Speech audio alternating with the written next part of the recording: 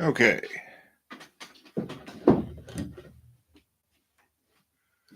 Just check my volume here.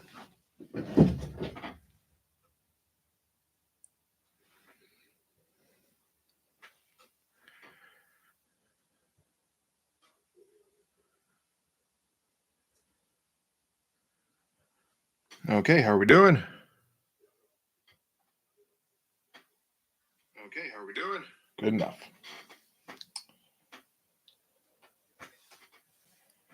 All right, morning. How's everybody doing today?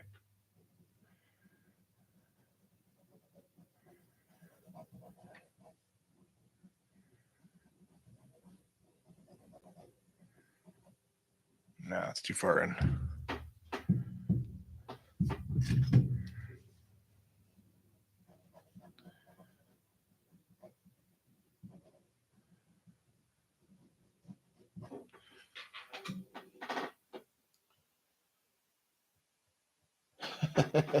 Hey, how's it going, Brian? It's just you and me at the moment.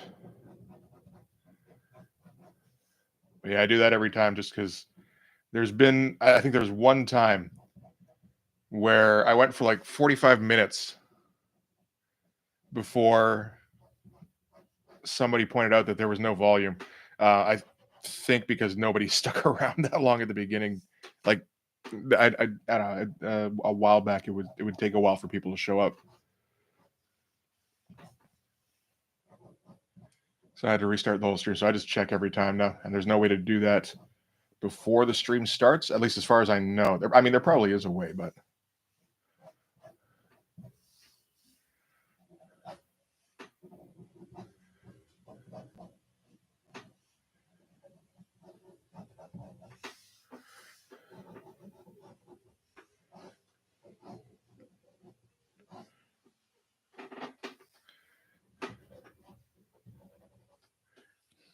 Anyway, how's your Sunday going?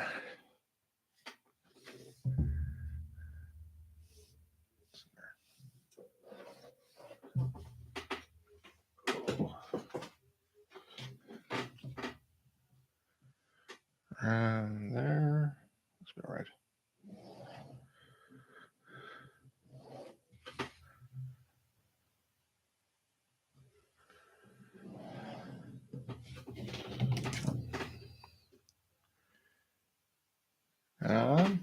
You need another ruler for this? Hang on.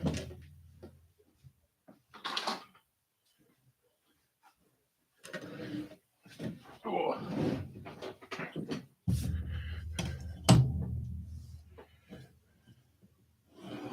How far down is this stretching? Not very, but that's okay.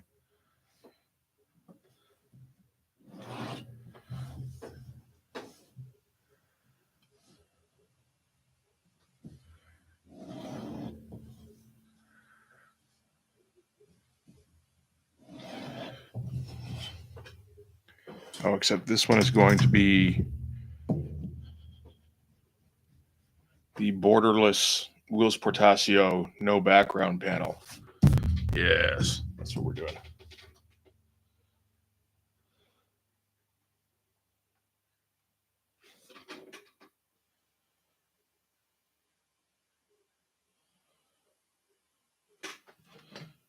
The Death Wish 4 video.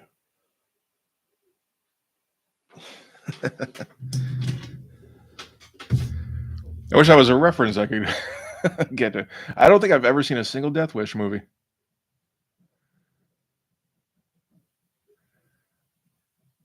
To be honest, I haven't seen too many canon films whatsoever. I'm not sure if Death Wish 4 would have still been canon. Probably not, actually, thinking about it.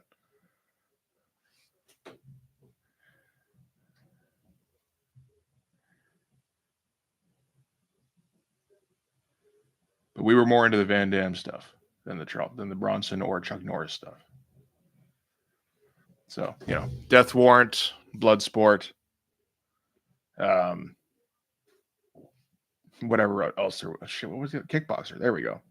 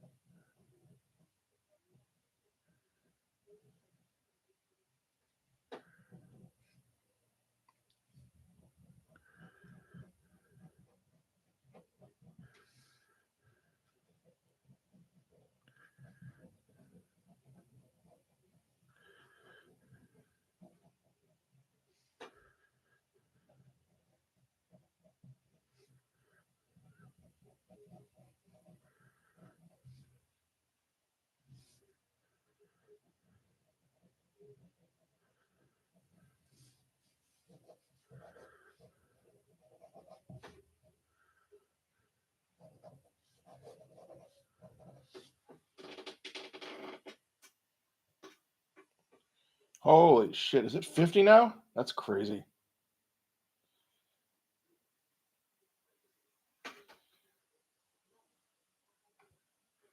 I guess that makes what's 2026 74. Yeah, shit. Okay.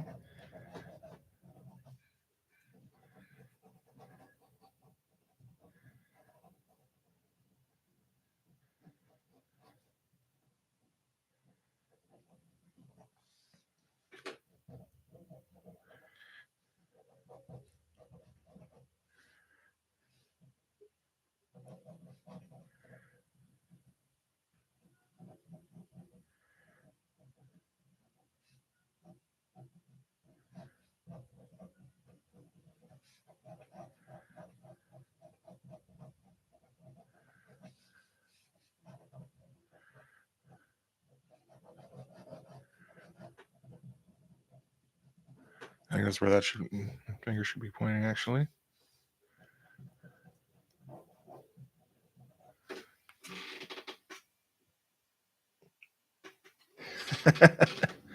at least Terminator is younger than me. Not by a lot, but you know.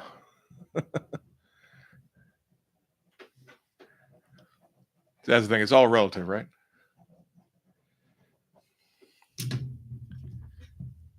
It's like 40 ain't that old. Come on. That's like a kid now. 40's the new like 8.5.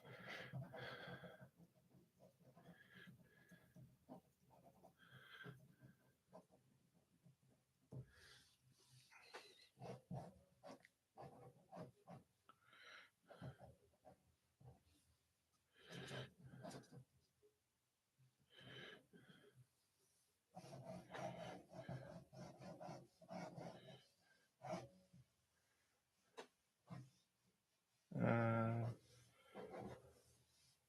let's see here.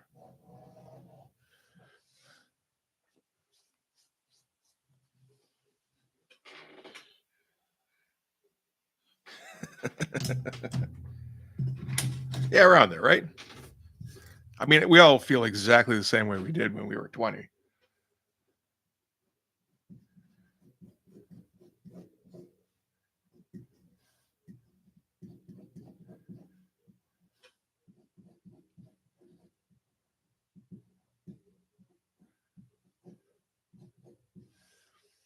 Remember seeing that thing where it's like, what was it?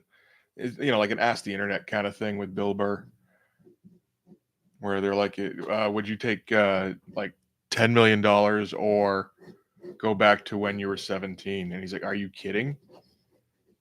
Like, go back to when I had hair and I understood music and that kind of shit. Nah, it's not even a choice, man.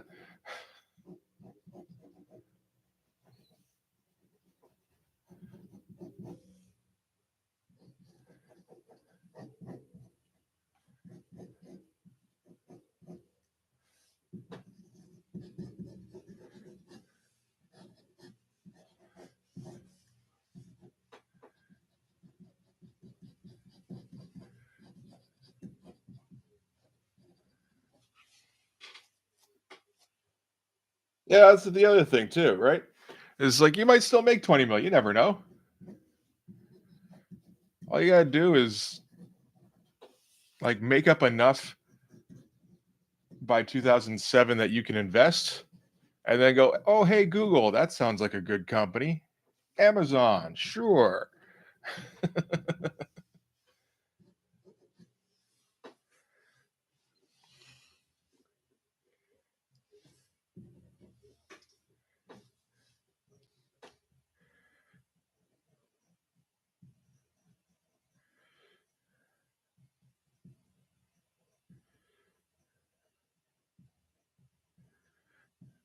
I don't know if everybody else plans for when they eventually time travel. Not full time travel, just like consciousness time travel.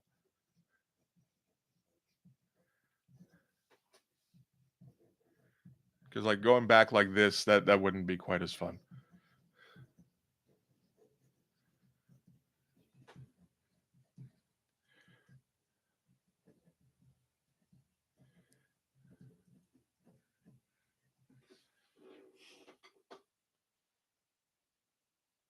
Oh yeah, absolutely. Particularly in like 1996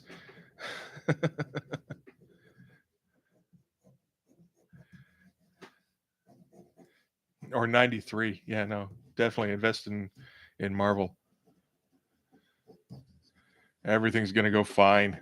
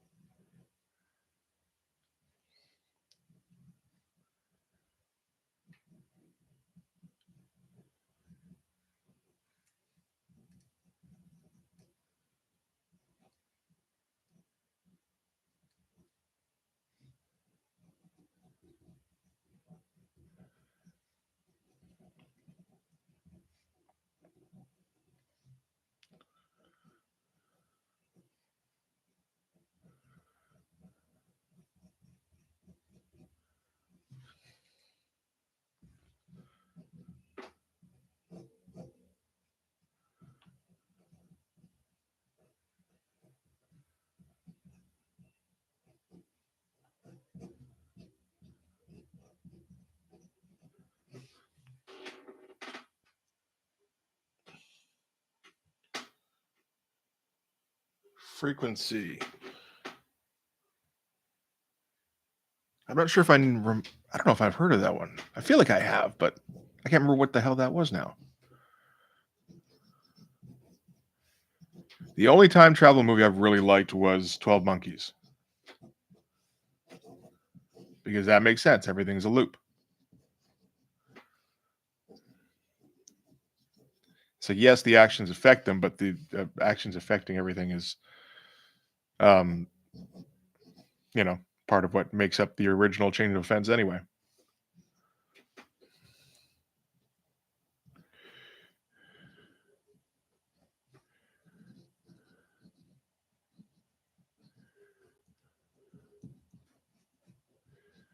I don't anticipate this being a 5-hour stream today. Actually, I think this will probably be pretty quick because this page I think is going to be fairly easy.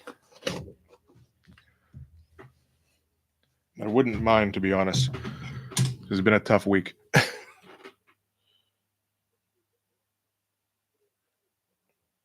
Hey, okay, how you doing, man?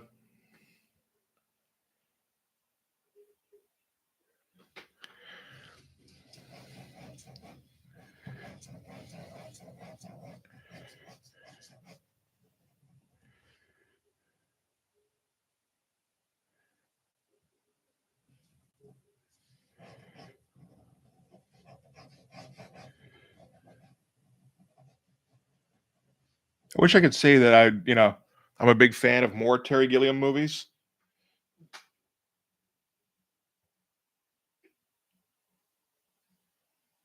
Oh, okay. That sounds all right. I gotta check out how recent that is. 2000. Oh shit, I should know about that. Oh, that's probably why I didn't watch it. It's a Dennis Quaid movie. Oh, a movie starring Dennis Quaid just speaks not good enough to me a lot of the time. Um.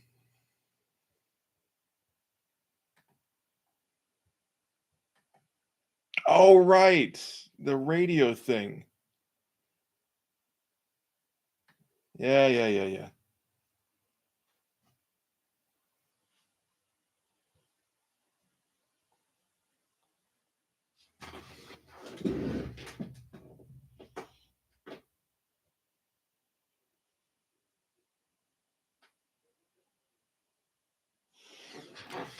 Yeah. Okay. I'll check that out at some point then.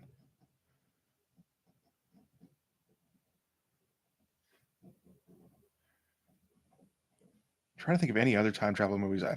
Mostly like stuff where people like they really try to, I don't know, just make a realistic, well, like, where somebody's they're really trying to immerse you in that particular time. Like I remember reading the Stephen King JFK thing, the what is it? November whatever 1963.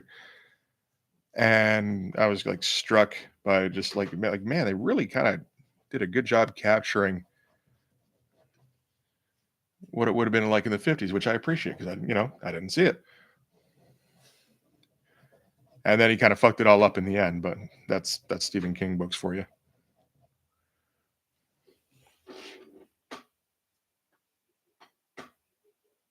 Dinosaurs do help, absolutely.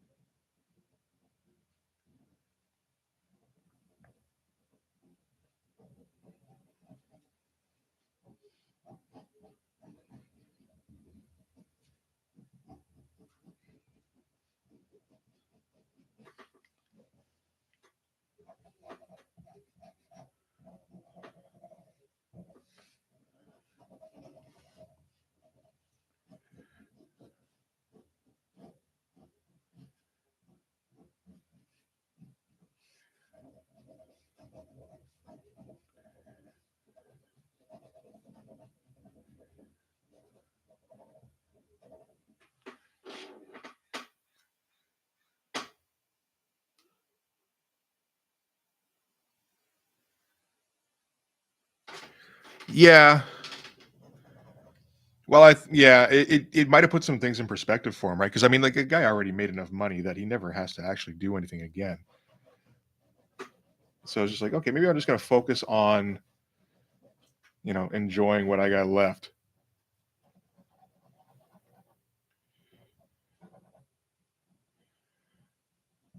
And the writing's nice, but like families, maybe means more to him. It seems like it does. And he's written a couple of books with his son and everything. That seems kind of cool. But yeah, I know. Yeah, he hasn't really come out with any particularly great books since the accident, has he?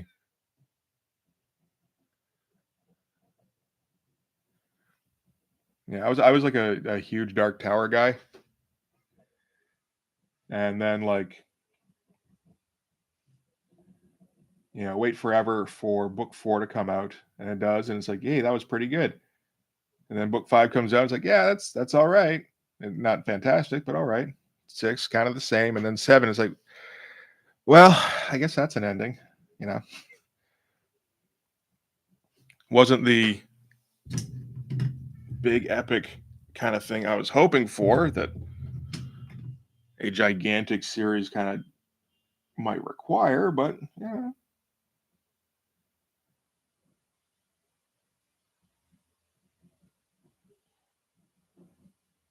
or you might expect one from one anyway.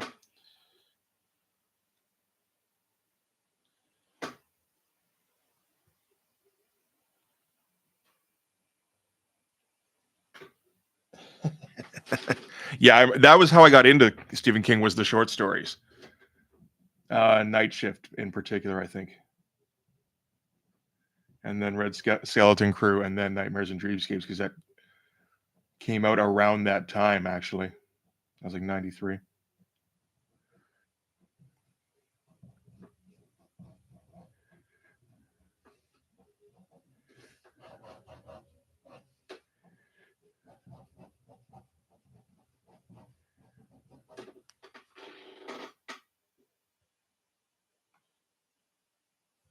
And Brazil is, I mean, it's 12 Monkeys is my favorite Gilliam movie, but Brazil is right fucking up there. I love that movie. It's fucking bonkers.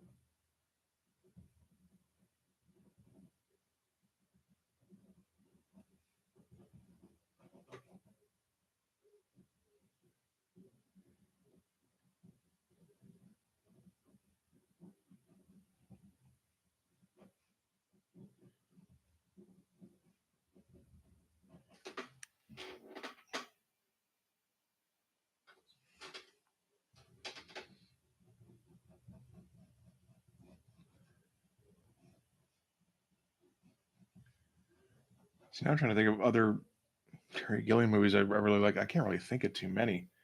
Like, I wasn't a big fan of what was it? Like Time Bandits, or it's certainly not his later stuff. I liked Hansel and Gretel. No, not Hansel and Gretel. What is it? Brothers Grimm. That was it. But I mean, that was barely a Gilliam thing.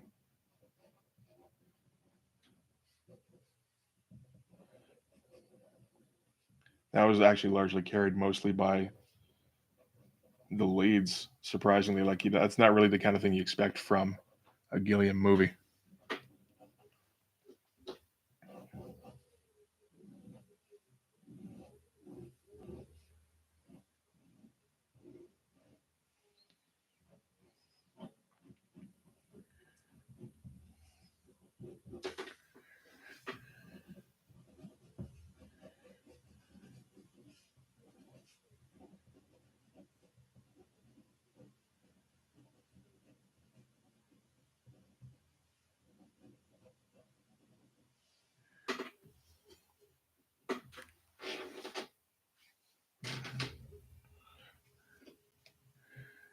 Now, this panel here is a problem for me. Let me see.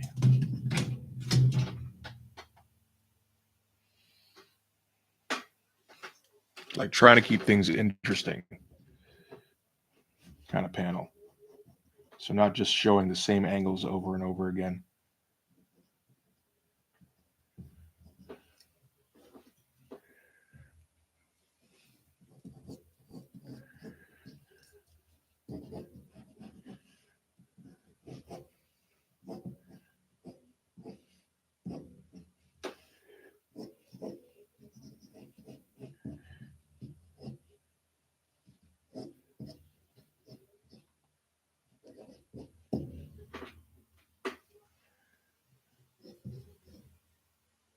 Hmm.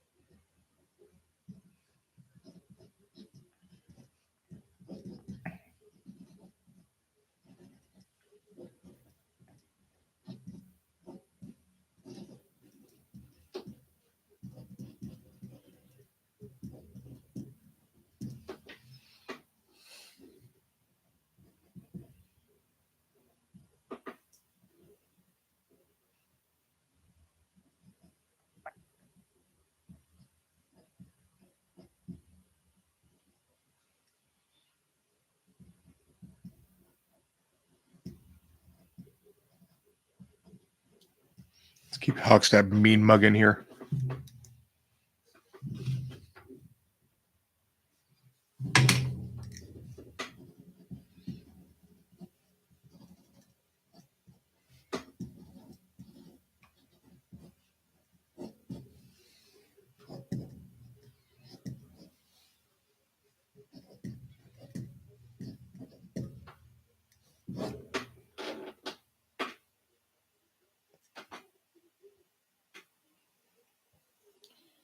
So this one is, let's see. Okay, this page is largely Nightstick explaining what he's doing here. Like this is where they've essentially made up. Um, like Max Dreamus is going to spare him here so long as he just tells them what the deal is, and yeah, explains kind of a bit of why he's here and what he found out, what he was trying to accomplish, all that kind of stuff.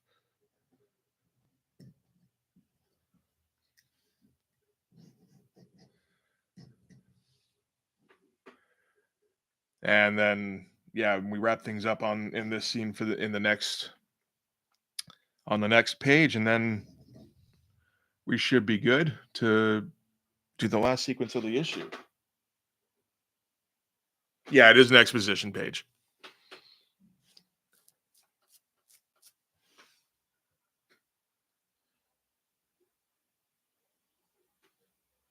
Do you think Rob Liefeld is genuinely good at writing and drawing comics, or do you think he lucked out being at the right place at the right time? I mean, absolutely right place, right time.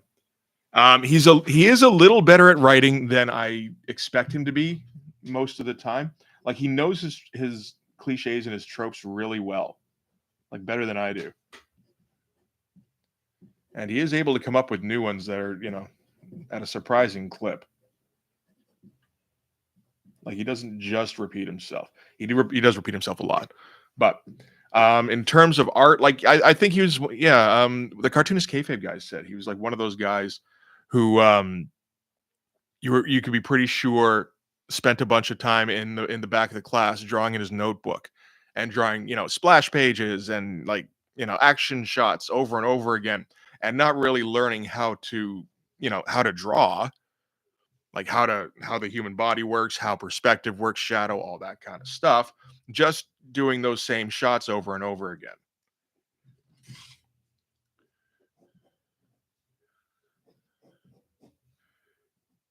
So like, like some basic talent, sure, but never really learned how to use it properly.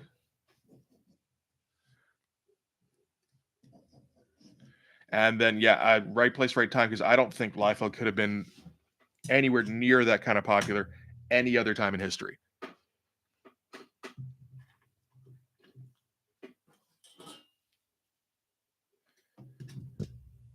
Dude, absolutely lucked out. And of course, he doesn't think he lucked out. Let's do from there. He thinks it's an accomplishment.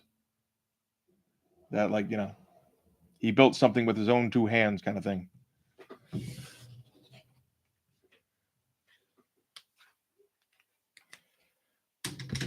I think I think you'd say he's fortunate that everything worked out the way it did, but yeah, he does seem to think of himself as like a trailblazer too, which is funny.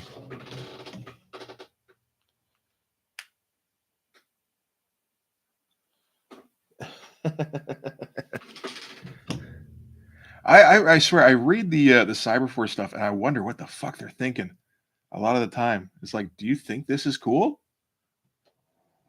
Like, okay, yeah, no, sure, you're not a good. No, shit, went too far. You're not a good writer. That's fine, but like, that doesn't explain shit like the Demon Scum Gang or the Black Crack, you know, or like some of these narrative decisions you make.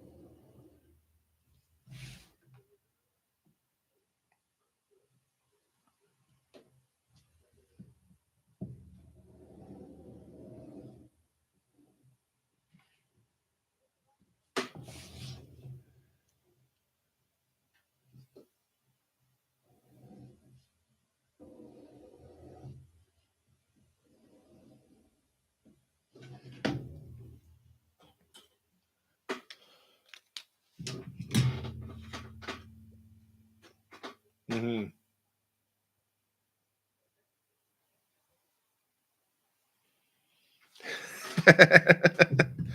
it's it's like crack, only more racist. I think I can't remember who it was. Somebody said Liefeld is like, oh shit, what's that guy's name now? Fuck. Um.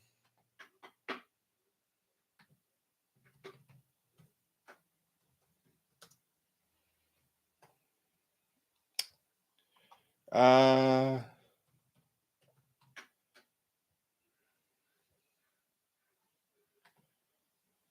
Oh, Vince something.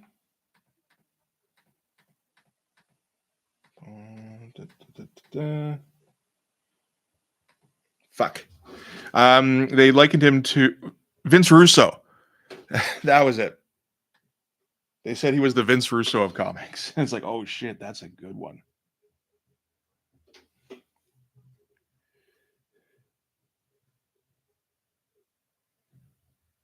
If you don't know who that is, Vince Russo is a was a promoter. Well, he was a writer basically for WC. Well, a little bit for WWF, but then WCW in the '90s. And he liked really trashy shit. And he tended to go to the well way too often. And he kind of rode his companies into the dirt, really. Well, particularly WCW. Like WWF kind of cut ties with him pretty quick, I think, from what I remember. And he was all about hype, and he didn't deliver anything. Not anything anybody wanted, anyway.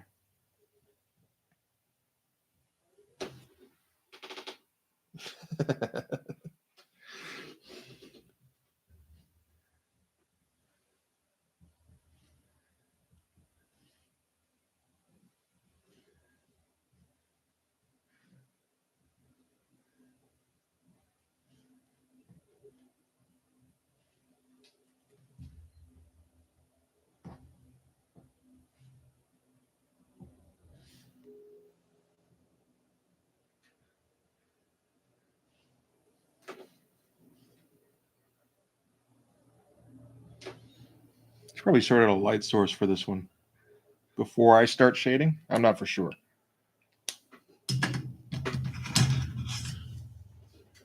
It's funny because this one, the light source is going to be coming from his right. I think for this one, it's going to be coming from his left. So to put this side in shadow.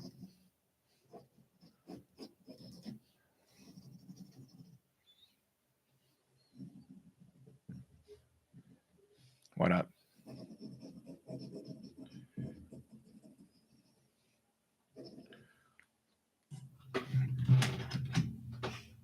Pain and Gain. No. No, I heard that was pretty bad, actually.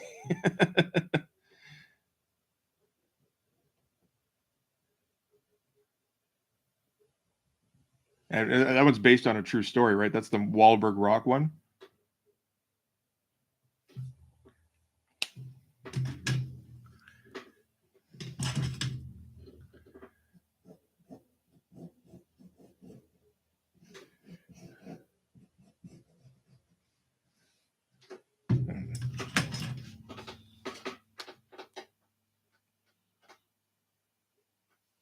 Yeah.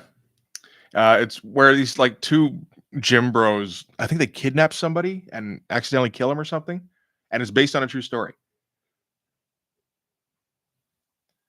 And from what I don't know, from what I heard, I guess probably the people like the video I read, I watched about it, didn't like that it glorified a couple of assholes who did that. Which I mean, fair enough.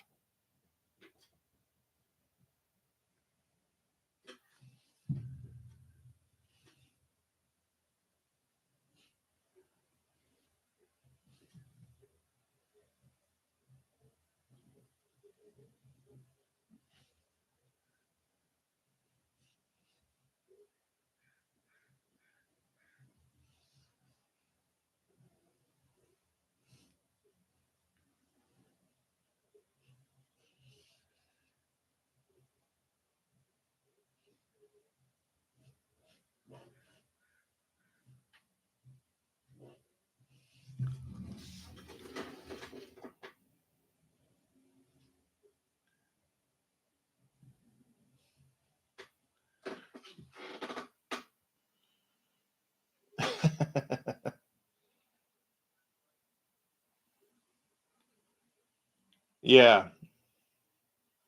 All right. I can see doing that. It's funny. What I've been putting on recently, what I got on right now is some Next Generation, just in the background, because just put it on Netflix. Starting like season 2 because season 1 is worthless, and just kind of go, okay, go, and then every once in a while look over and just be like, oh, it's this one, maybe watch it, maybe don't. But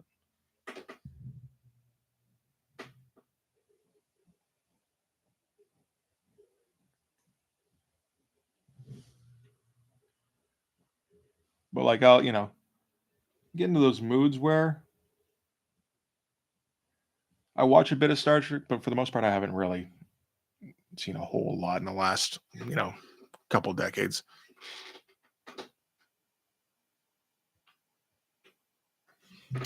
Yeah, no kidding. Although just the other day I finally started watching The Expanse, and that was pretty good. I hadn't really heard much of anything about that.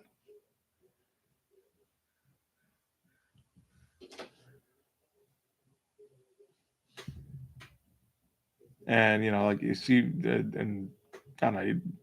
For one thing, their cast is extremely good. Like you start off with Thomas Jane. It's like, oh shit, really?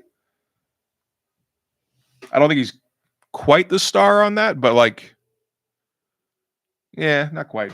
There's another guy who's more of the star, but he does get a prominent role. And it's like, well, shit, I like seeing Thomas Jane and stuff.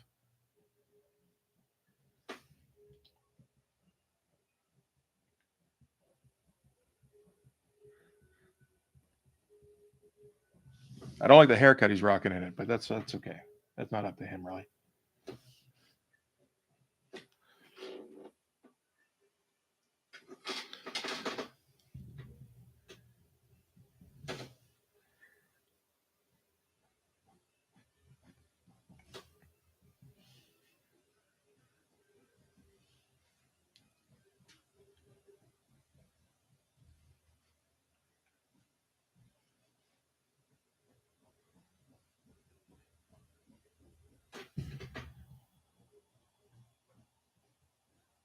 Not for sure about this cross hatching here. I don't think I'm doing this quite right, but oh well.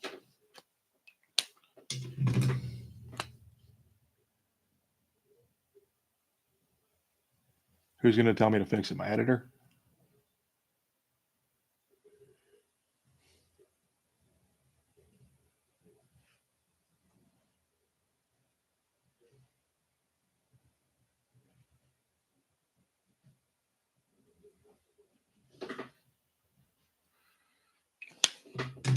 Let's get a little bit of micron in here, I think.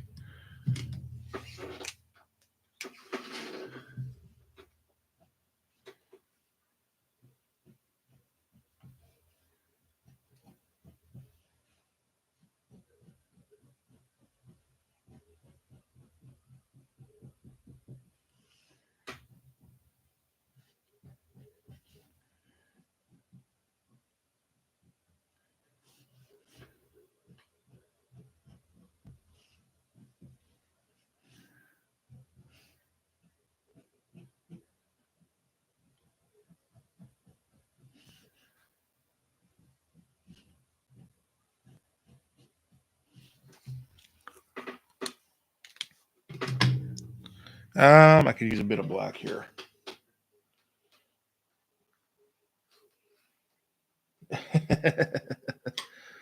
That's all right. We can forgive you for having your cat with you. I'm actually thinking of getting one of those myself now.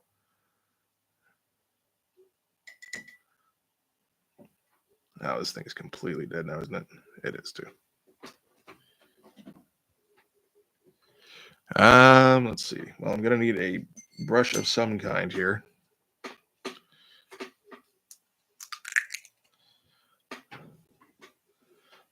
And I actually do appreciate having somebody to look over my stuff.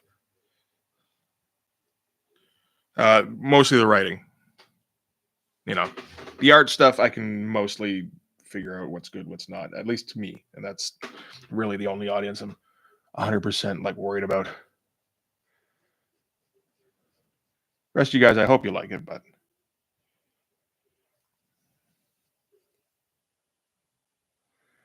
no, I get my brother and my friend Jay, who did a couple of revisits with me.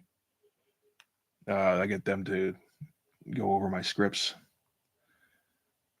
My brother in particular is very good at coming up with like just funny lines to stick in there.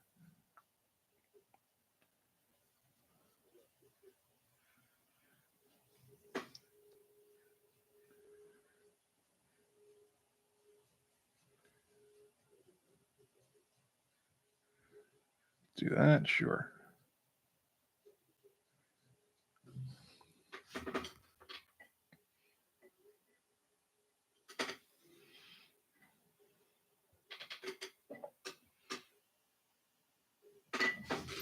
Let me just try that thing off. How that works.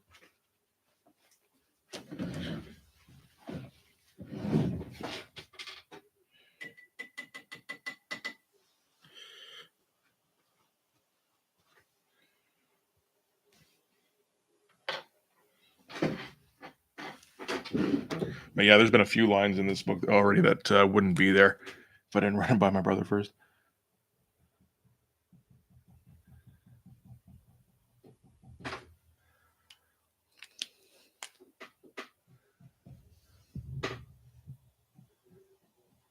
Not that most people see the script, of course.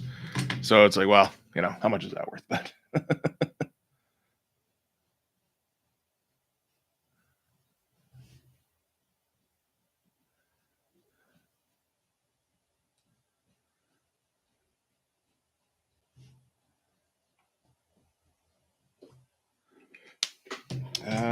Do I have an 03? I must have. So yeah, here we go. Not a cap for the 03 though, apparently. Oh, there it is.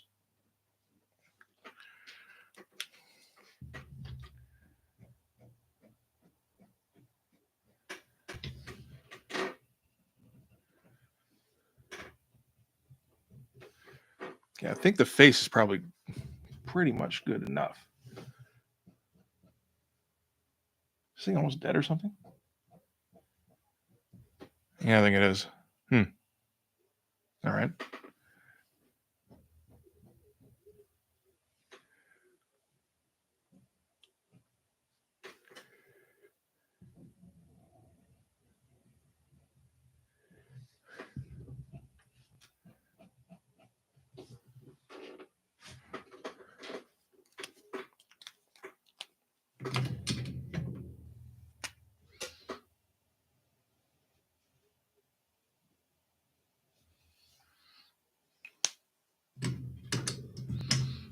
Let's go with this one.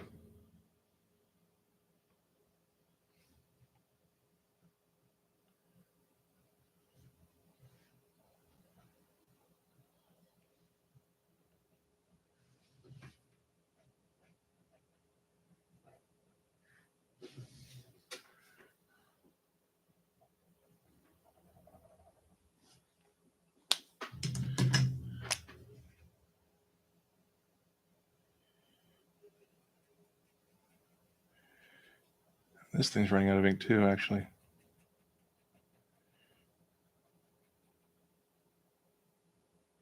That's okay. I've got plenty of spares.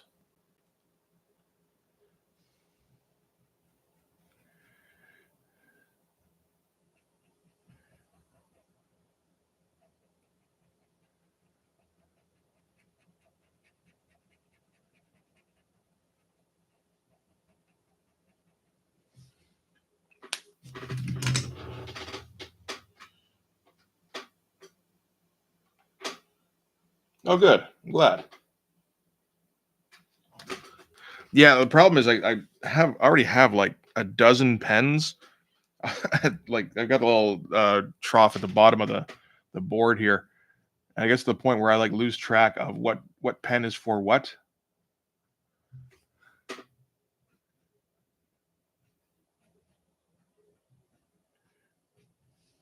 I'm glad this looks okay. That's good.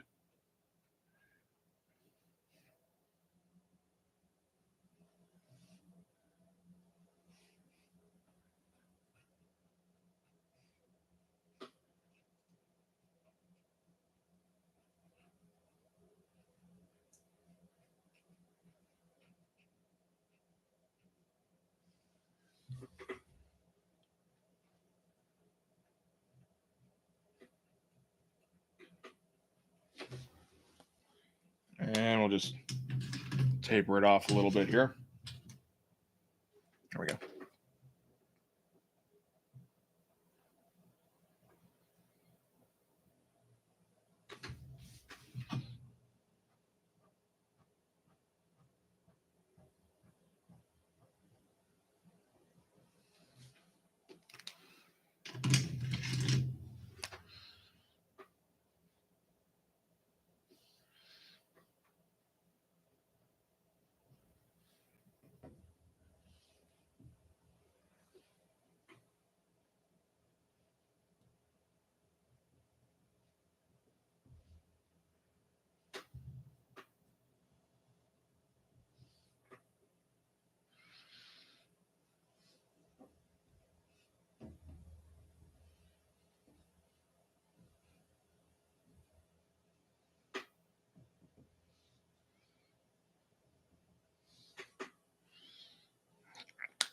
Okay, I think that's actually enough for that particular panel there.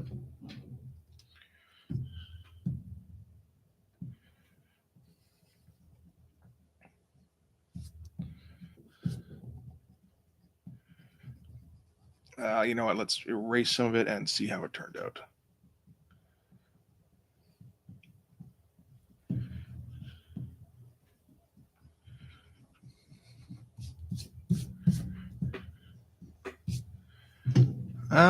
Yeah, the face is all right. Just emphasize that a little bit more.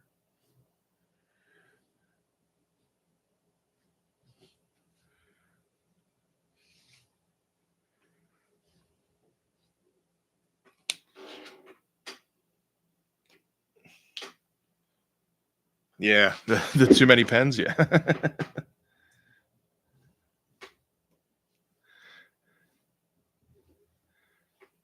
I've got like whole containers full of like other kinds of pens, but like those are like all the backups and shit. I suppose they don't need to be, but all right, let's do the gigantic profile here. Let's actually get it in frame first. There we go.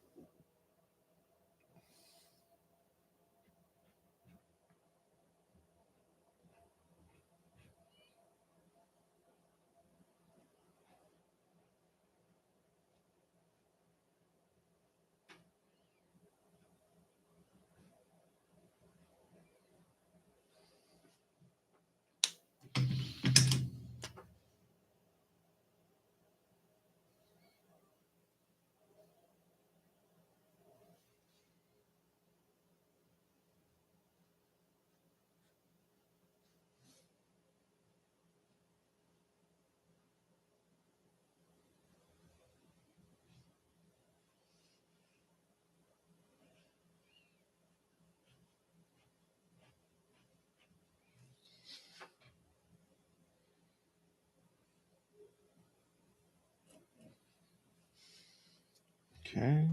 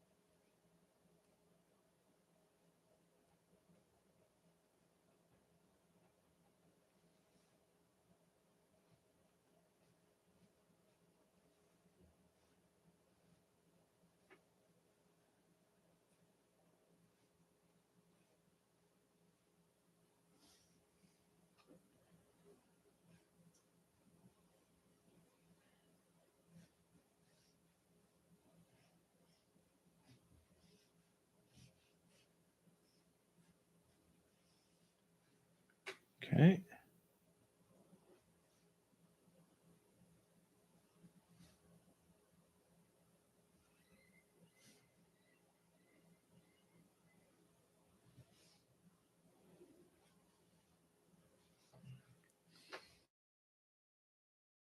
Well, I definitely throw these away all the time, but like um you got to wait until they're almost out of ink, which so like when they're producing like they can't produce a straight line anymore, right?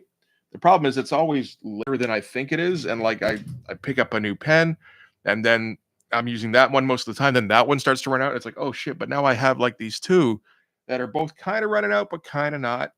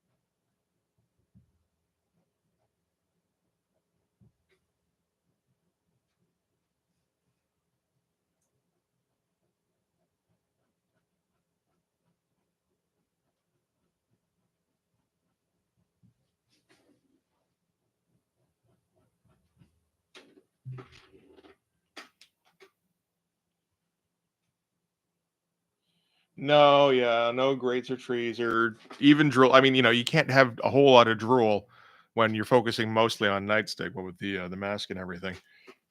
And yeah, not a ton of backgrounds. If any, it might be like a mostly no background kind of page, to be honest.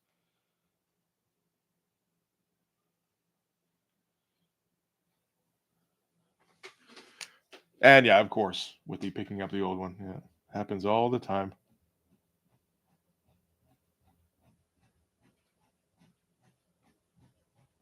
Like this one seemed just about dead a few minutes ago because it was giving me really thin lines, but it seems to be okay now. So it was just having a moment, I suppose.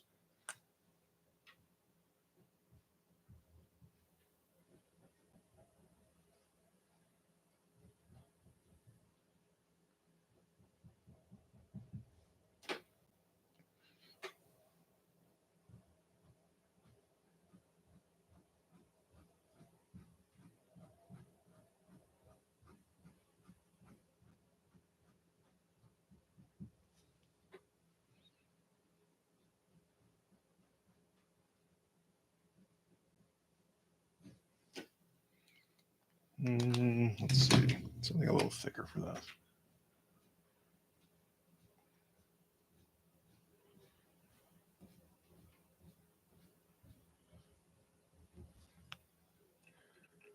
Okay.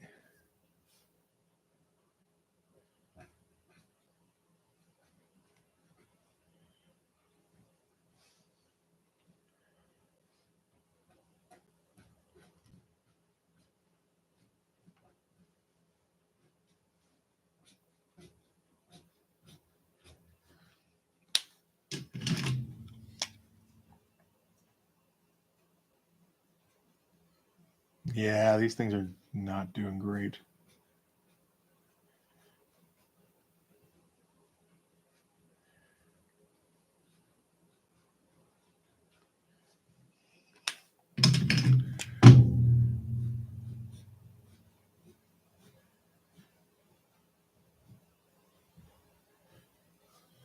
Okay.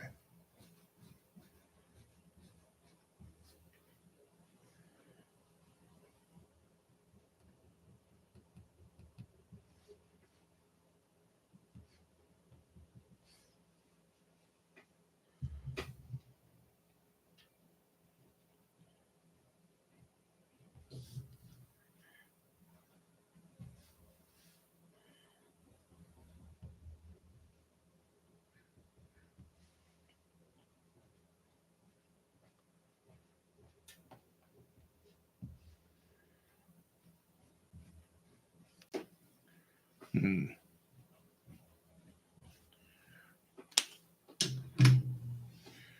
Okay, let's fill in some more black.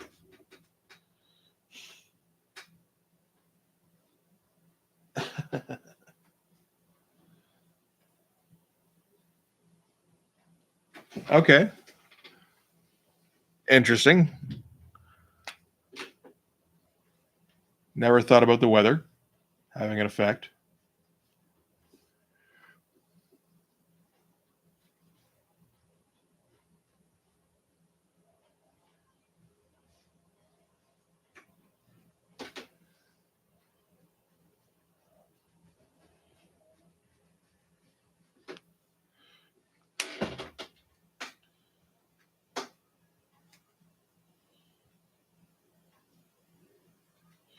Yeah, no, it is a little strange, definitely.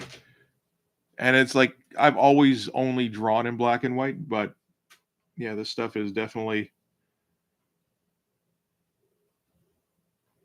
I mean, I wasn't always drawing like 90s superhero stuff. In fact, I really kind of tried to stay away from it until like a year and a half ago. And yeah, it definitely like it looks fine, I think, but it doesn't.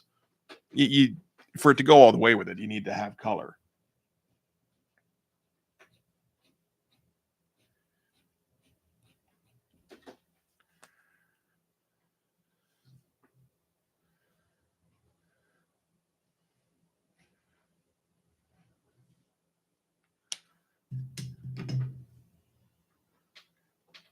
But I mean, those are separate phenomena, right? The black and white explosion didn't have anything to do with the image guys, really. It was an interesting promotional tool, the ash cans, though. That's some very gray looking ink.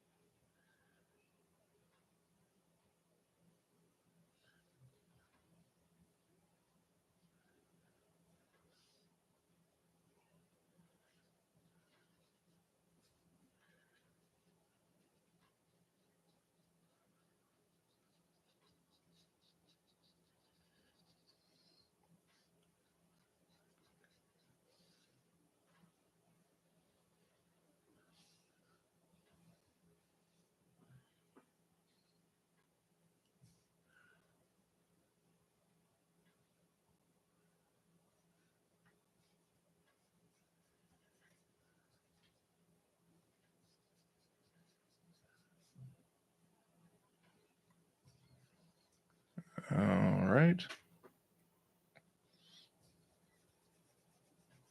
There will be dialogue here. So it's not just a big swath of black. That is not really. Yeah, that's getting very thin there. Hmm. I have to go over that again, I guess.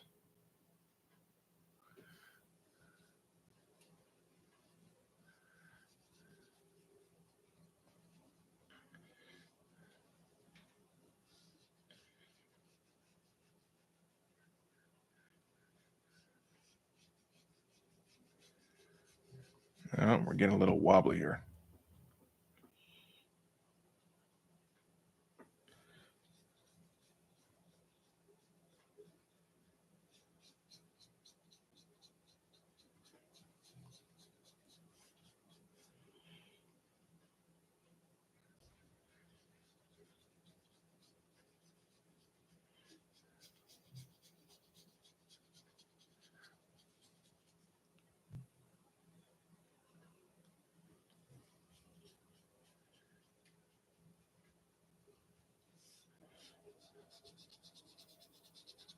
Hmm.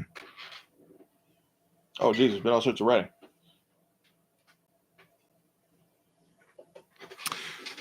Yeah, I don't live in a hot climate. My climate is very temperate, but very wet.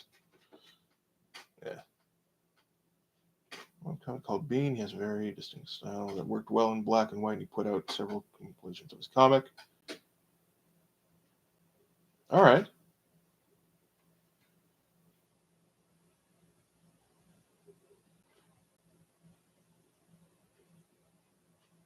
Yeah, that sounds. Yeah, I mean, I believe it. A lot of people. Yeah, it was a big thing in the '90s, where if a book was, I mean, depending on what you were buying, of course, but if a book was black and white, that wasn't any kind of deterrent. Whereas today, obviously a bit more, uh, that's a bit less the case, depending on your crowd again, though. But like for selling to a comic shop, yeah, that's tough.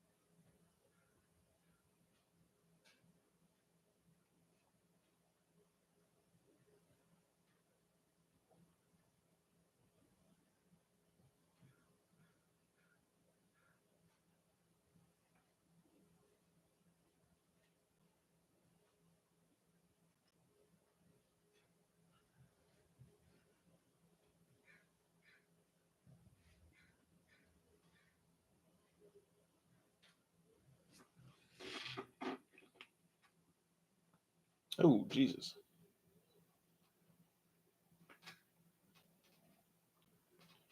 Man, that's a lot. That sucks to hear that dude had to quit his comic because of stress.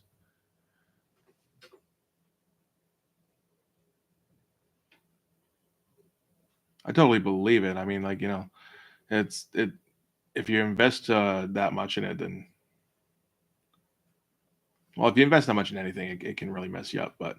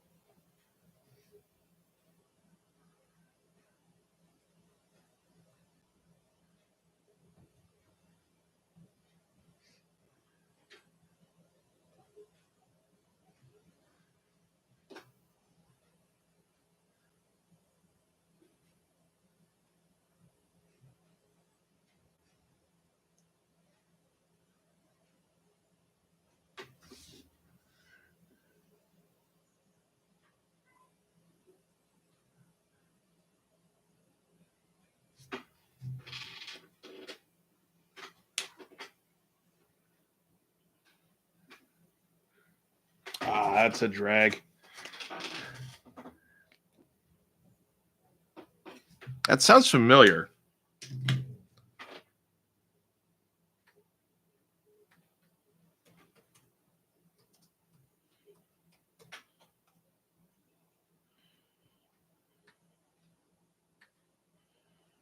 Not Larry Martyr Bean World, obviously.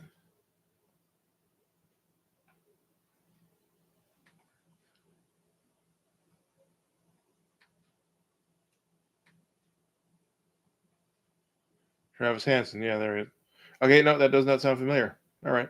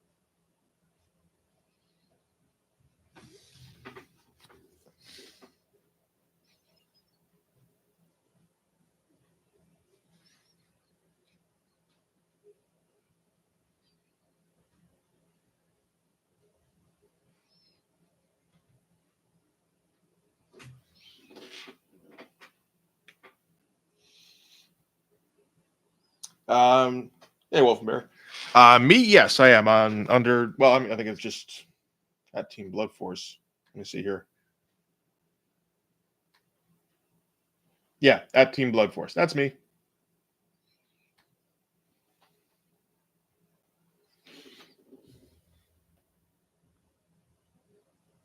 Also on Instagram as something else. Where is it there? I think it's Blood Force Mitch, something like that. Yeah, Blood Force Mitch.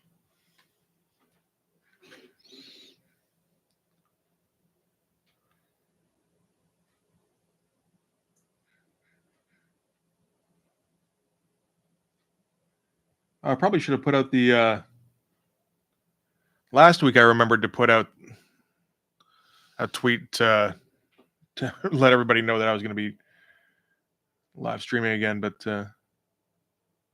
no, forgot this week.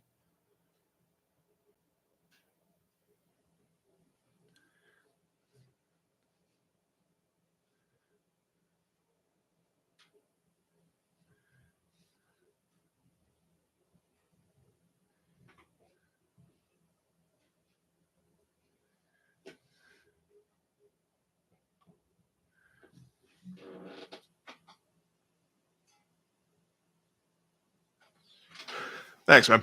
Yeah, this is like the one character in this book I can get like really fucking goofy with.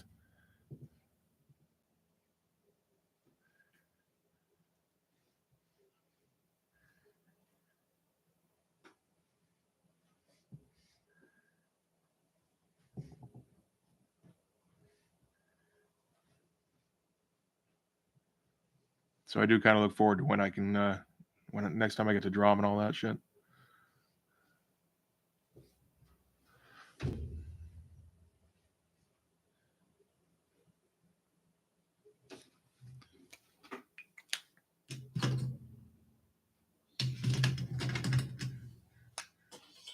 Ow.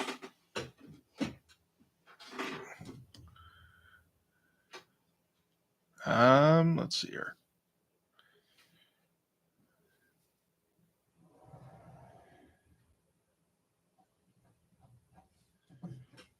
Okay, so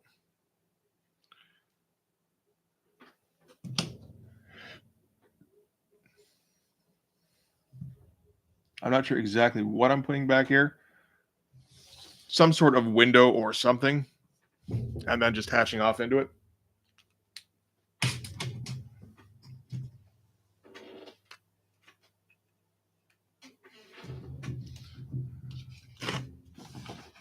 There we go.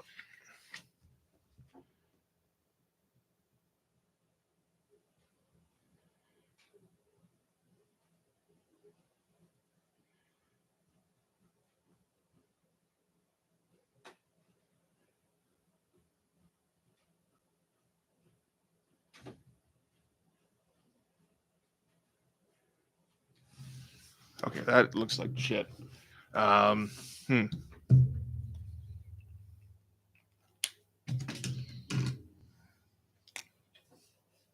Try the 03 instead.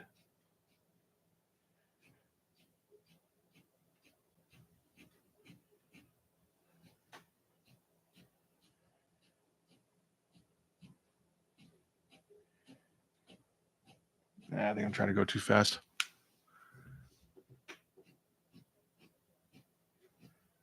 Note how I do not try to slow down now.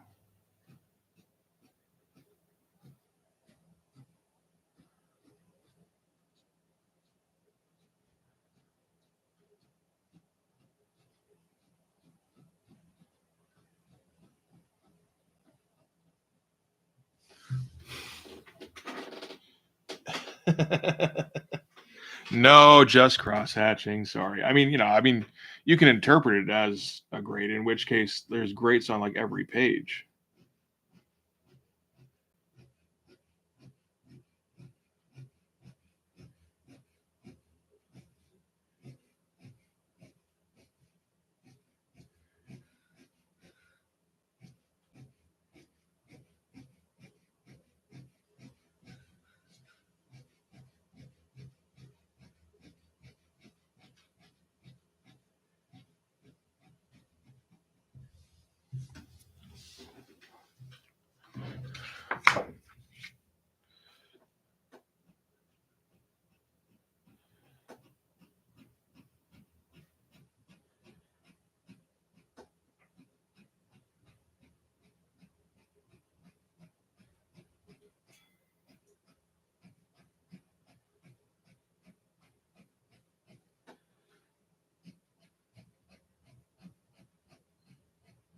I feel like this panel should come with a harp sound effect. Oh, I think I had one of those actually. Shit. Come on. There we go.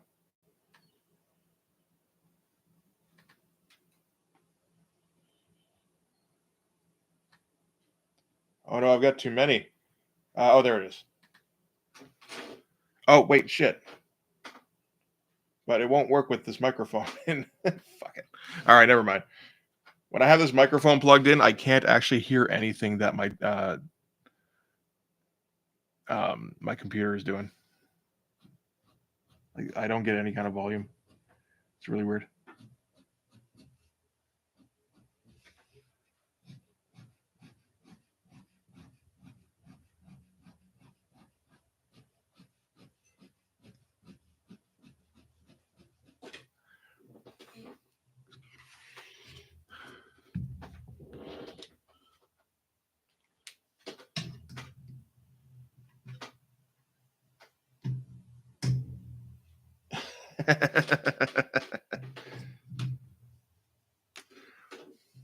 Well, I mean, I can do a. I think I can do one here. The screen door up here and down here.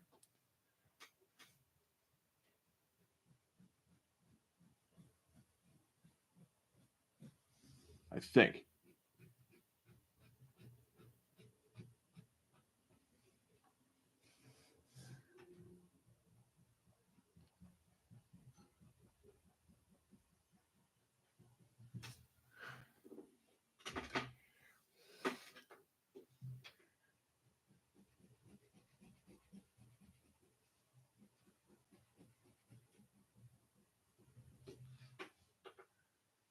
Let's see here.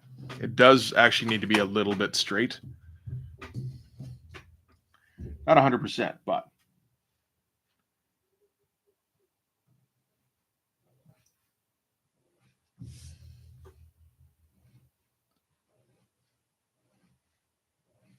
yeah, straighter than that anyway.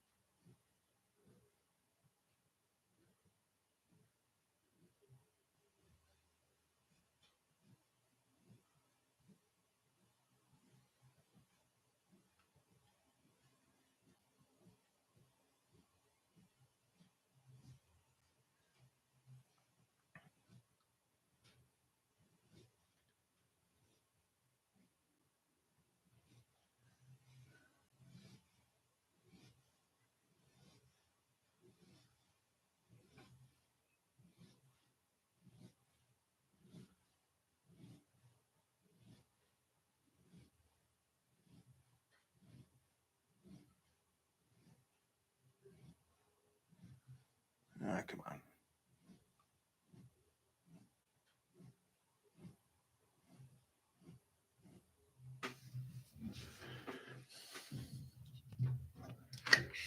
Okay.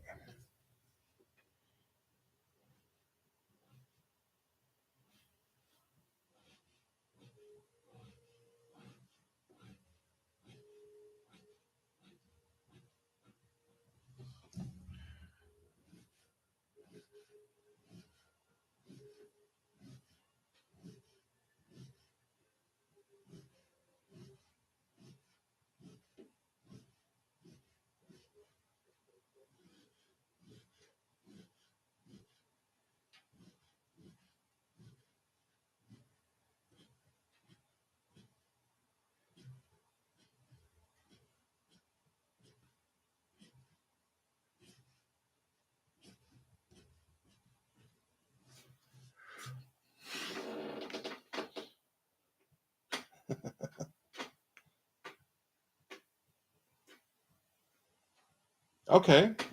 Mike Drinker. Yeah, that does sound familiar. Was he one of the Inkers? I feel like he was. Jesus. Yeah, that's tough, man. Shit.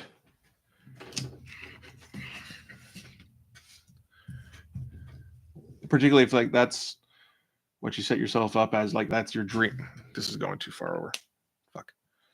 And like, this is my dream and I'm finally here and I can't fuck it up now. And then, yeah, you're on that monthly schedule. That is tough.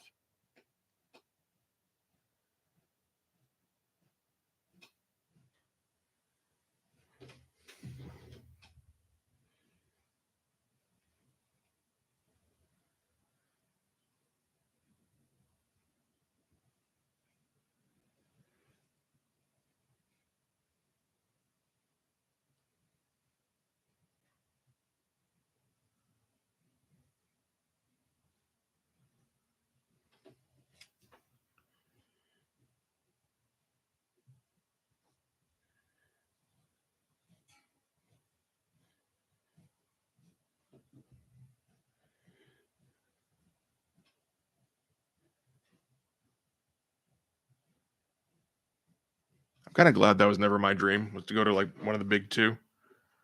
It's like, yeah, I wanted to work for them, but only because that was where you could theoretically get paid the best to draw comics.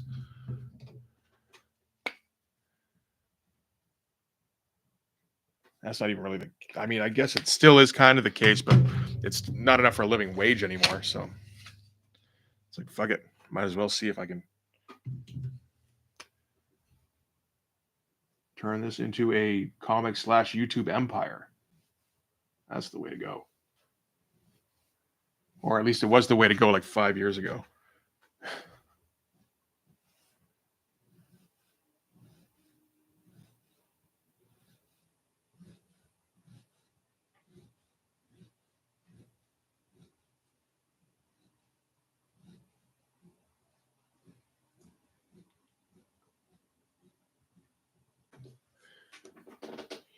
All right, there's some screen doors. I'm like, I'm like a little bit tempted to draw like a bug stuck in here or something, but no, I'm not going to do that.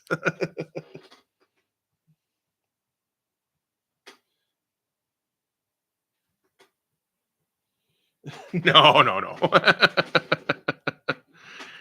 no. There's, I mean, it is still, it's the kind of satire where, yeah, like I don't directly make fun of the tropes themselves, like not to the point of parody, like where it's not like a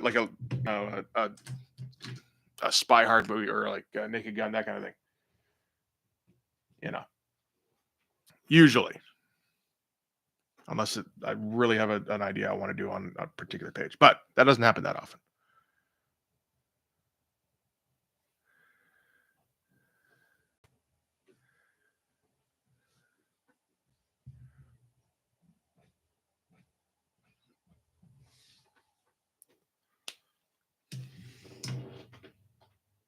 Yeah, the Felix. Oh, hmm.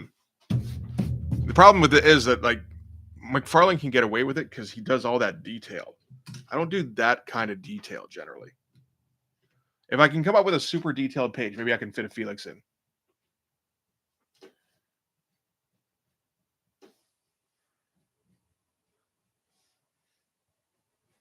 That'd be a deep cut, yeah.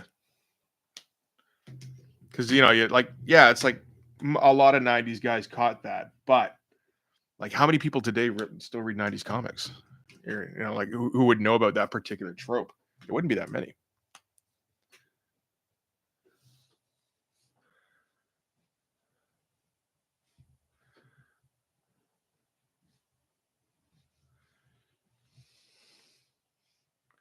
This arm got ridiculous.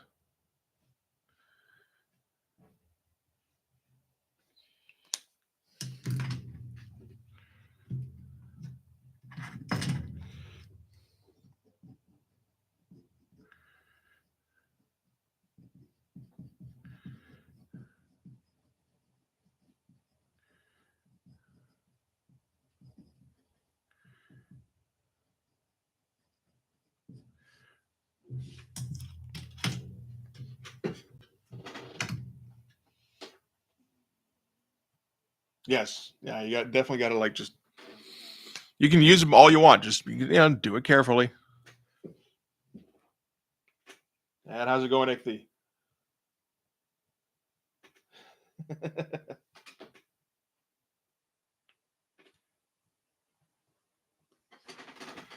It's not something it's the kind of thing I'm gonna have to plan in to put in somehow. Like, I don't think I can fit it in this particular page, but maybe in future we'll put a Felix in somewhere. I think that's a good idea.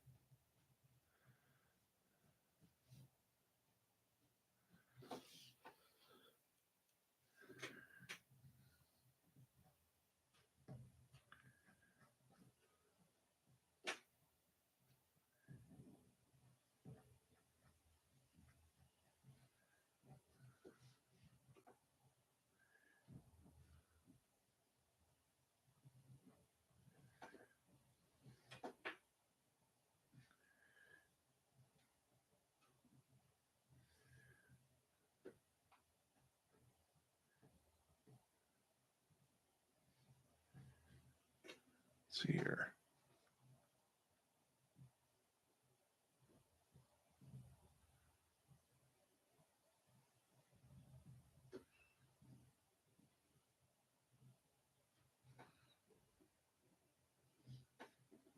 Mm,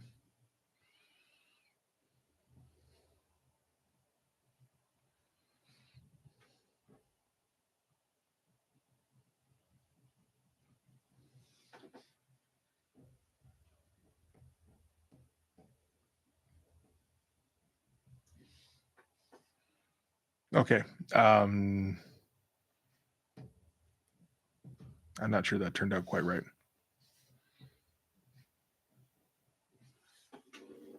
Eh, hmm, eh,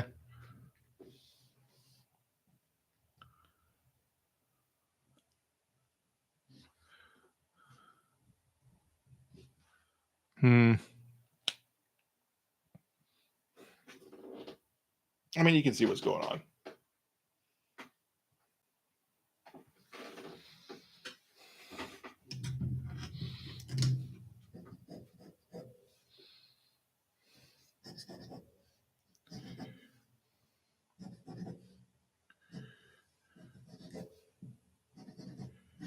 And yeah, by all means, if you guys want to see something in the comic, peer pressure works.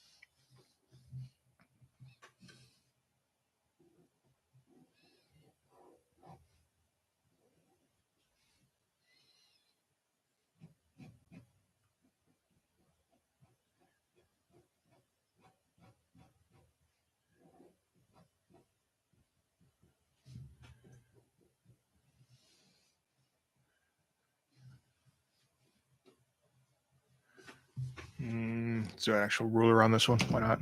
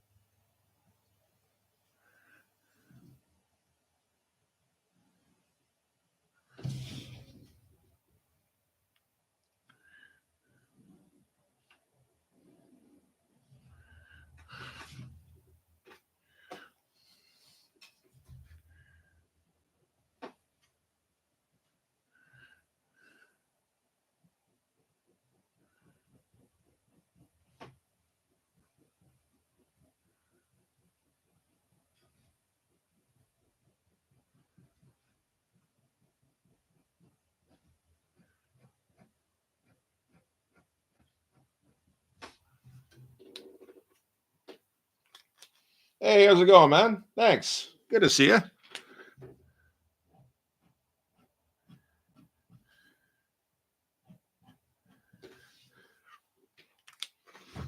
Good timing. I was just thinking I should go for a smoke soon.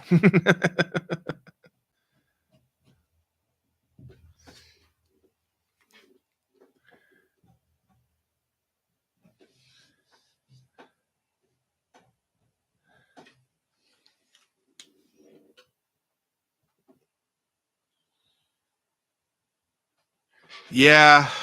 Yeah. I mean, yeah. There's no way to enclose it off. We'll just have to see how it goes.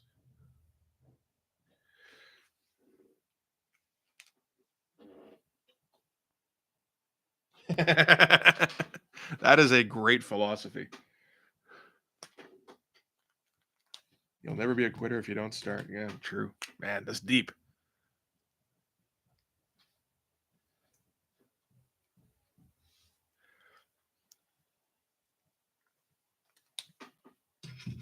I must have an O2 in here somewhere. There we go.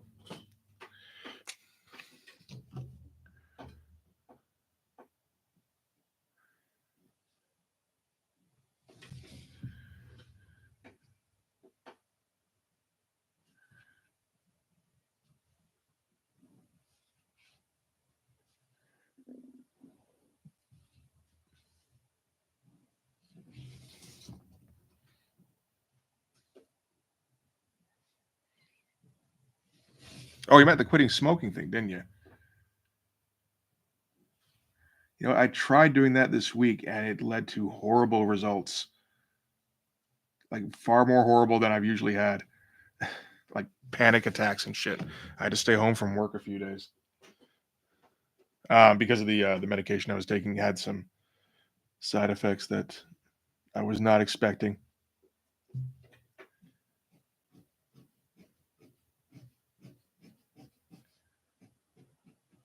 So, yeah, this did not turn out to be the week for quitting smoking, unfortunately. Much as I would have wanted it to.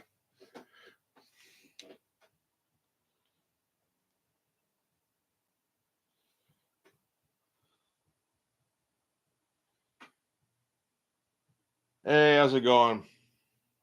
The gang's all here, just about. Mostly.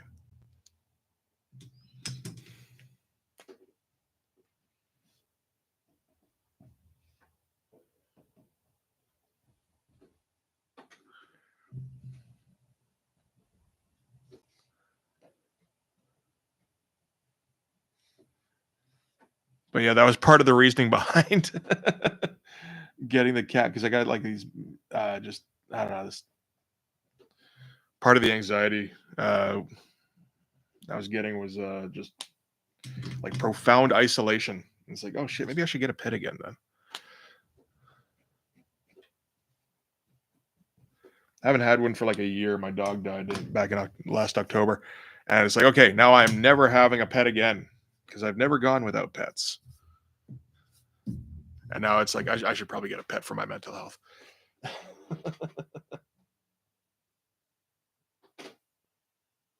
Yeah, no, man. Brains have been having to do all the typing. It's a tough job. Somebody's got to do it, I guess. But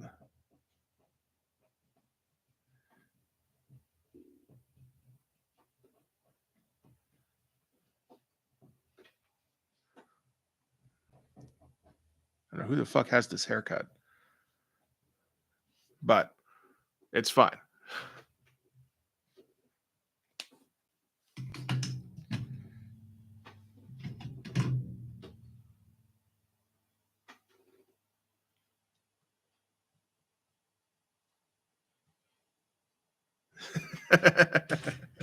There we go. It all came together.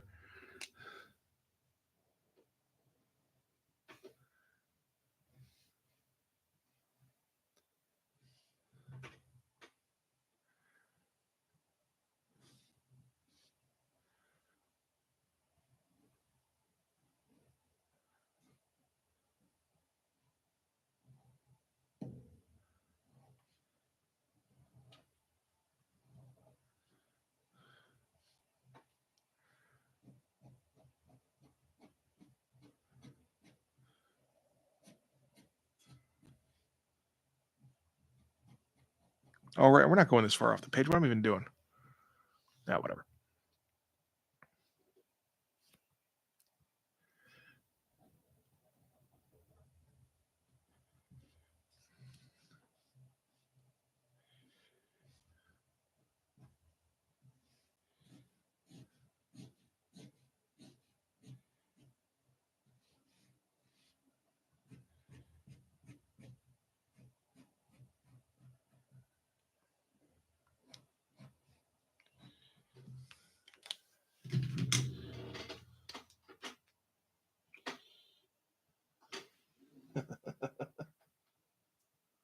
Shut your mouth.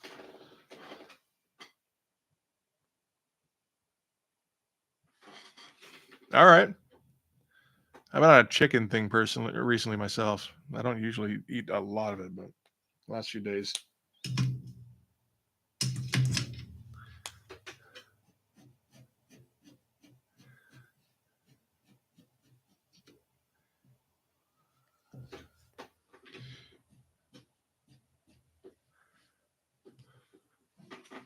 And thanks on the face. I like how it turned out.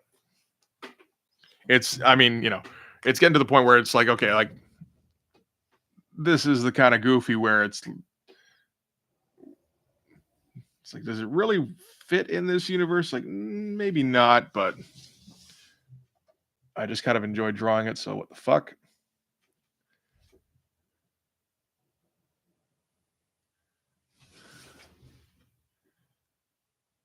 I think he's standing in front of a window or something, or maybe a door.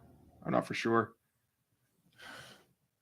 It's a flashback. Nobody really 100% remembers the background in this flashback.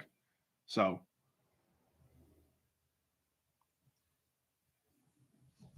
they just kind of remember the crazy ass face he's making.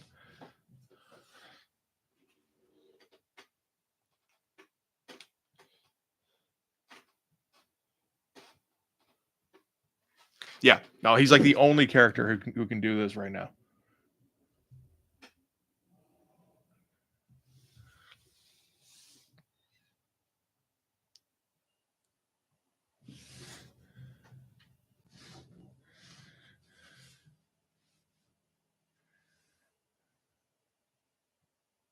Actually, I don't need to. I can black all of this in, but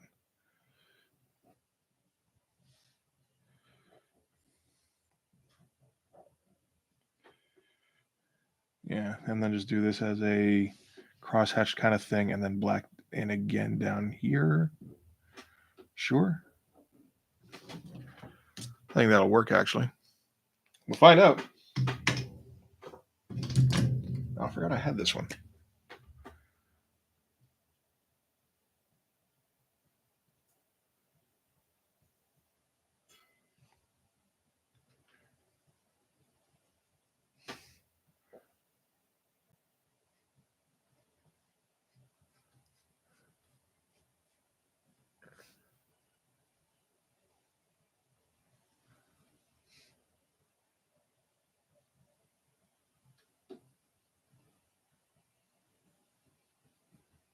Oh, and I forgot to follow up with the "Then I Can Dig It," didn't I?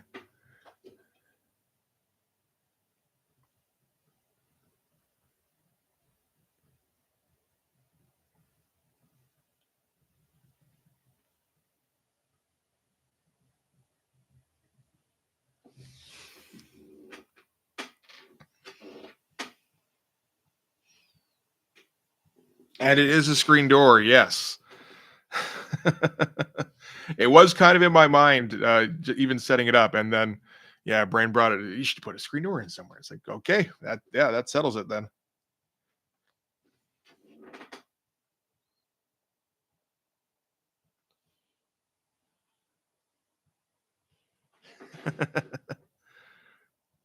We try to go full Liefeld in some respects, not all respects, but just little nods here and there, right? Homages, if you will.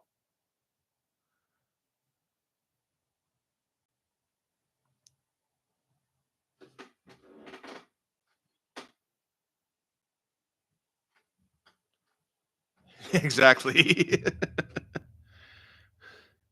Go full Liefeld, go home empty-handed.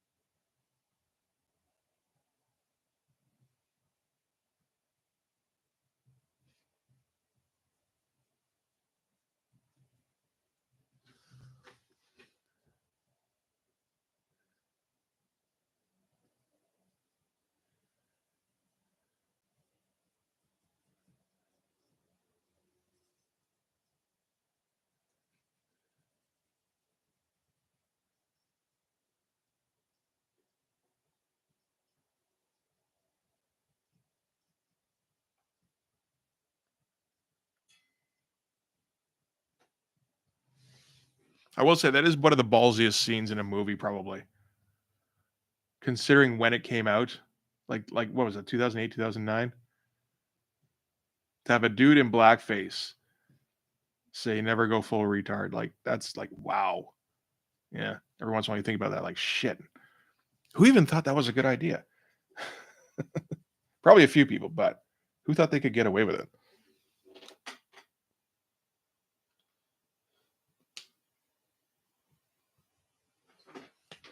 No, no, no. We don't need any feet on this page. This is a footless page. It's my first footless page in a while, I think, actually. I have to fix his hair a little bit. It's looking a bit too scraggly now that I've blacked in behind him.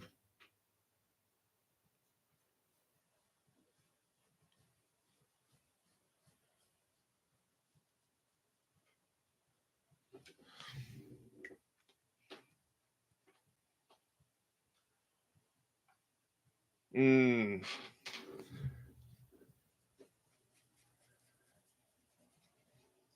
Well, he would have been like when he does like shots like graves or something like that, right?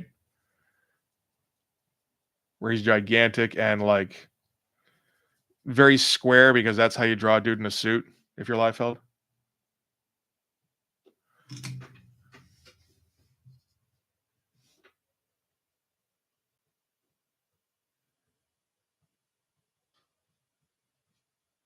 Oh, that's the fucking collar, man. What are you doing?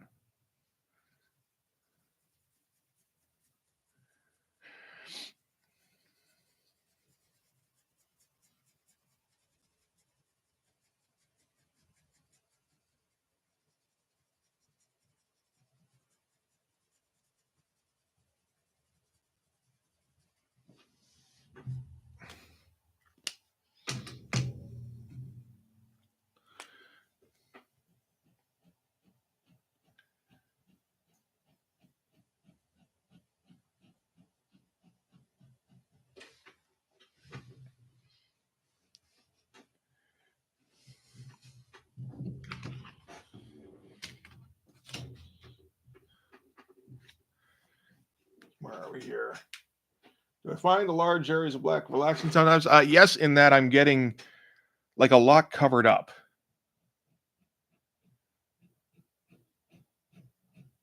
As long as it like looks okay, like it looks like it belongs there, then it's good because it's like it's actually covering a lot of space. And it isn't, it's not particularly difficult to do so. But not like you know, watching videos of guys cutting the lawn kind of relaxing. No, not for me anyway.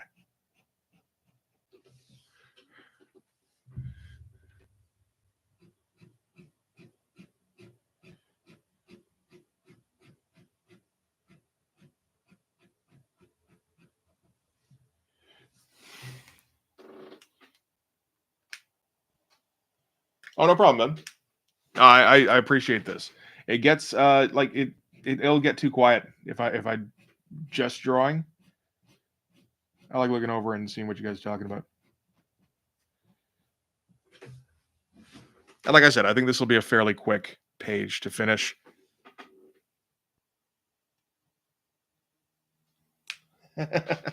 No, I don't think the cross hatching is too nice. It's actually pretty messy. But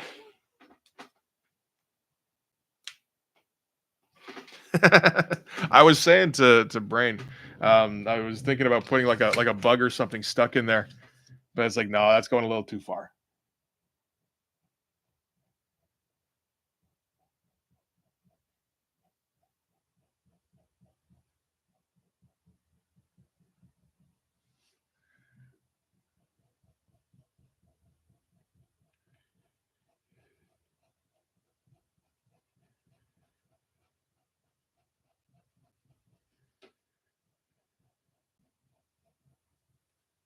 I guess this is a little screen doorish, but it's a bit more controlled too, so not particularly Liefeldy.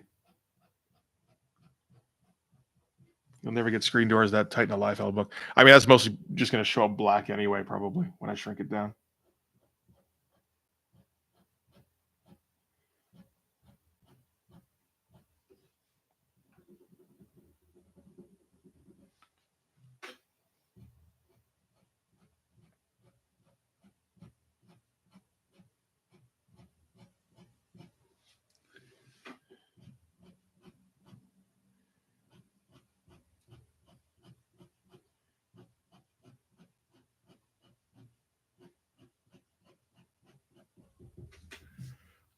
How's it looking? Eh, eh.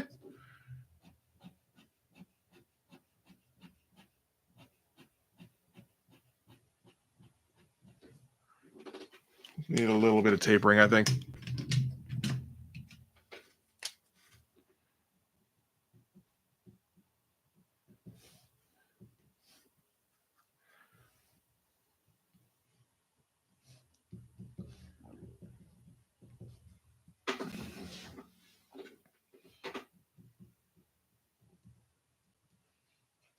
Not sure what I'm doing. Just adding a little bit of texture or a little bit of shading or value, whatever.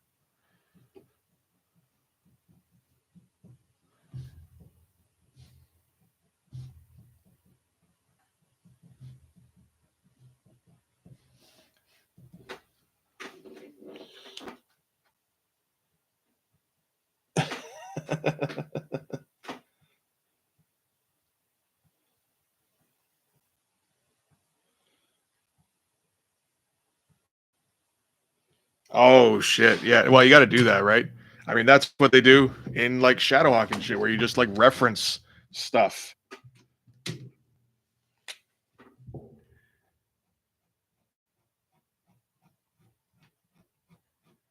I wouldn't go so far as to say the pack sucks. It's a bad comic, but I enjoy the shit out of it. I will say that. Like that is, it's like that's like saying Plan 9 from Outer Space sucks. Like, yeah, technically, but you can enjoy watching it, or like Battlefield Earth, or whatever. I guess Battlefield Earth is my version of that.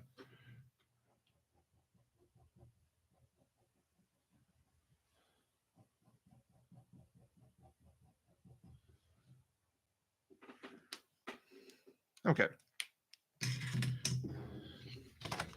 so been about 2 hours, and we're like 2/3 of the way done, or 3/5, something like that. 3/5. I think it's technically right. So I will go grab a smoke, and I will come back and see if we can finish this thing up. That'd be kind of cool. I'm still not entirely sure what I'm putting here. We'll figure something out, I guess.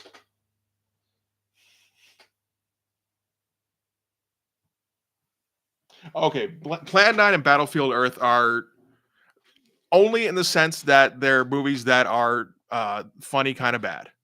The Room is also kind of in that genre. That's what I mean.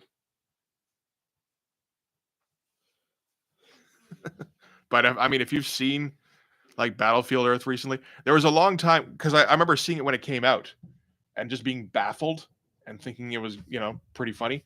And then going to watch it again and being like, and then I watched it and it was like, oh, thank God.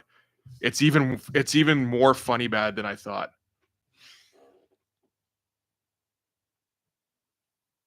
Oh, Rift shit. I should check that out. I'm always looking for more Battlefield Earth content. And I'm really not, but I'm actually very interested now.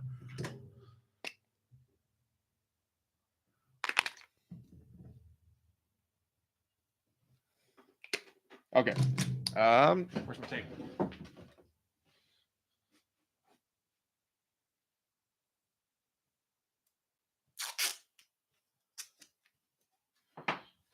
Is that big enough?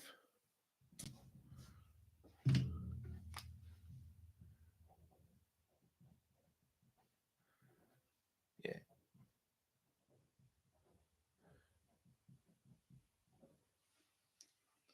All right. I should be back momentarily.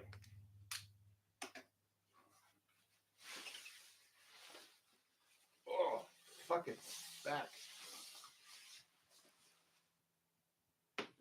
Yar.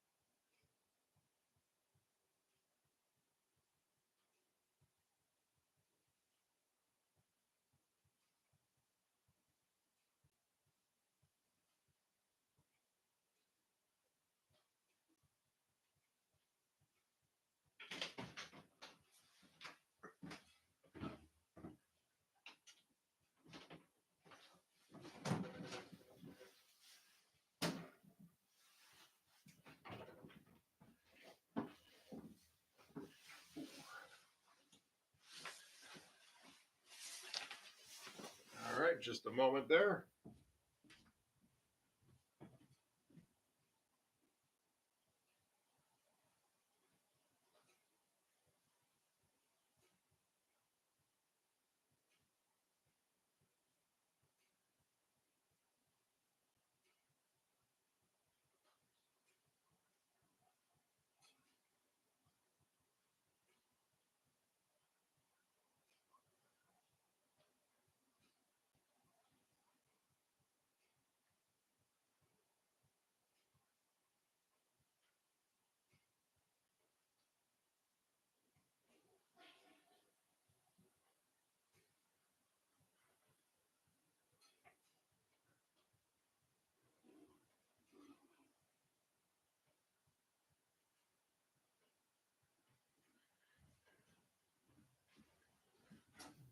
Okay. I feel like I probably missed a lot here. Hang on. Let's see. Nope, nope.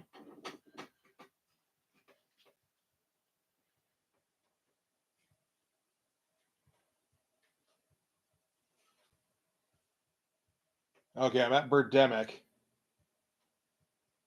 I've never watched the Birdemic ones because those feel like they're trying to be bad, which isn't quite right. You want something that is trying to be good and, gets like one or two things kind of right, but gets everything so weird and like just like why would you think to do this? Why would you think this would turn out well?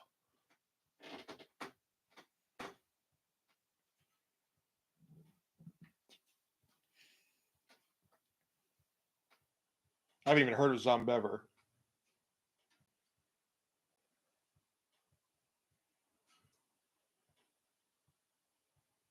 Oh, okay, fair enough. Maybe I should watch that then. Doesn't that have like lots of like plug-in CG birds in it?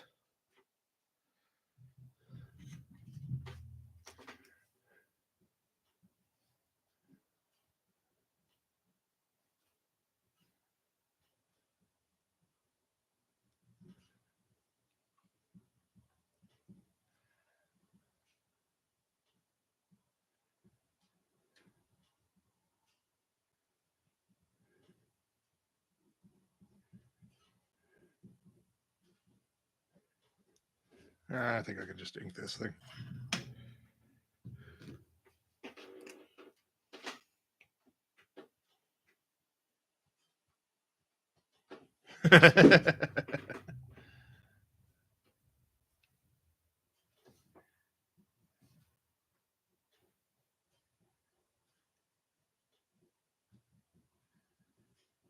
See, one of the things that I loved about Battlefield Earth, because I'm a big fan of Schadenfreude, is John Travolta thought that shit was going to be amazing because he's Scientologist, and that was a Heinlein story.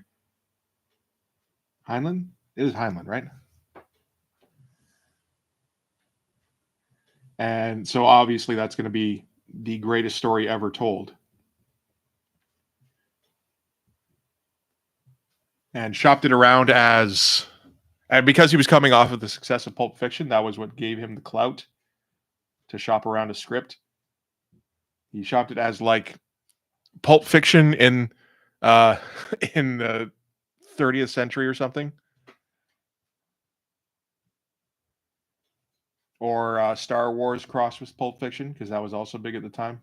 That was when the prequels were coming out, and like spent like millions of dollars on it, and it's just like you look at the choices made in that movie, and it's like what the fuck? How did you ever think this was going to be good? And he's acting like he knows it's bad, but that's like his version of like Shakespearean, where it's like genocide and brigade going splendid, you know.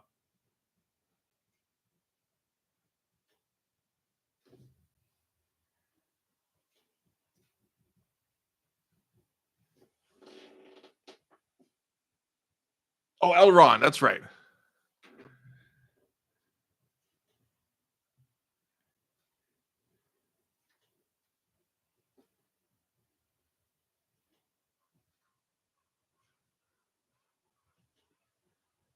There was a while there where I was like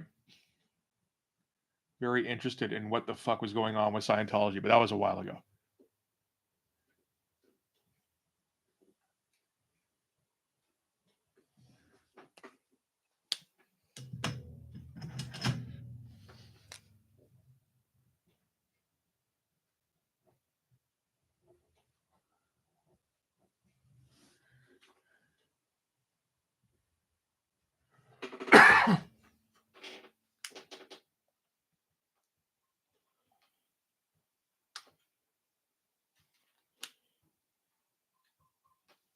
That's hilarious.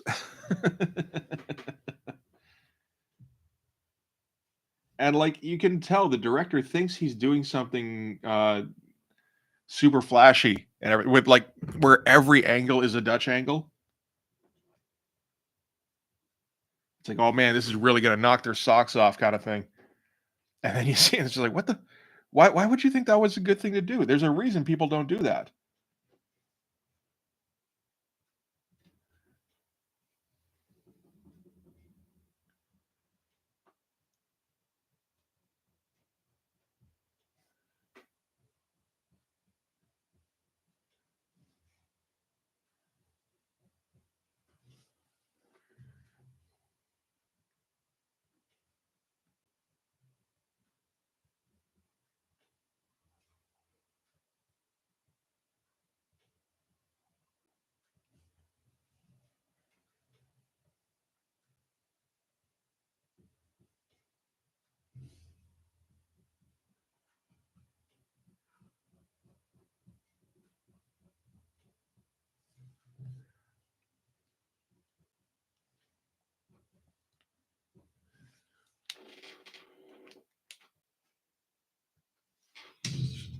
All right. I mean, the thing is, if I guess I could see it if that happens, but I mean, Tom Cruise has a much better view of what sells and what will make like a at least a decent end product than uh, Travolta. Having said that, I have not seen The Mummy. I'm not sure exactly how much he gets wrong. It sounds like it's probably a lot, or not him specifically, but whatever.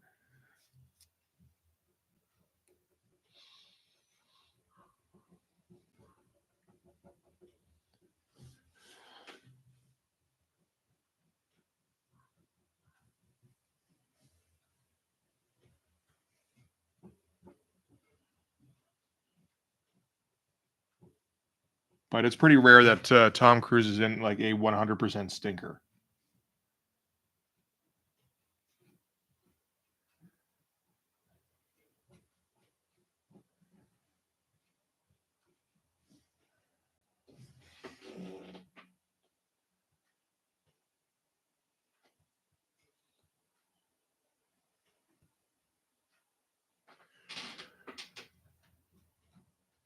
I think I tried to watch Reacher at one point, and I didn't get like 5 minutes in before it's like, oh no, this dialogue is going to be really bad. I don't think I'm going to bother. This is not worth an hour and a half of my time.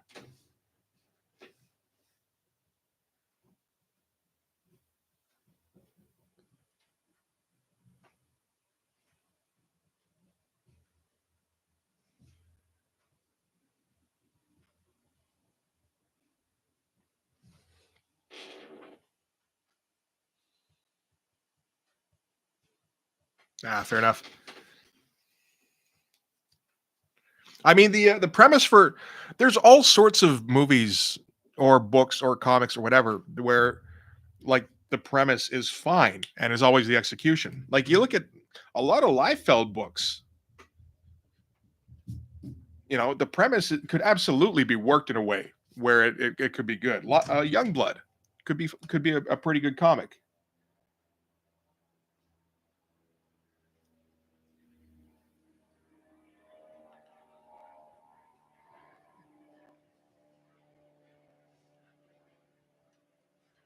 The only problem is that he was writing it and he didn't have any ideas for actual stories. He had a concept because that's his main thing is coming up with that elevator pitch.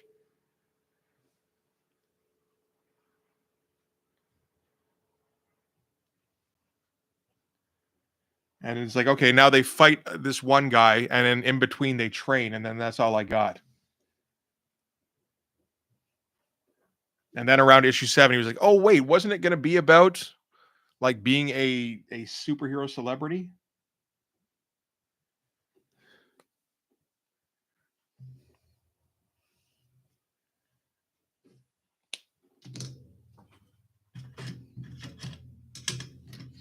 So that's why you get Badrock on, off skiing, and Shaft being bulimic. I think that was the point of that, or having some sort of eating disorder anyway.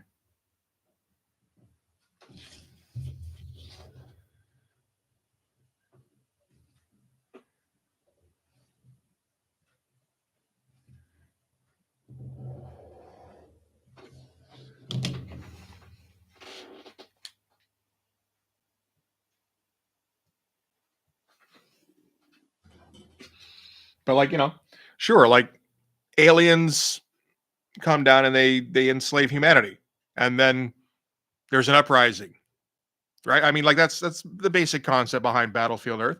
You can absolutely do something interesting with that, as long as you're not, you know, John Travolta.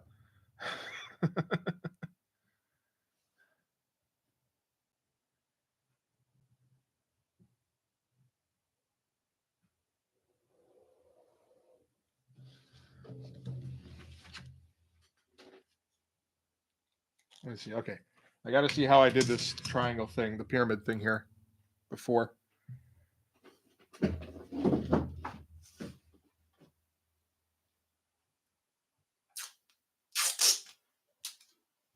So naturally, we get back to putting this page up. This is, of course, first appearance of Nightstick again. I don't know why I even bother taking this thing off.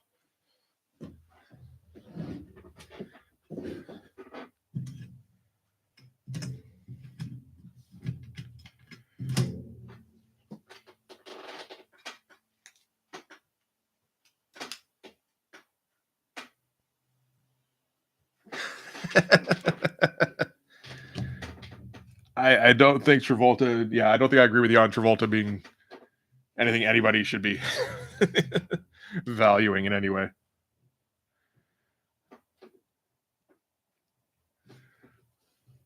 He's kind of a goof.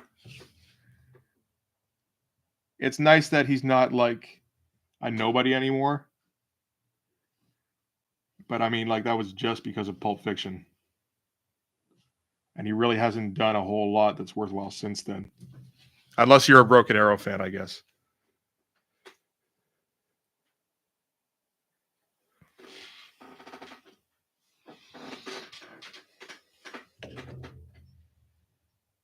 Or the shit, what was the one where he's telepathic? Phenomenon. Telekinetic, something like that. I don't remember. I think I saw that in the theater.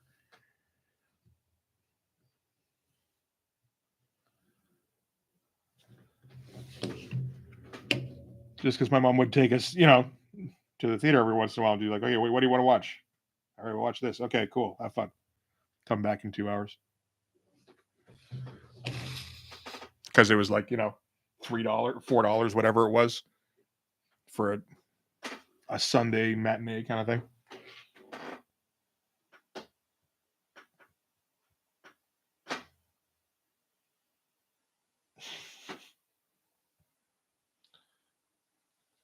Oh, last comment I see from N. Raymond is asking about Swordfish. And then a whole bunch of everybody else.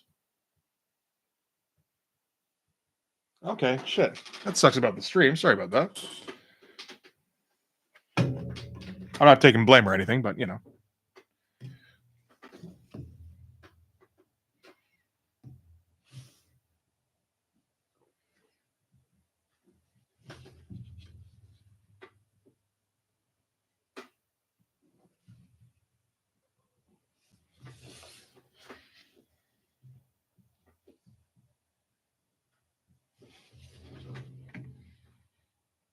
Let's see, what did we do for this?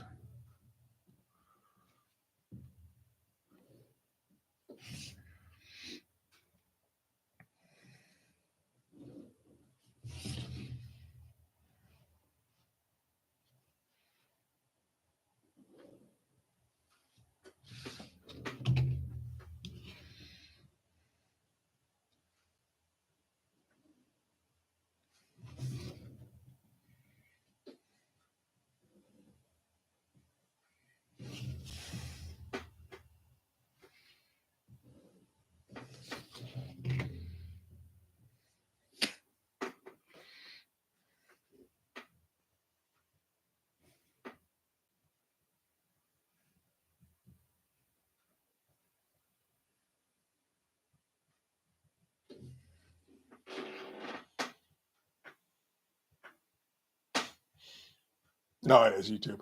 Absolutely. Was he in the Thomas Jane Punisher? I don't know. I don't think I ever saw those. That sounds about right, though. I don't think I ever saw any of the Punisher movies.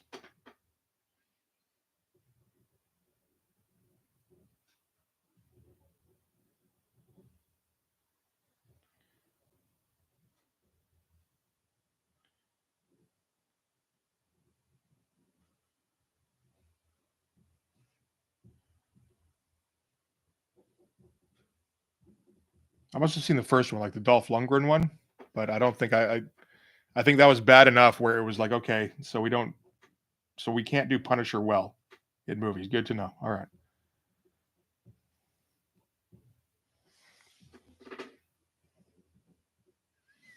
Thomas Jane's the one where he fights fucking Diesel as the Russian, right?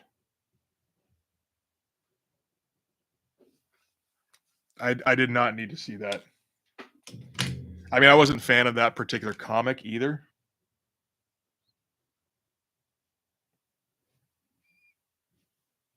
Like Garth Ennis's PG-13 Punisher is not interesting, and then particularly when he follows it up with his R-rated Punisher, which is quite good.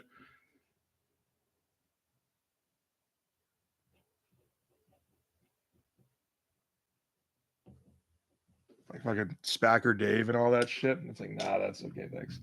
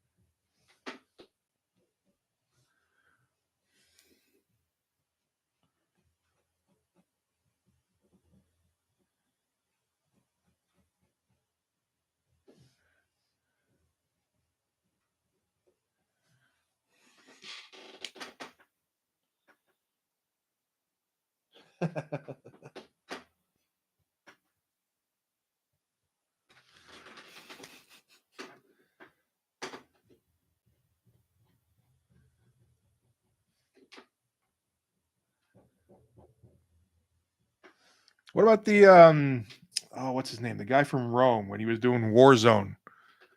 Was that any good? I felt like that probably could have been good.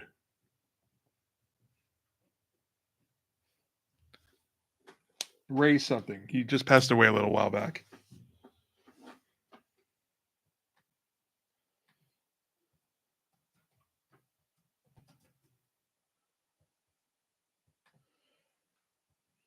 Ray Stevenson. That's it.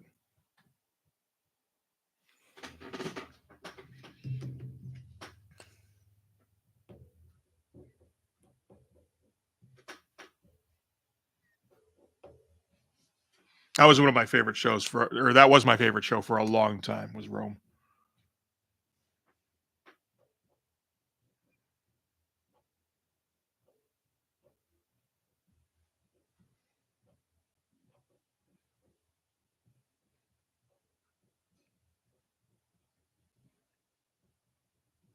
And he was a big part of that too. Like of why I liked it so much.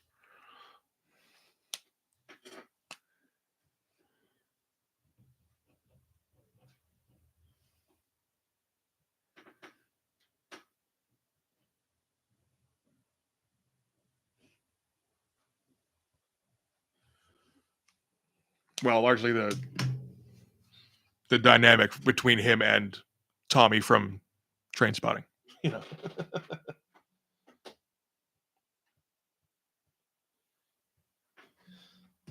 know. Fair enough. With the ninjas, yeah. You can't ever underestimate the ninjas. Just ask Liefeld. The ninjas are like the most important thing in human history, just about.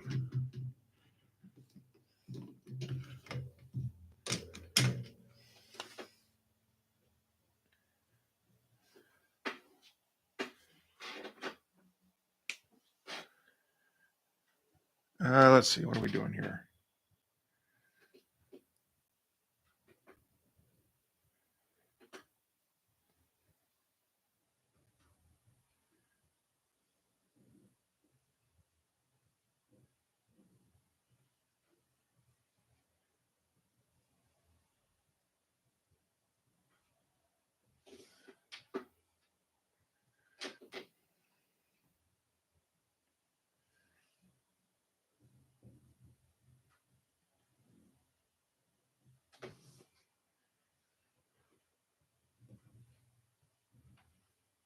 Anything in between there? Not so much.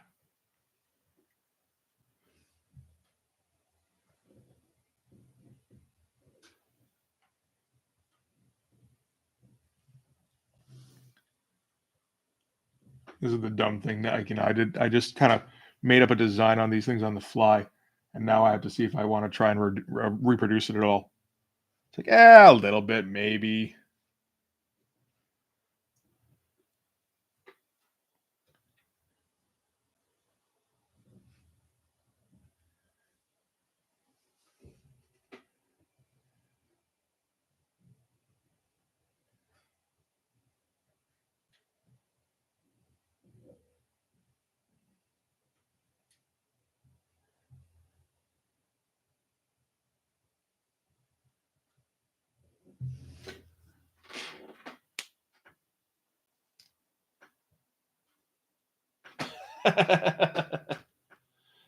Oh, you're a Grease fan, are you? I have seen the review of the Fanatic on Red Letter Media. I think I'm good personally.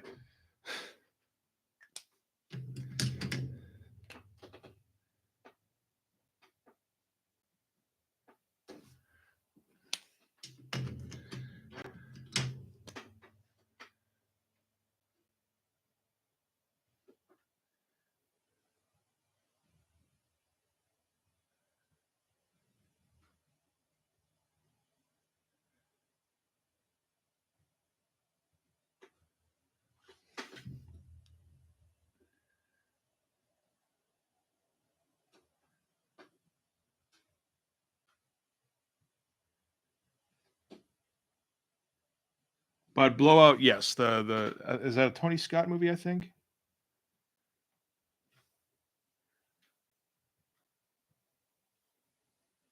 No, that doesn't sound right.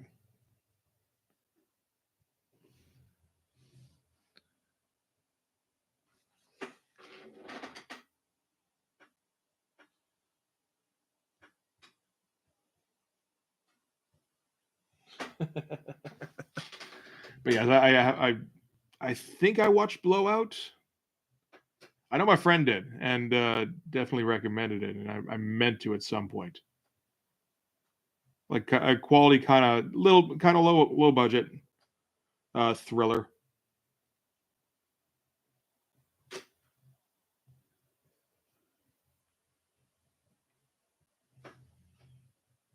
Probably not the thing a young Travolta should have been doing because it wasn't going to raise his profile at all. But from what I understand, it's quite good.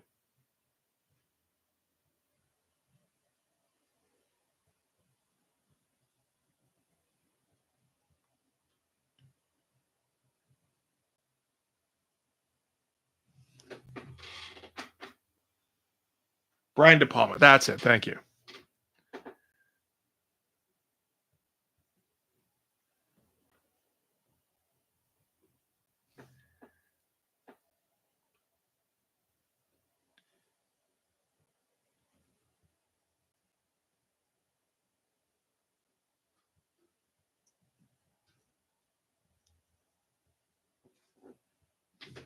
So I just do my color in here.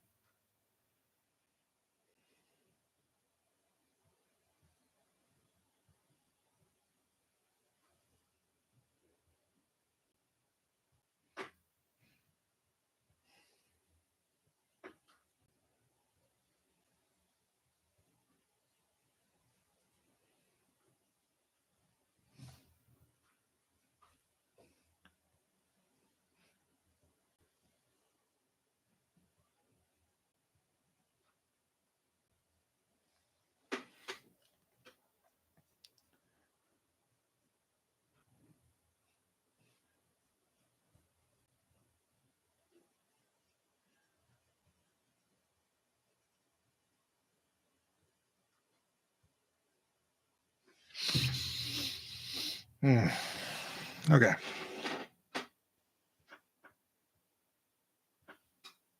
Yes, no, it was very different for like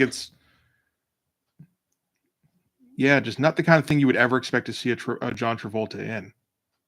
Kind of the same with Carrie, really, but I think that was his first movie, so it's like you just needed a part.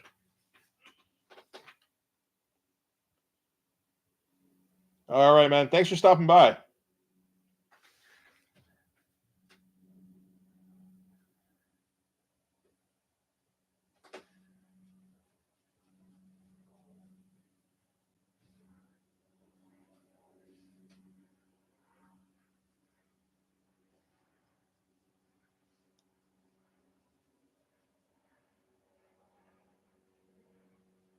Yeah, I get the feeling the rain is going to hold off here just long enough until I finish this stream, and that's when it's going to start coming down.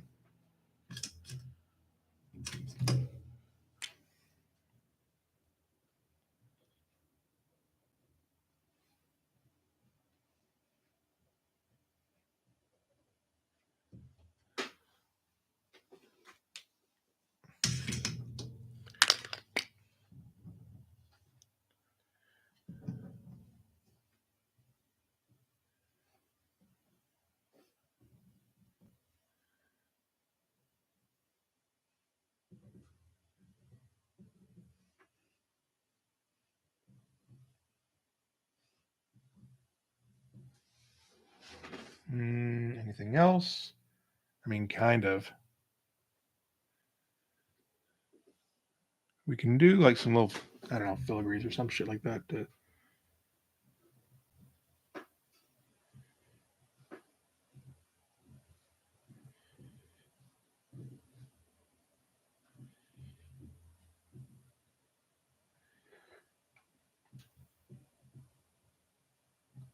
Just the kind of thing that might show up, might not, but we need a bit more detail in here.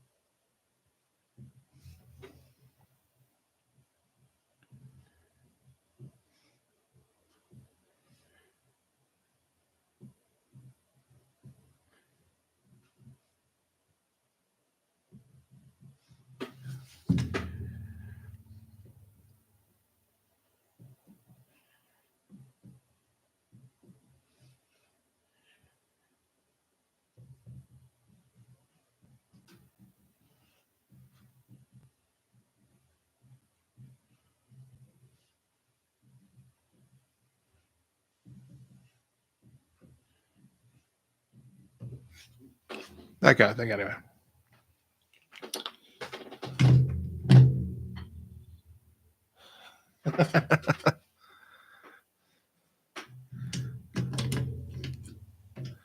Okay, so, and we got to put a little bit of.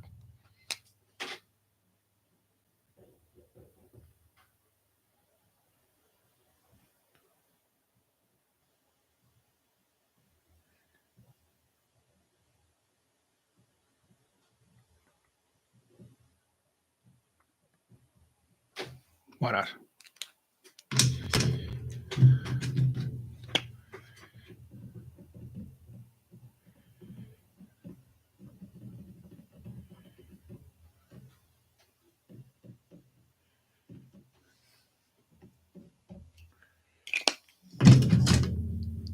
Wait for that to dry up a little bit.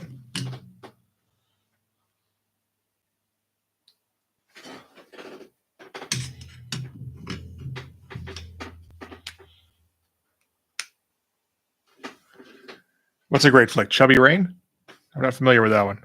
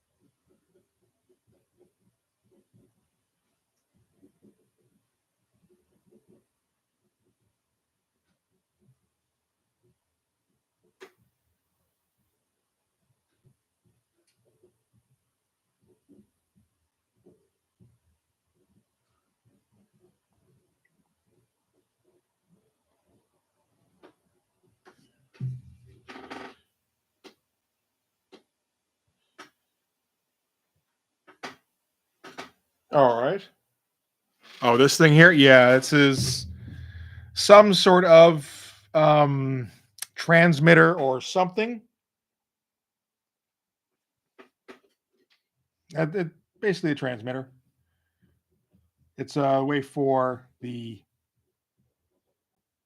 mole in the UN to communicate with the evil aliens.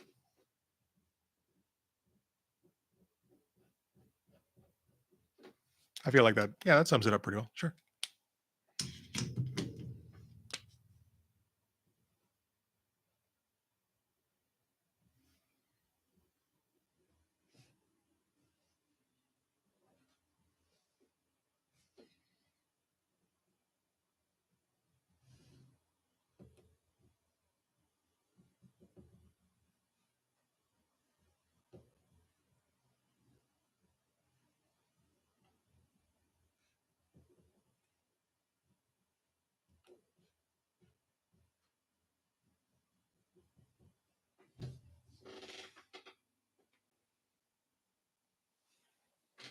Yeah, I keep forgetting that like you guys don't don't have the script, so you're all just kind of like, man, yeah, this is probably something happening, yeah.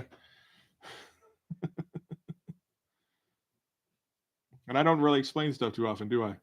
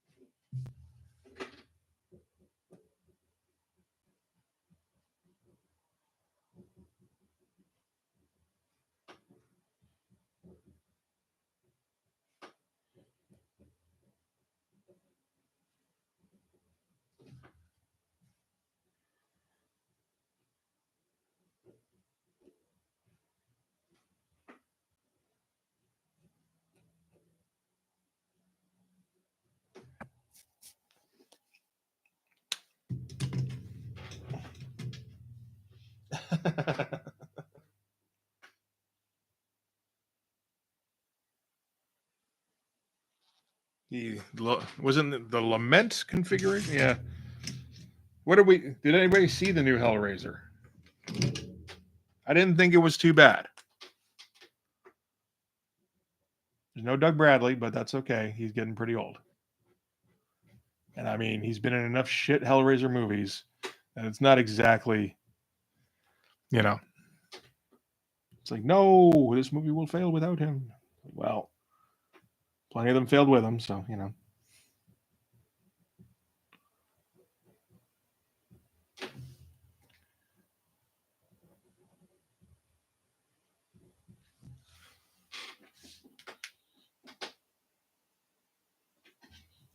Yeah, I thought it was pretty good. There've been a couple of decent remakes. I mean, even the well, I guess it wasn't a remake. The Halloween. for a few. Not Halloween Kills or Halloween Ends, but the first one, I thought that was also good.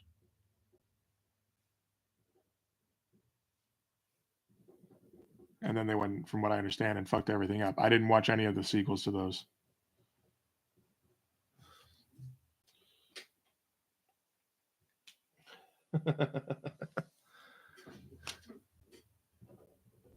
I don't know how many Hellraiser movies I've even seen. I think I tried watching one where he was like a head stuck in a wall. And I was like, man, this fucking sucks.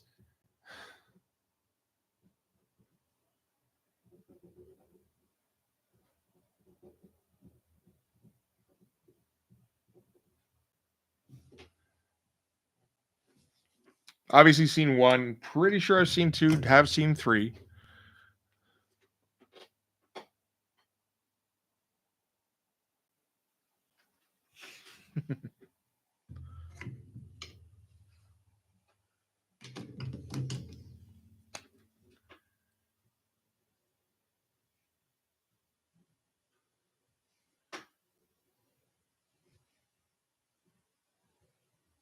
That's a bit much, but yeah, that's okay.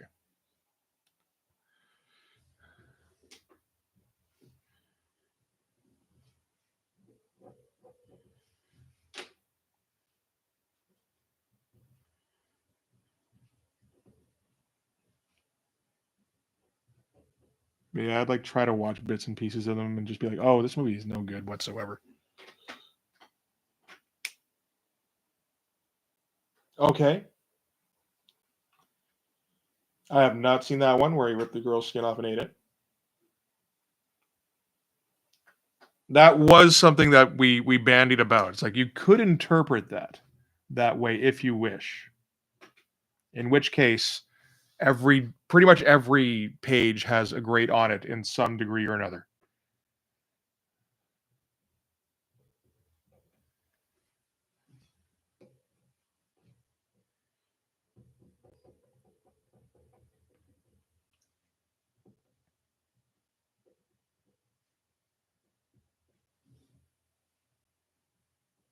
That's a bit too much, actually.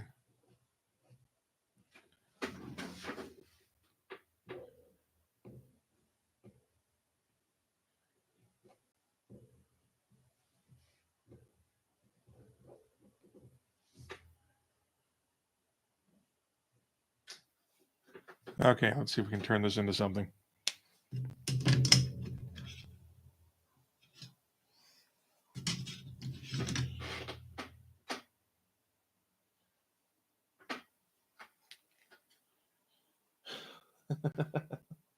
It is in the Great Family, exactly.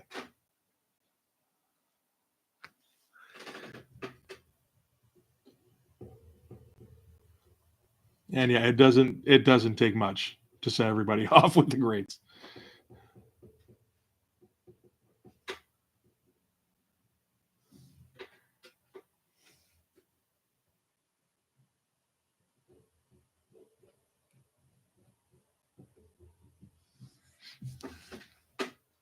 I do have to be a little careful about the number of greats that show up in this comic because, like, I do want it to be successful, right? And I'm okay with there being some element of people picking this thing up and being like, okay, there is a higher greats per capita in this book than I am used to. I'm not sure what's going on. That's fine. But if we can't get it to the point where the greats take over the book.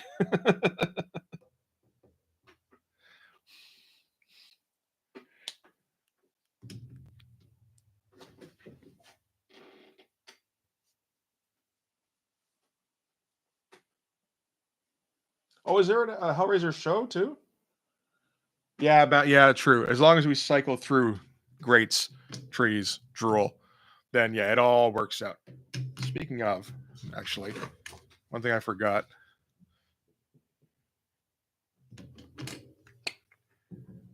There's not much we can do on this page, but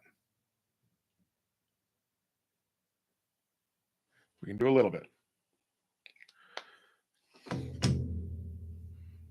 I'll just need that to dry a second, then I can fill in the blanks.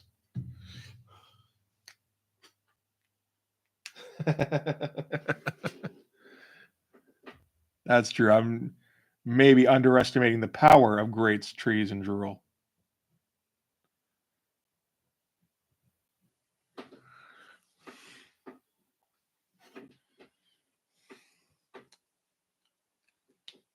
Oh,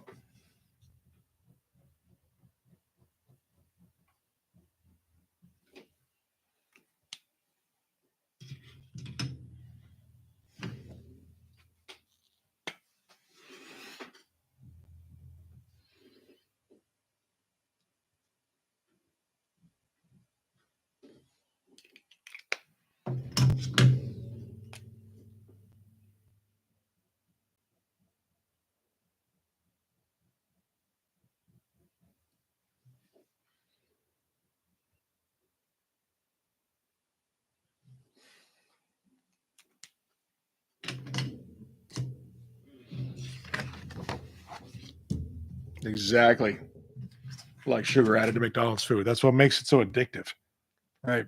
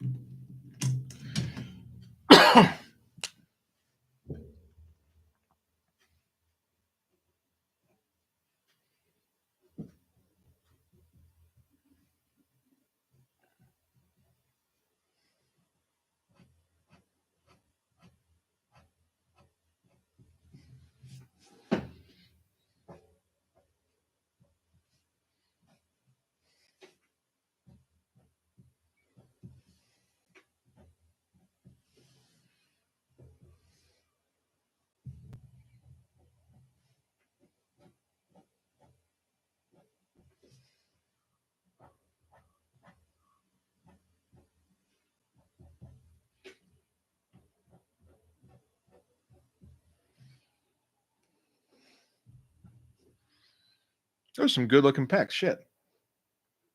I usually have a little bit of difficulty with them, but no, those turned out great. All right. Oh, the great talk started, and I looked away for like 2 minutes, and then the entire fucking screen filled here.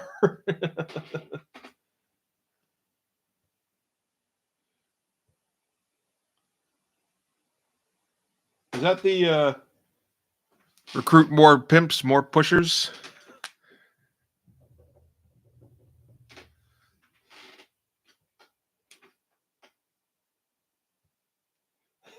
Yes. Okay. I thought so.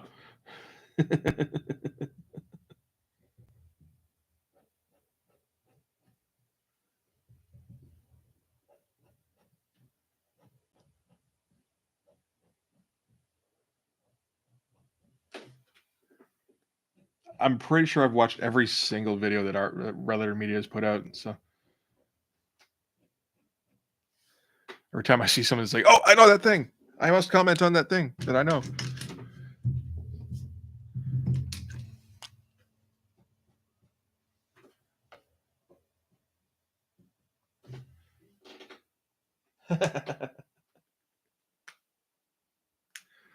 No, that is because that's oh, I can't remember what the name of that one was. But that's the one that has like the most incredible ending in any movie ever. It's not Getaven. Um but it is one of those ones where the name kind of runs together a little bit. Shit, I always forget the name of that one.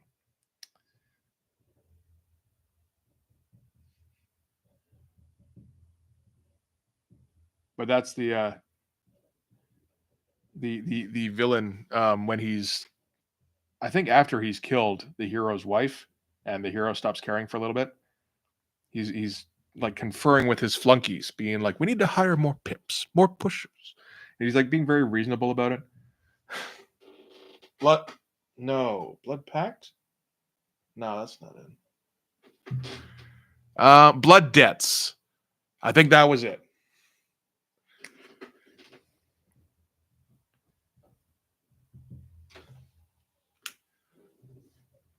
I've like ruined you guys. You're out. You're just like always thinking about the pack now. I don't blame you. It's an amazing fucking book, but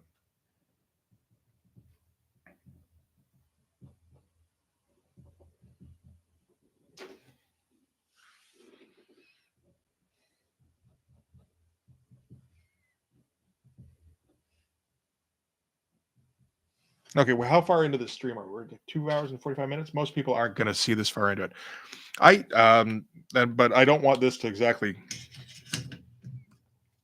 turn into a bad thing. But I actually emailed Len Senecal asking about the pact,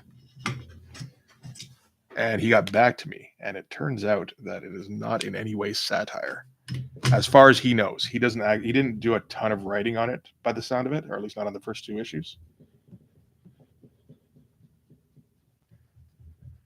But like, I'm like hesitant to mention it because I don't want, like here I think is okay because there's only like 8 of us, and I think we're all cool. Yeah, no, really. It's like, fuck's sake, are you serious? I think we're all cool here, but like, if I put it in a video, it's like, somebody might decide to harass him about it or something. It's like, let's not do that. He seems like an all right guy. He's like doing his own writing thing now. But yeah, no, he's like, it was the first issue was pretty much all Jim Valentino. He had a script for issue 2 that was changed quite a bit, and then it sounds like by issue 3, Valentino had pretty much given up on the series, so it's just like, who cares anymore?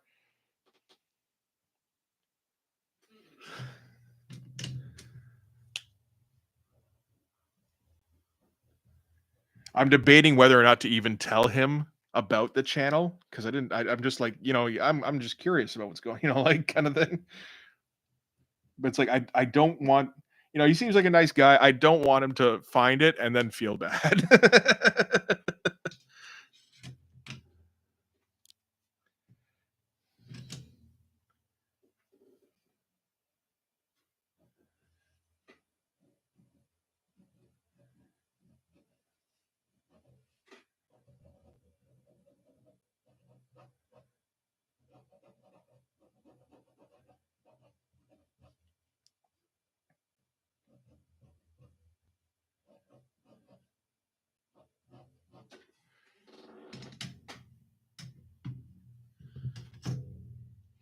But yeah, it's like, I don't know. There's so many parts in there where it's like, okay, somebody's making fun of something here, right?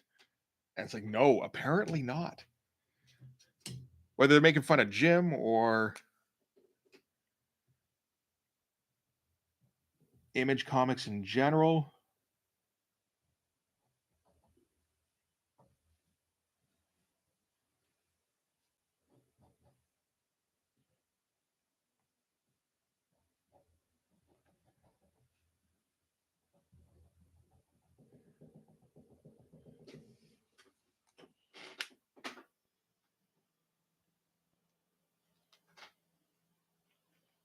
Yeah, right. It is a Presto jumbo correction pen. Yes, correct. I do wish they came in smaller sizes. I do also have these Posca white pens, which I can sometimes get to work and sometimes not. Like I can usually get a couple of white lines out of it before it all starts turning gray on me.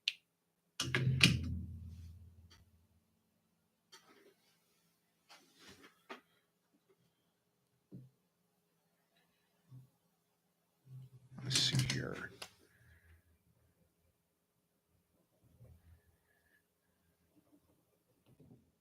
And hey, man. Yes, the Presto is always, it's just like, it's thick and it can often turn into a mess.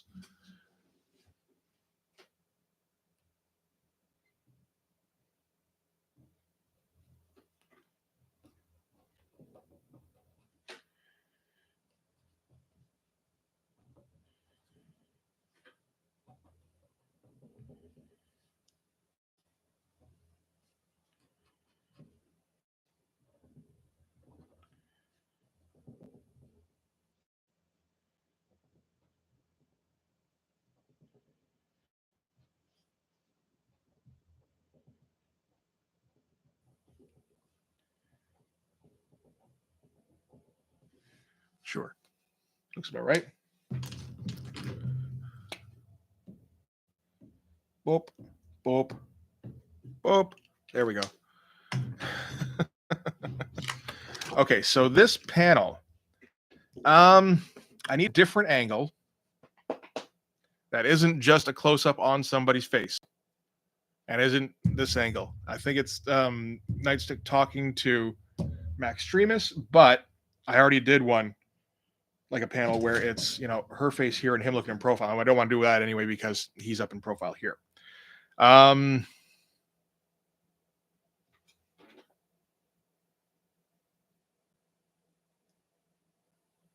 Yeah.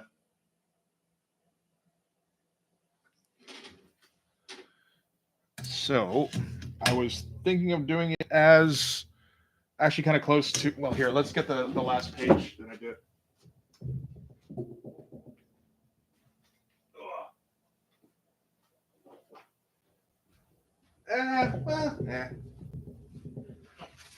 Last one I did here. So a little bit like that, but maybe more like a reverse angle.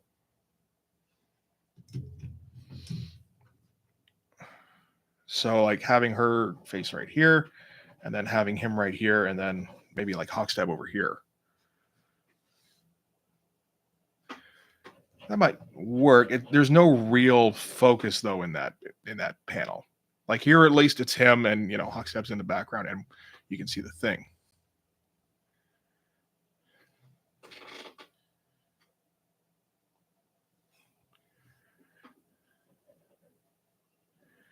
And just have him, I guess.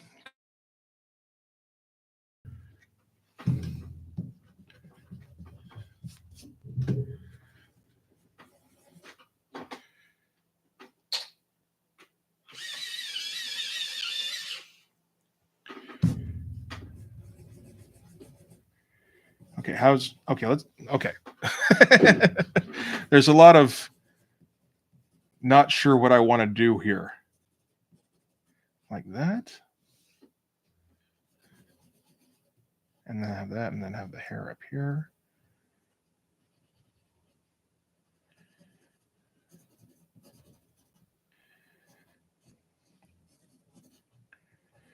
And then have them like that. And we have her up here going just wee.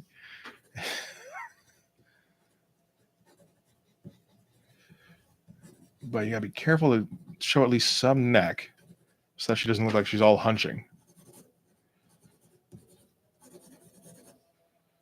I think that works. Oh, two silhouettes. Shit.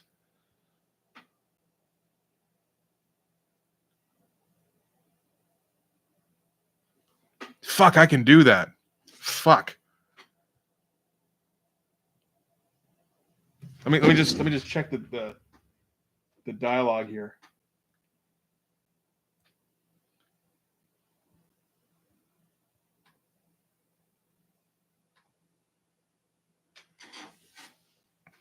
So I'm like coming up with this kind of difficult, like bird's eye view, and it's like, fuck, I'm thinking too complicated. You're right. Come on, load up already. Let's see. Shit, that kind of would work. And then just like eliminate the panel border too.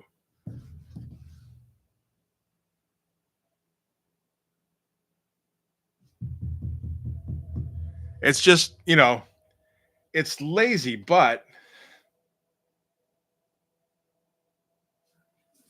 it is also it fits the thing.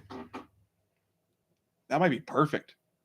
And then it also leaves a lot of room for dialogue, which there will be a fair bit of here.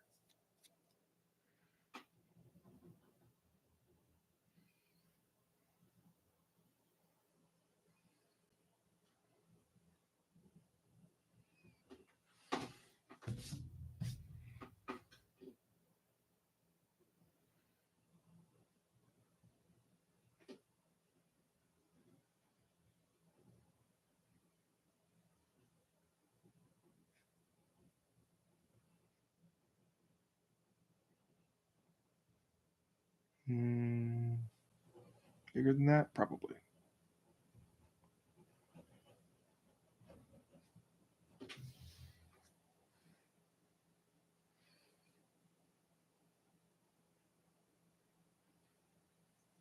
Yeah, a little bit bigger than that. Yeah, good call. Absolutely.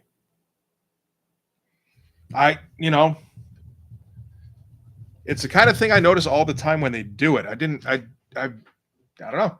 I never would have thought to put it in mine.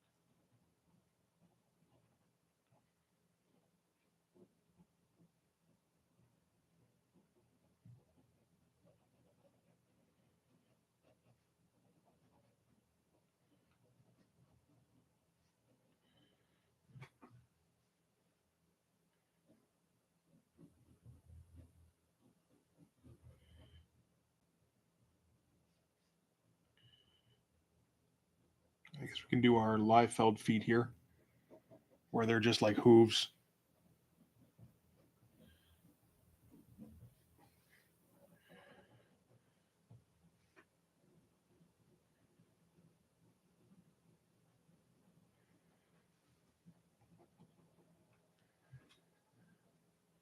You know what? He should be.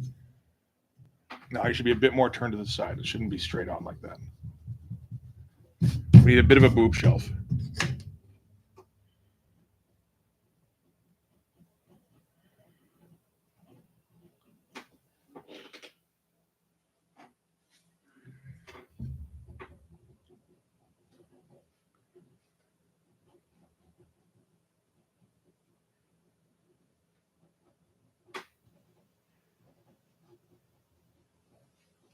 A little bit more.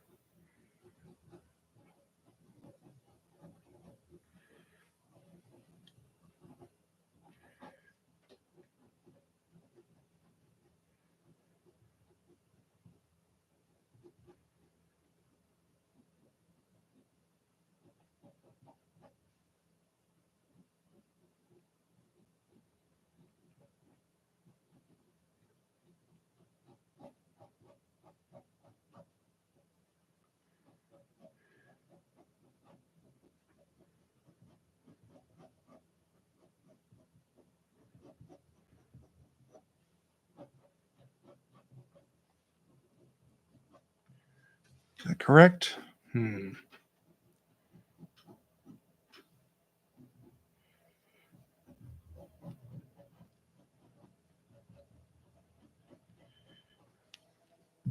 little bit too much leg going back there.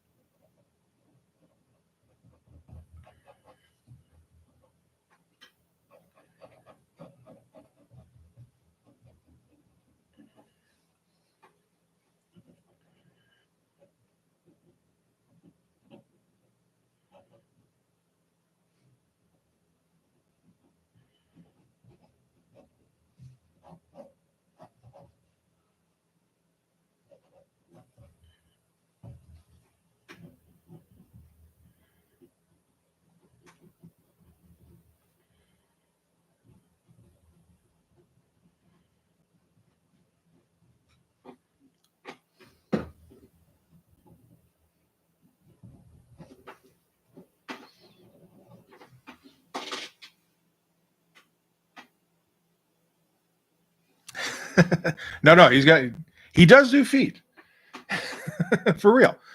It's just that he doesn't do them well at all, and I don't think it's that he covers them up because he thinks they look bad. I think he covers them up because um, he always starts drawing at the head and chest. So, like, if you were to, okay, let's say you're drawing two people here, right? And you start up here, and then oh yeah, I'm gonna do another guy here too, and he's behind him. And then, but when you're drawing here, you've forgotten that these guys are behind them, and then and you start drawing him from like a lower angle or something, and you get to these guys, and it's like, wait a minute, these feet don't make sense anymore because I started down here and I didn't take any of this into account. That's when he starts going, fuck it. you know? But like, there's all sorts of kinds of live felt feet. There's the triangle, of course. There's the hoof when it's just standing straight up and down.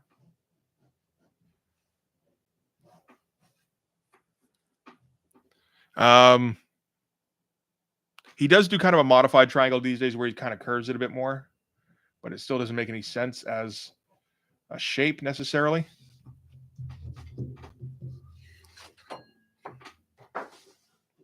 That's the thing. Liefeld is like endlessly interesting.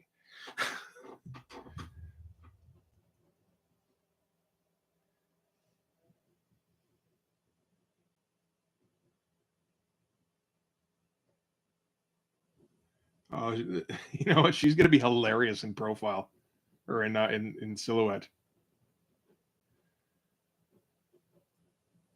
because of all that fucking hair.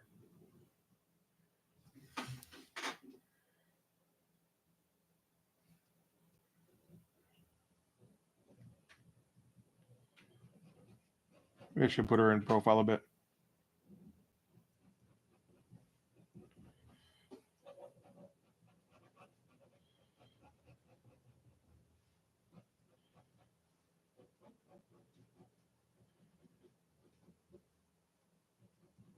Oh, careful. Don't want to make her taller than him.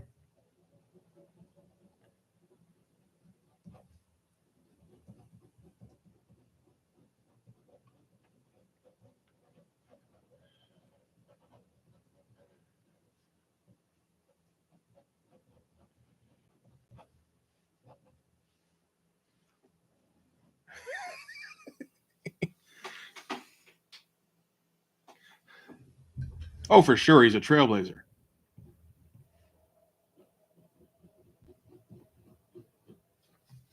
If you're not sure, you can ask him yourself.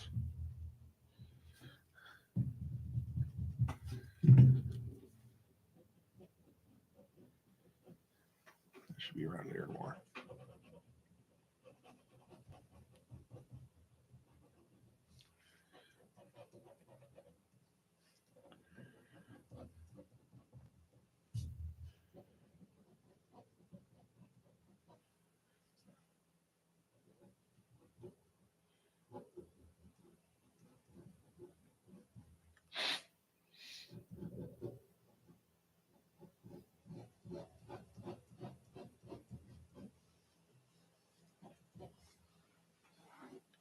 Okay.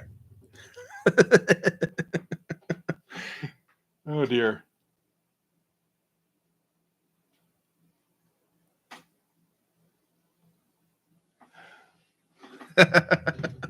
Actually, I have already shown her taking the Scarlet Witch plate thing off the top, and this is actually hair of some kind.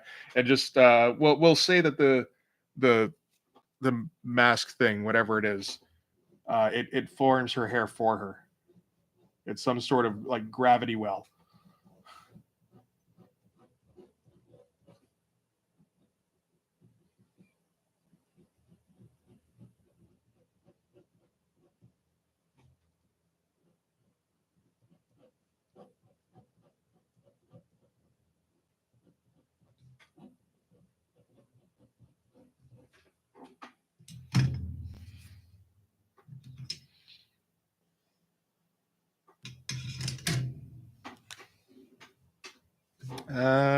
Here, let's.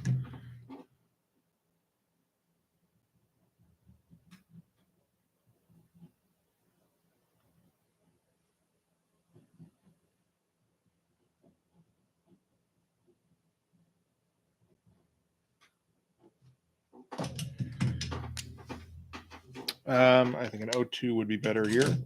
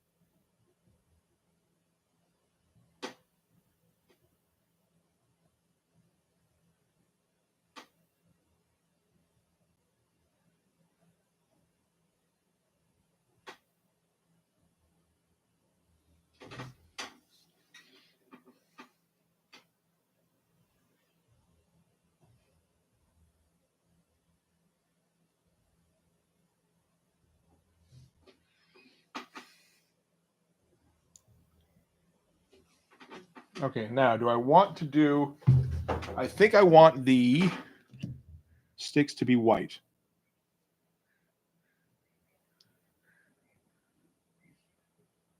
Not for sure.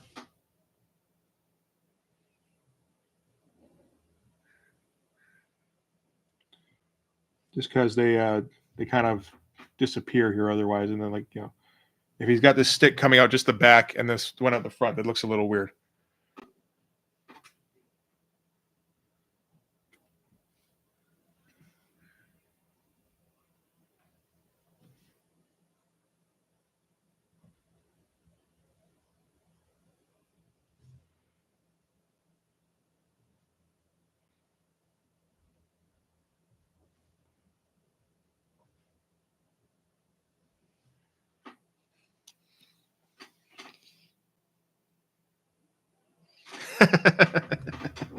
The Golden Great Bridge. Yeah. Obviously, that has nothing to do with anything, but that's just what that inspired. So there you go. Well done. We can have a fight take place on the Golden Great Bridge. How's that?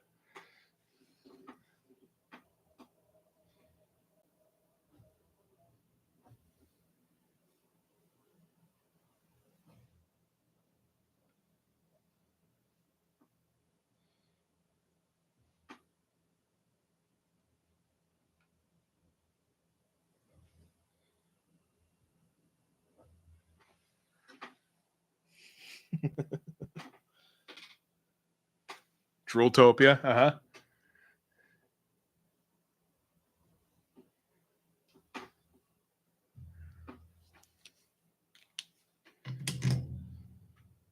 Yeah, these are all good. There's no such thing as bad, great, or drool or tree ideas.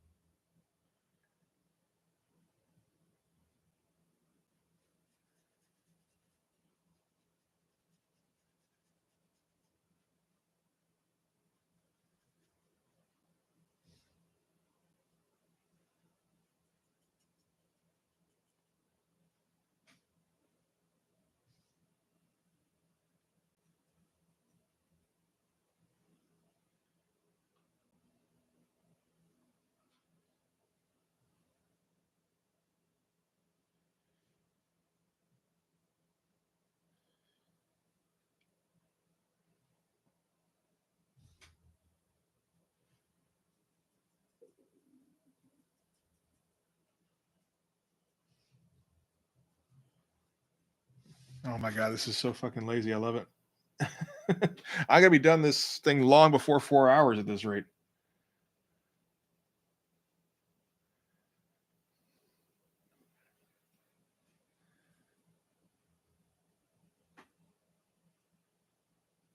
Should have known that was possible. That's what happens when you don't draw backgrounds, though. Ah, come on.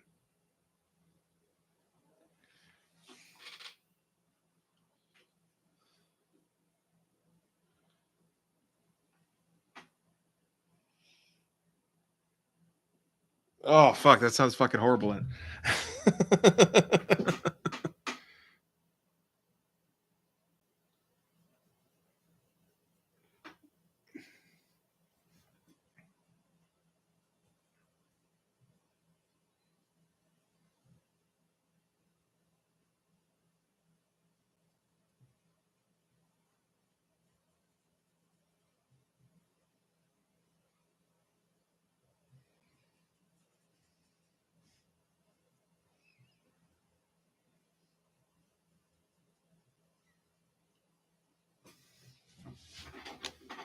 Okay.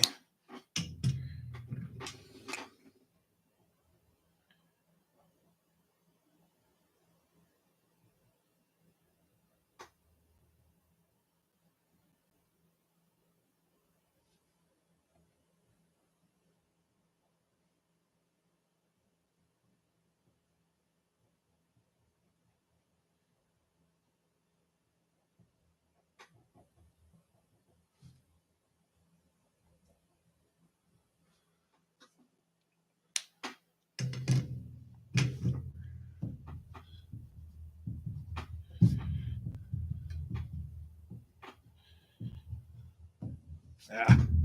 Just erasing the ink. Smart.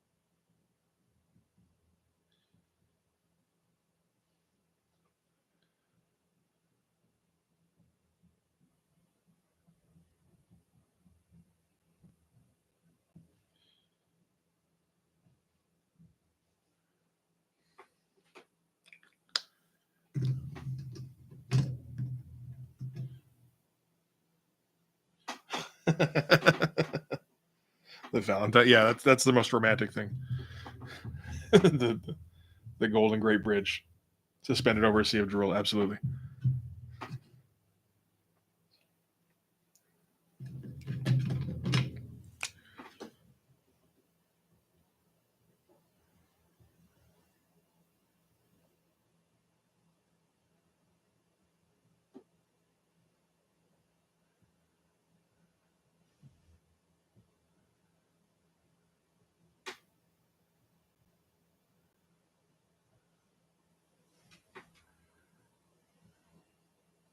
Okay, hang on a second. Just want to make sure these aren't too high. I think they might be. Yeah, a little bit.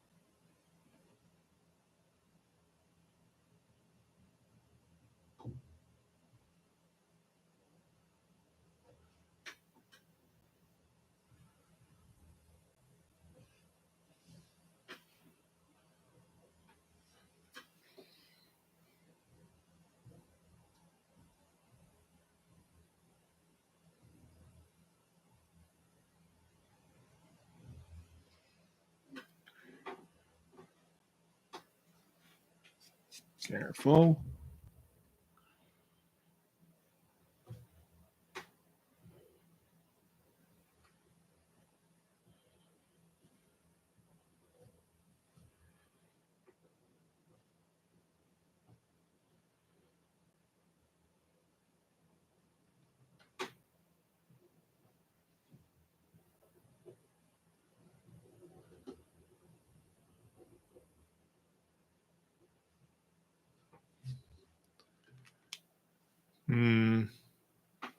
Might have to trim up that face a little bit.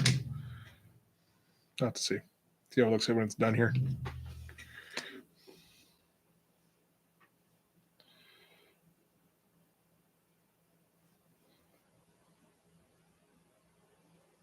I think so.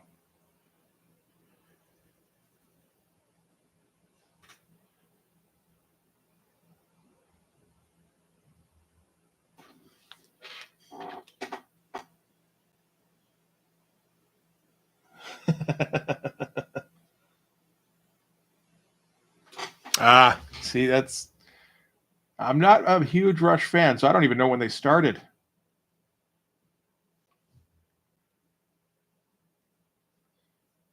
I know they're Canadian and everything, but it's not, you know, Prague has never been my thing.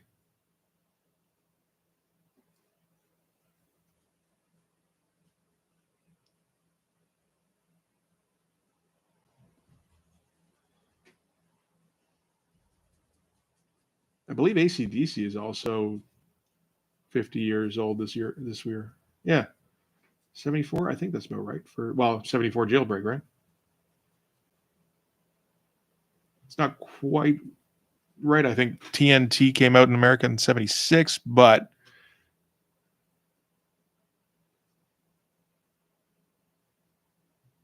no, that doesn't sound right now.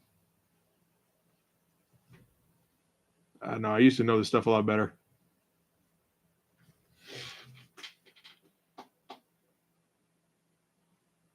Oh shit! Yeah, that might have been a good idea. Oh well, with not filling in the hair. I know, right? But like, no, they're not my thing. They don't rock enough that I've heard. It's a lot of it is like, we're really really good musicians. Let me prove it by not quite playing a song, but playing a lot of notes in really complex arrangements.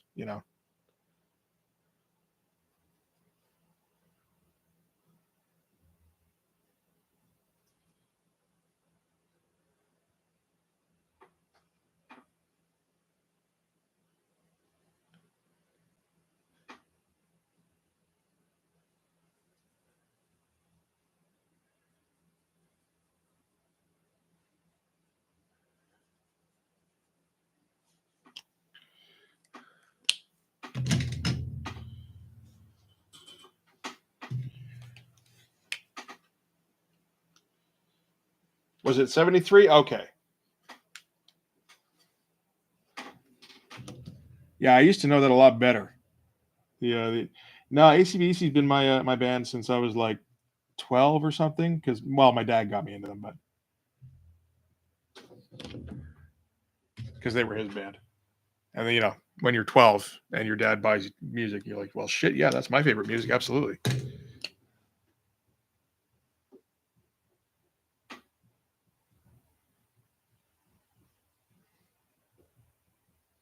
But the thing is, like, once you develop an appreciation of some kind for ACDC, it's like, I don't know, it's easy to kind of always find something good in them. And they never put out an absolute shit album. They put out a few that aren't great, definitely, but that shit is way too much. Oh, that almost looks better as it is.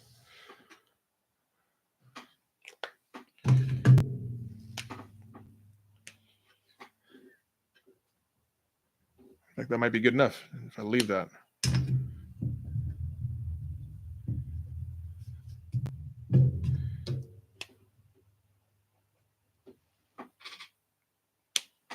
I know, with the Canadian thing. But no, I mean, the problem is, like, just there aren't a lot of great Canadian bands. There's a couple who are pretty good. Like, I like Triumph a bit more than I like Rush. I barely know any Triumph songs.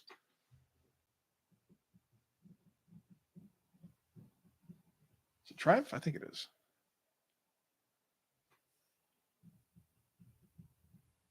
Problem is that Michael Jackson had that Triumph album, and then I'm like, wait, am I thinking of the wrong thing?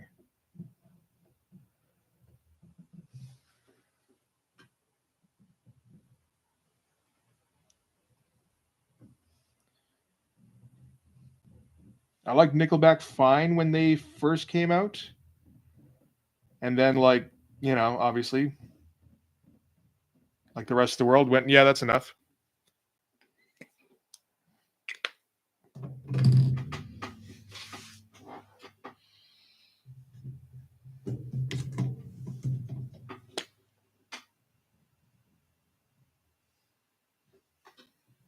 I have to wipe this pencil out because if I try to erase it, it's going to smudge everything.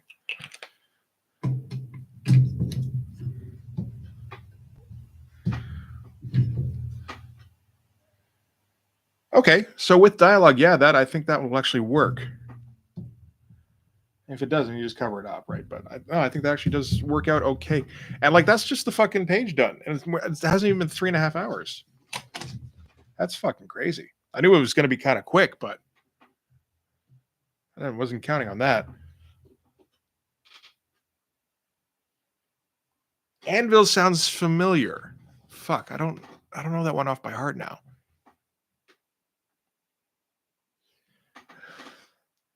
No, I think it's yeah, at the panel border, I think it looks a little better without one. Oh, but I did. That's right. Actually, thank you for reminding me.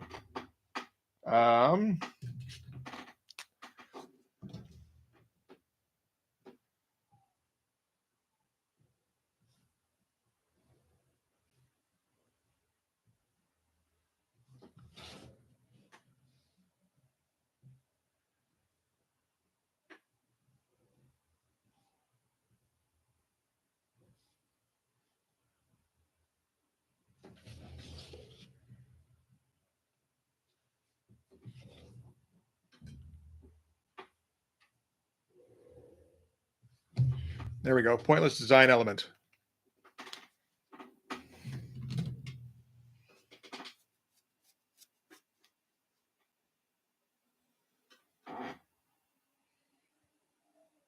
Oh, okay.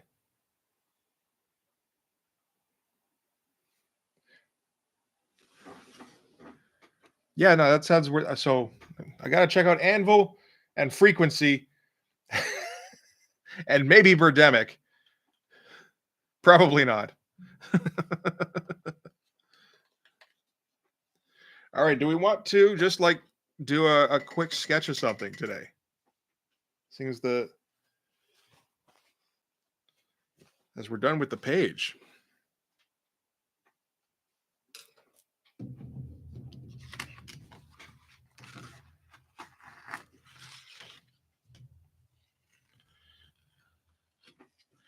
Anything you guys want to go over? Oh.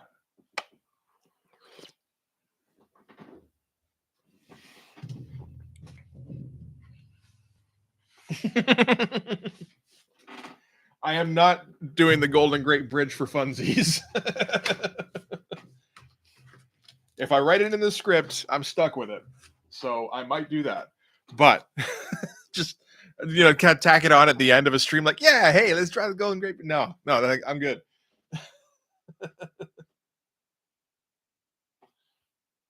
Oh, fuck's sake. Oh, fuck. Man, oh, man.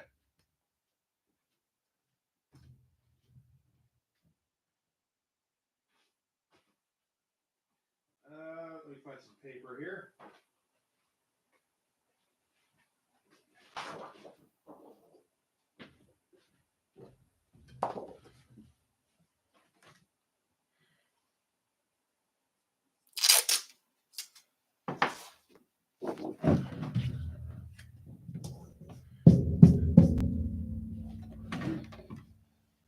Oh, son of a bitch.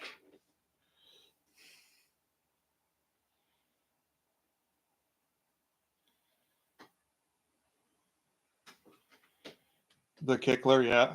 I can do the Kickler. I have an idea what he's supposed to look like, kind of.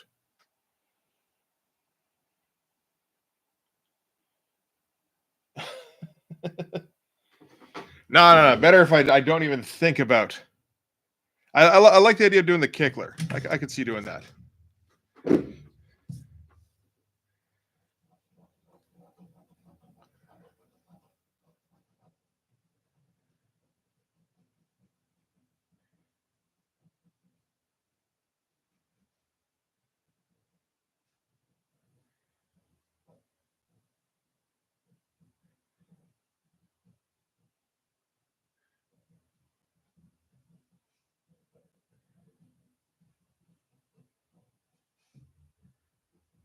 And of course, the kickler has to be super serious, right?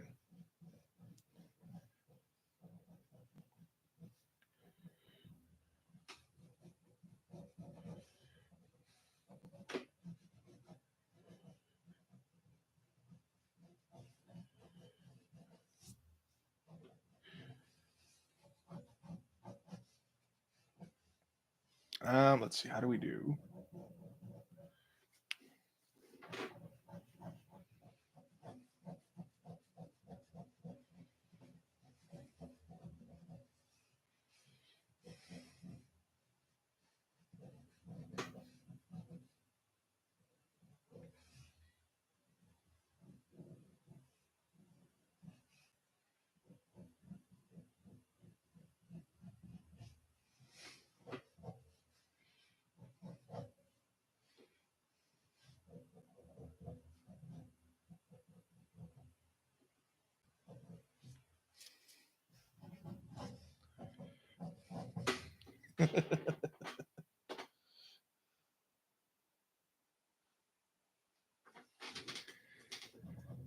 The kickler has different difficulty not kicking anything, really.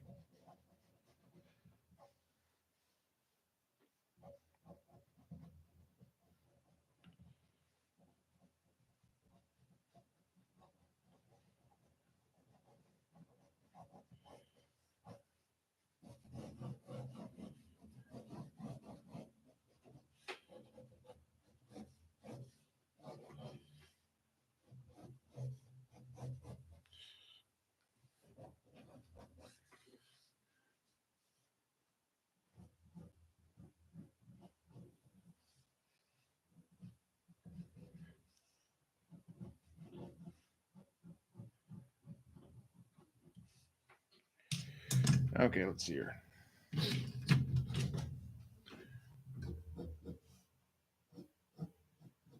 Just thinking, I actually don't have any kind of idea for what this guy looks like other than the foot hands.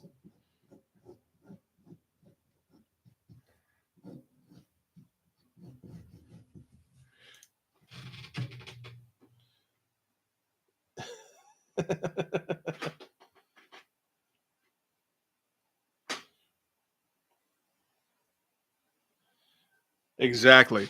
Yeah, if it can be kicked, it must be kicked.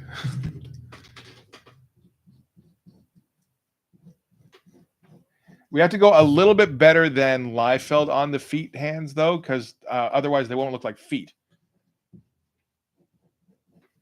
Liefeld, they're supposed to be feet just because they're at the end of his legs or of whoever's legs.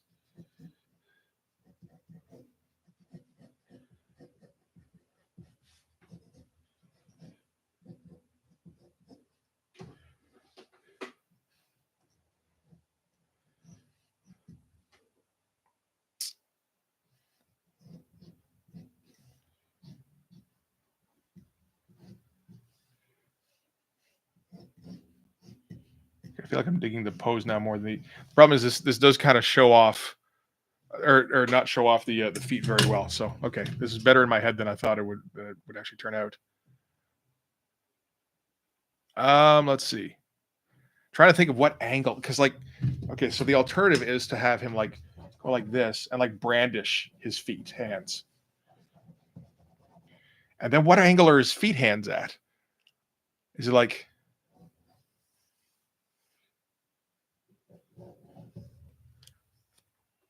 that actually kind of works? Yeah, okay. He just really has feet hands, I would say. They're not really legs attached to his shoulders. I think. It's been a while since I thought anything about the kickler. So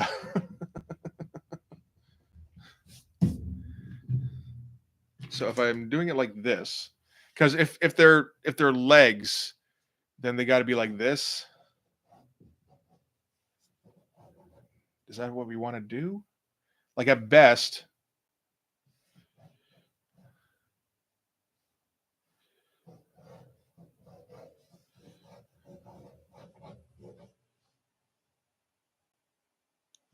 hmm.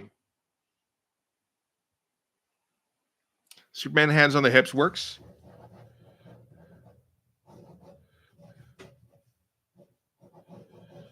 Get like no biceps in here then though. Yeah, no, the hands on the hips definitely works. Okay, that's the pose.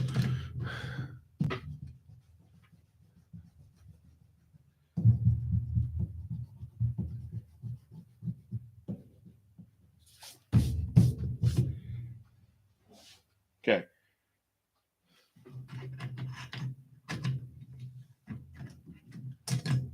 Yeah. The problem is figuring out where, like, what direction the feet are supposed to be in then. Because like if they're like if this is his bicep, right? I think theoretically you would go like this,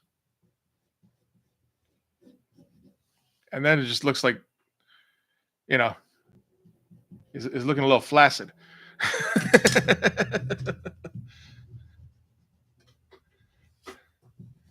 Whereas if their legs just coming out of the shoulders for no real reason.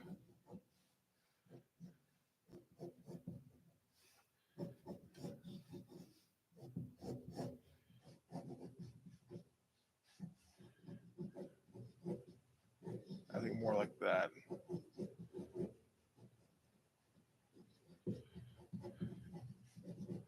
And then he's got like an ankle down here.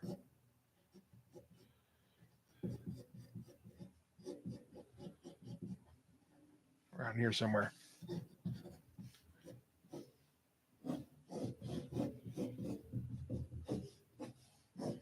I think that works a little better.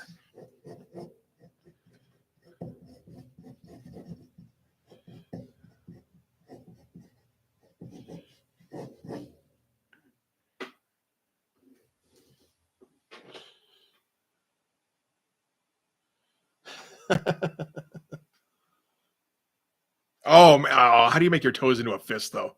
I mean, like in a drawing. I mean, I know how to do it in real life, but like,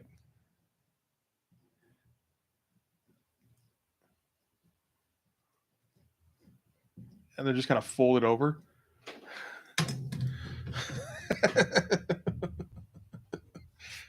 Oh shit.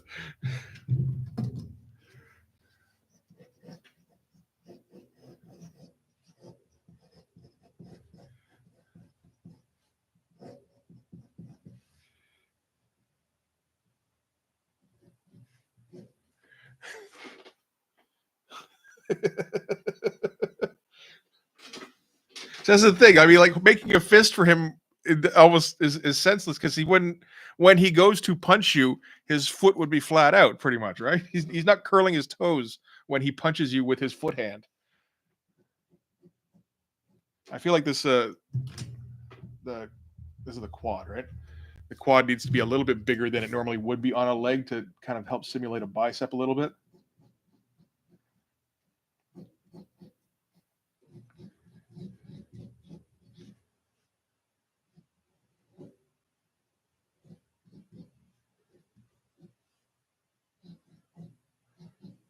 Oh my god, this thing's an abomination.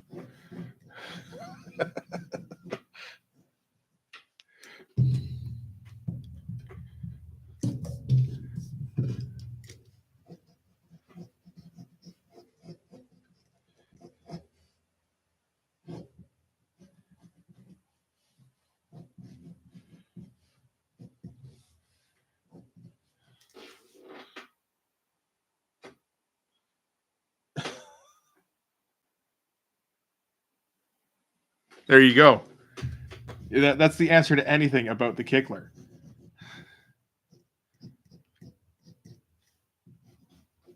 How does he sign anything? Like, how did he sign his release documents? By kicking them.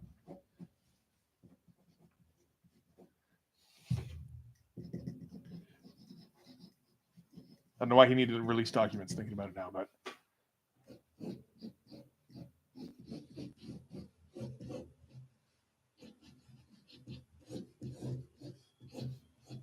and then refused to draw his actual feet.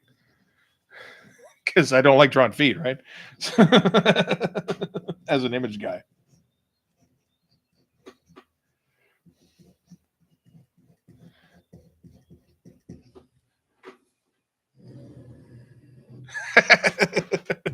Sorry, I couldn't see that.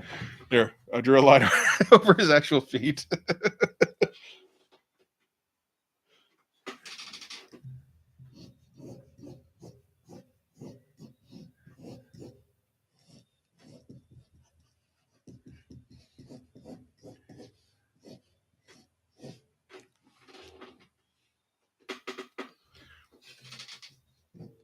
All right. Do we want? Okay, hang on. Tiny head is better, so that's fine. It's like this size is fine. Do we need like an open face, or should he have a mask kind of thing?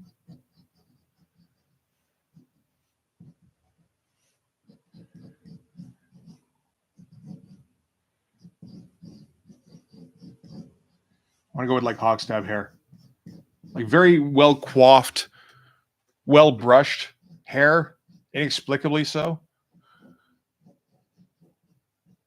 You just see him like every once in a while he like sweeps his hair and runs a toe through it.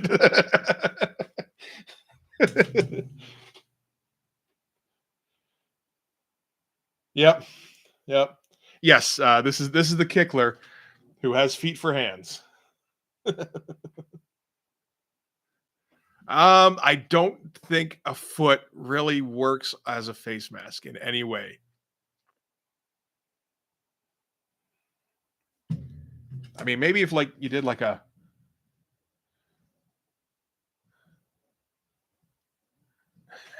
kind of thing.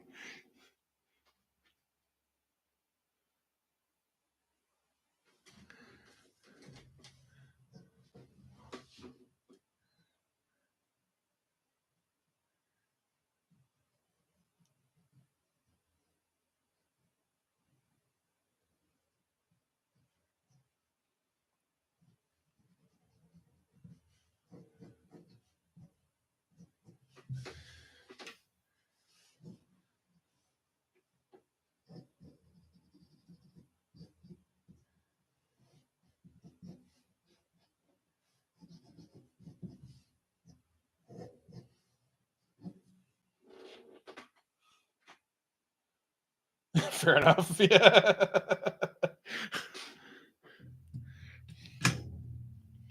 All right, let's start inking this monstrosity. Just see what we come up with.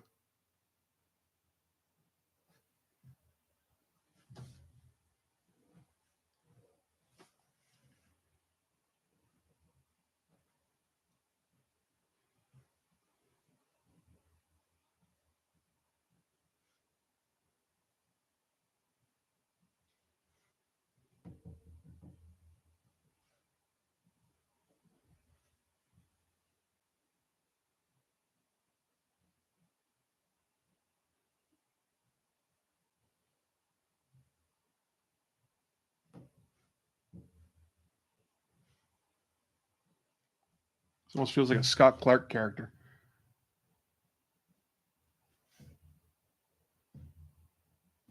In which case, let's make his face a little leaner.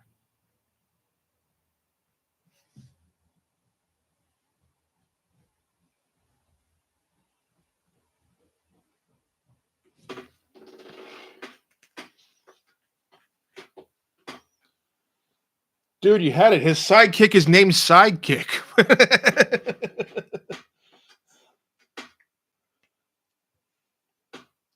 Rex Havoc is quite good.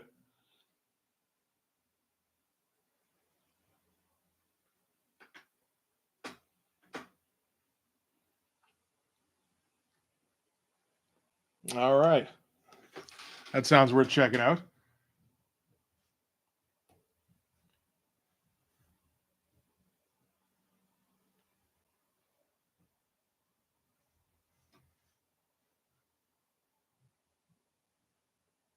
I feel like he shouldn't have a mouth.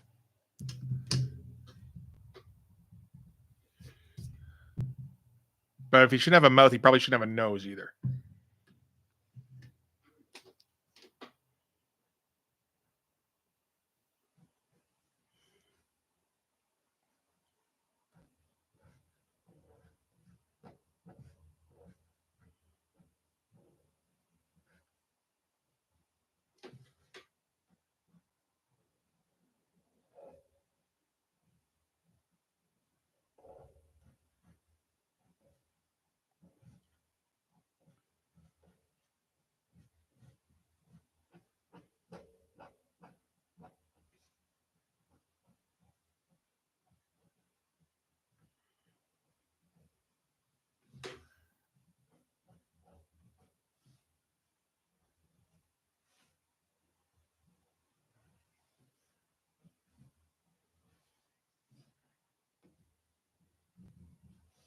Okay.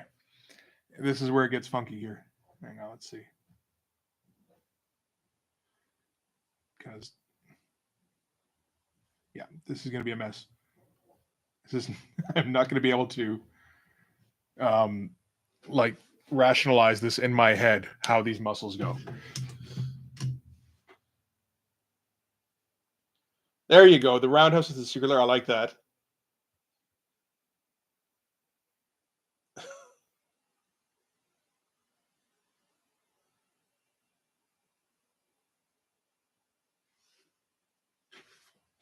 So, okay, what was that? This was Raiders of the Fantastic. All right. I'm putting in my search history now so I don't forget later, because I will.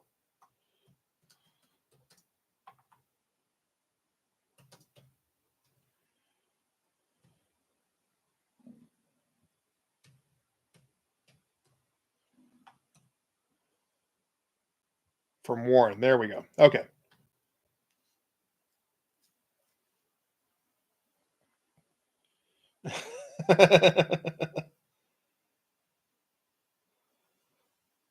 The French kickler. Let's see here.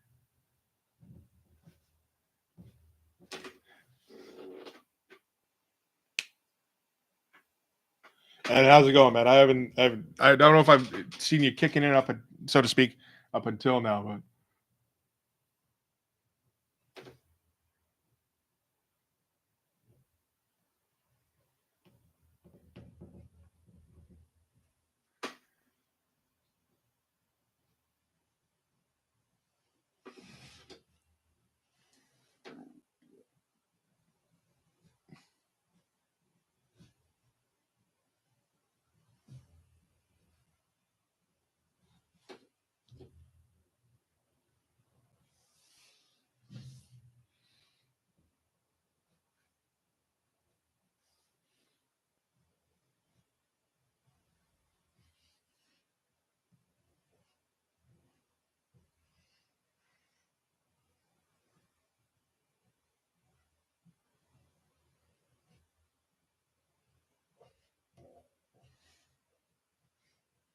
like, are these elbows or are these knees? I think they're meant to be knees.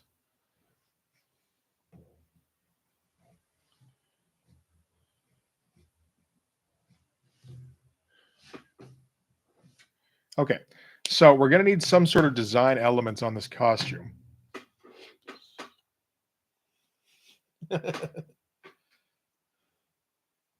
Yeah, no, he can do the can like nobody's business.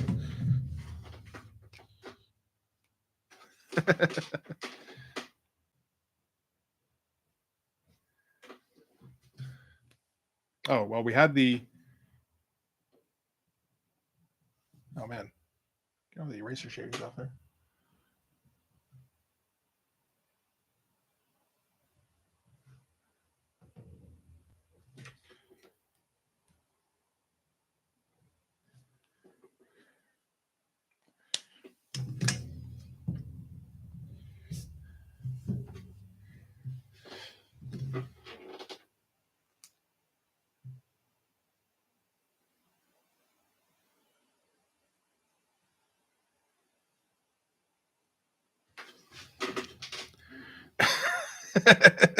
He's already got so many feet.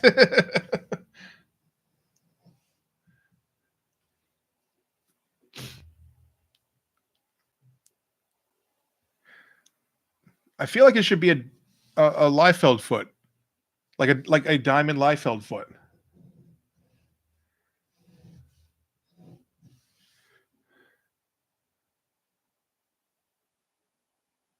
I don't know. What do you think?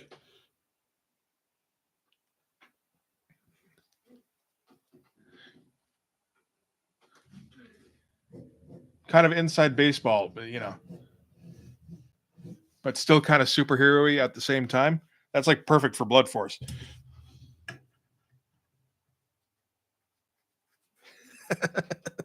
uh, well, let's just say he's a masochist. How's that? Yeah. Oh, dude, beat you to it. the arch cutting the feet off. I just love the fact that, yeah, we're gonna show his foot hands, but not his foot feet.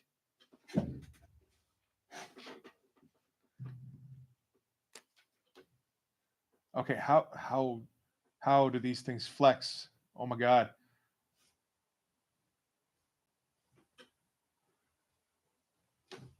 I don't know.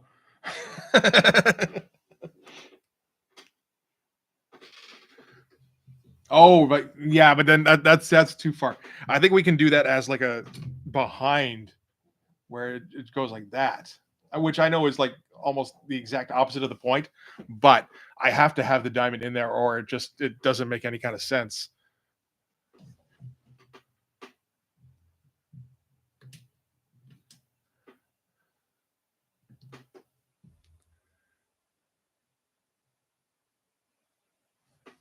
And then here we'll go like this.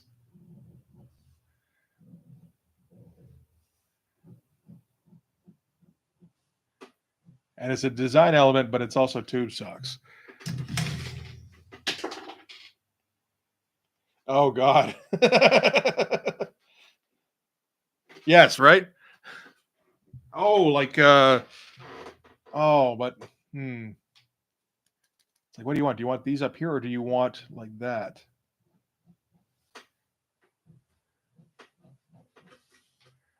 I think I like the knee socks better.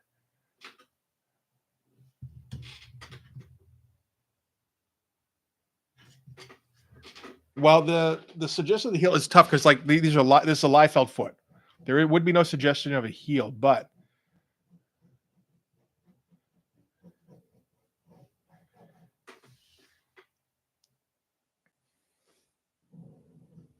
we're gonna make that more of a calf. There we go. I don't mind that. And then just like a little ankle here, and then triangle. You know, I think it's just a little bit too. It needs to be a bit more long. Is all.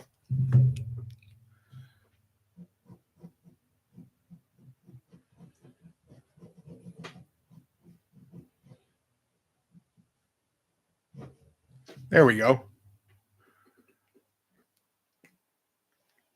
Is it a foot? Is it a beak?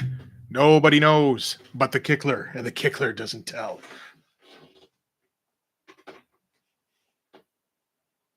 Suck it to you.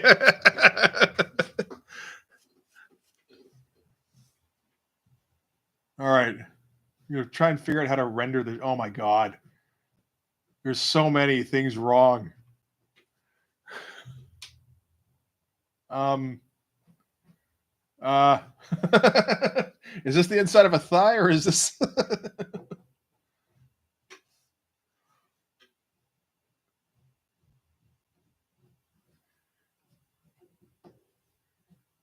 Okay, I'm gonna break my own brain doing this.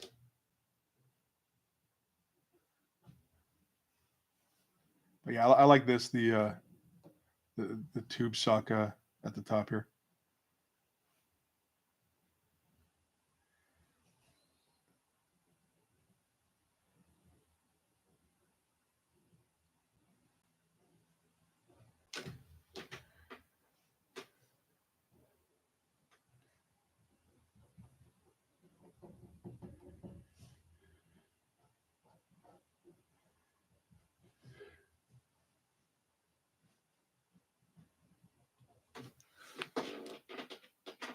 Oh my god, I don't know where the fuck this going. Oh, okay, talking to you wasn't that far down. Okay. Told you. Oh, that's not a terrible idea. I'm not sure if I can do it in this perspective.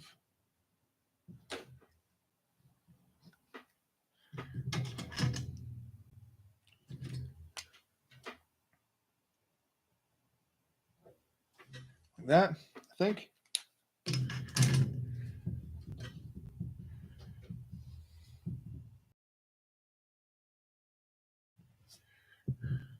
Okay.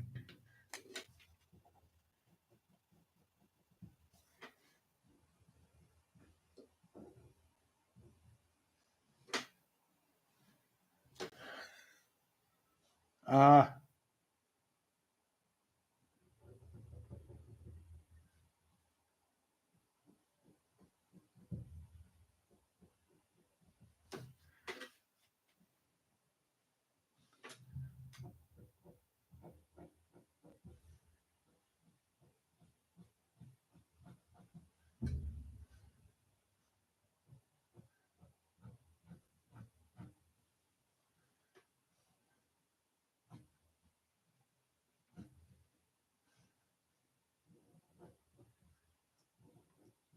I feel like my brain is trying to sabotage myself. It's like now we should put like bicep veins over the quad here to really fuck things up. It's like, dude, shut up.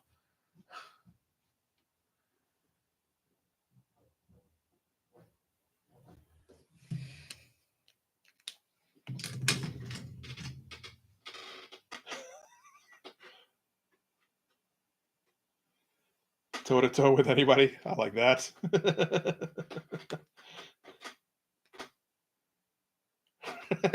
Footloose. Yep.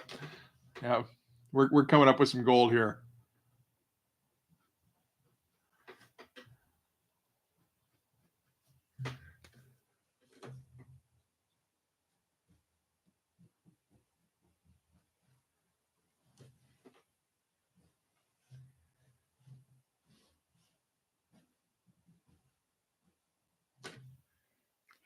Where did the 3 go? There we go.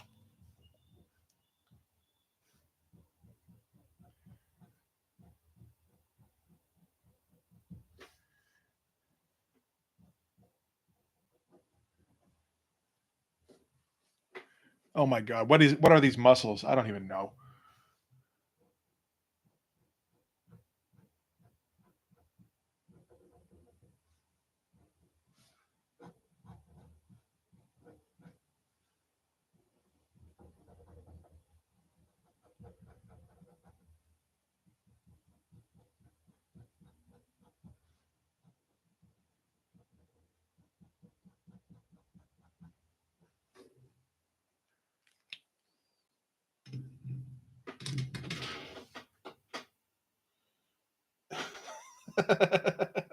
My left foot, yeah. Oh my god.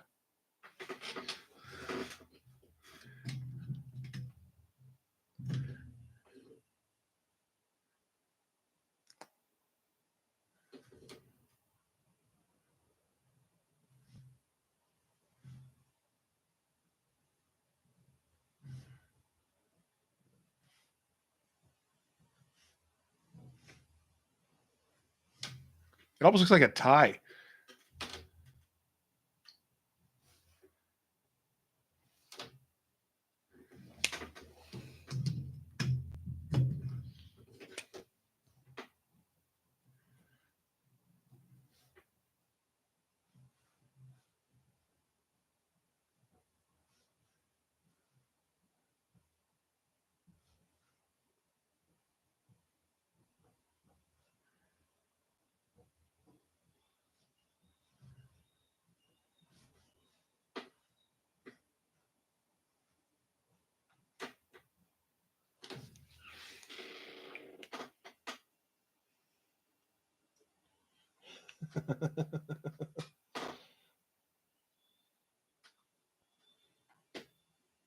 Oh yes. Well, that's the kind of the same deal as Hawkstab, where you never see him. Like he could be pointing at something where he's obviously stabbing somebody, but as long as it's off camera, it's fine.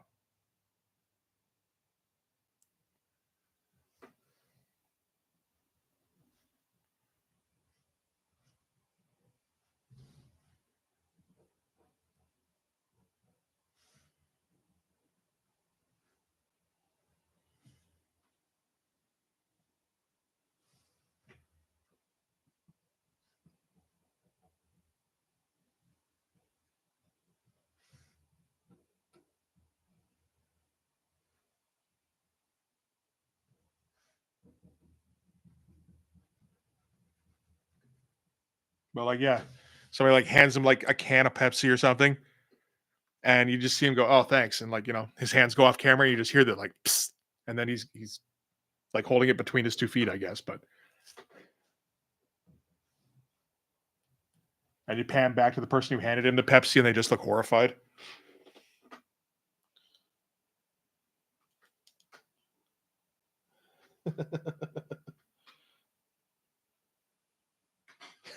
Fuck off. He's not handsome, he's footsome.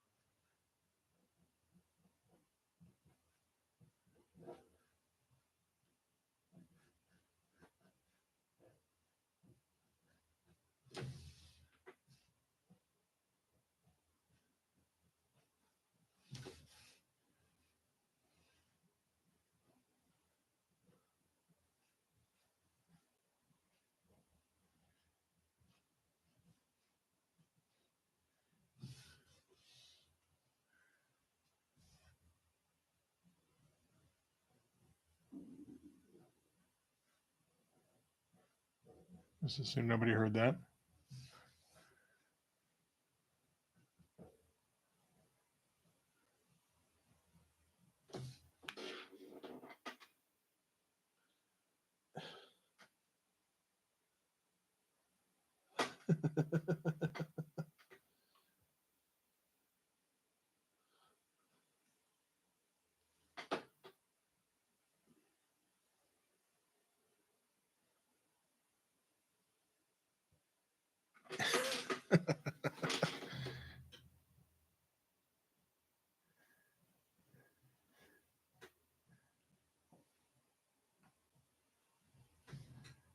Let's see here.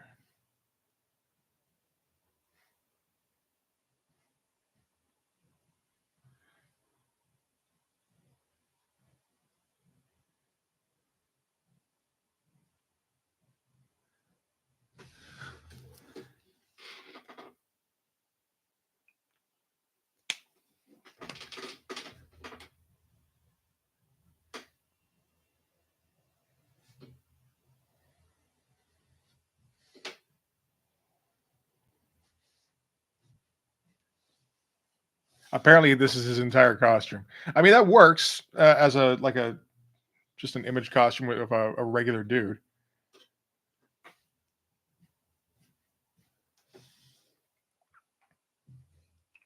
We're gonna give him, but we are gonna give him a leg belt that he can never use.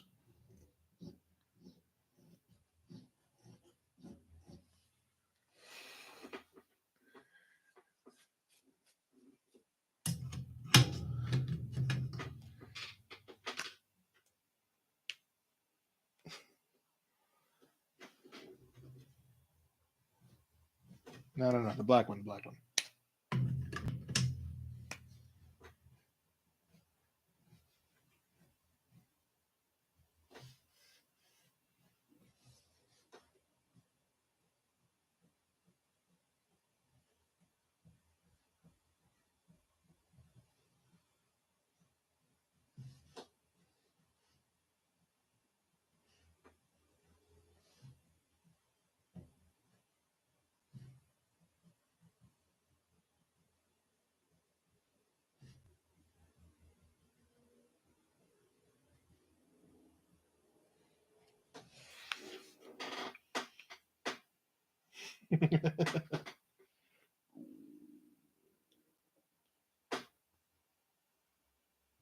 Oh my god.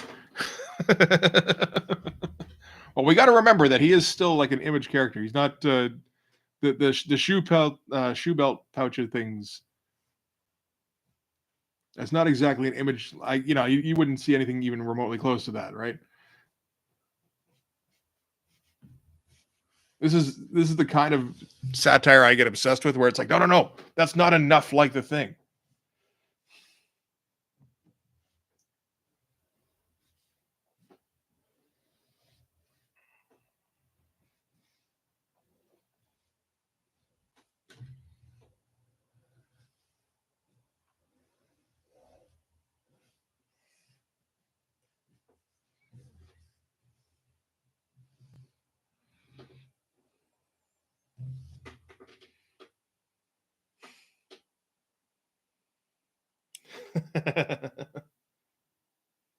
Oh, the sock over the head would have been pretty good.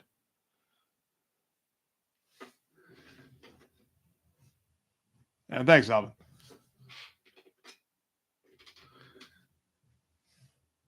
Oh, a little late. We got a little bit with the sock for this, the print there.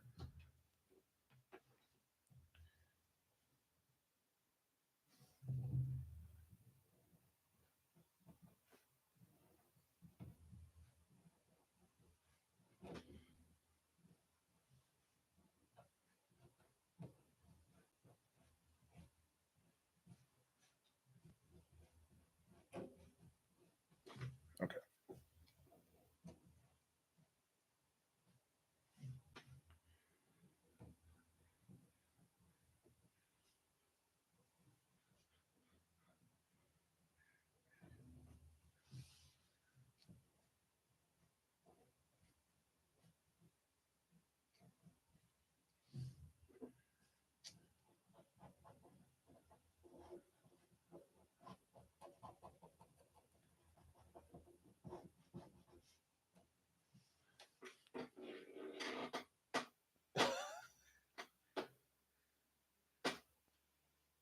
A little bit, yeah. It's sort of Savage Dragon levels of Joe character, just a bit.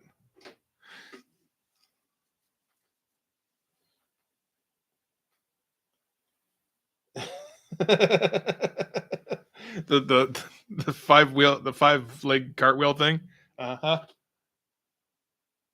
I was thinking about it. I developing a Discord server. Do you guys want to do that? Well, I mean, wouldn't be that hard. Just essentially.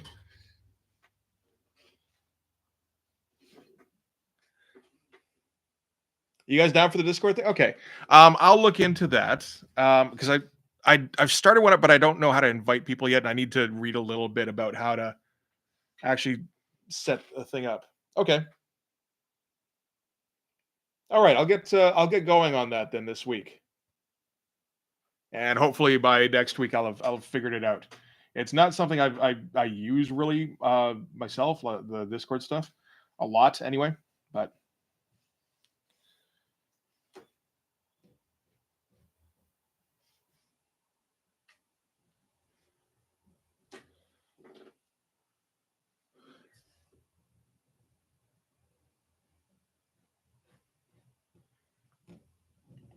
if you guys want to like just have a place to hang out and chat about like greats and shit, I can I can absolutely provide that for you.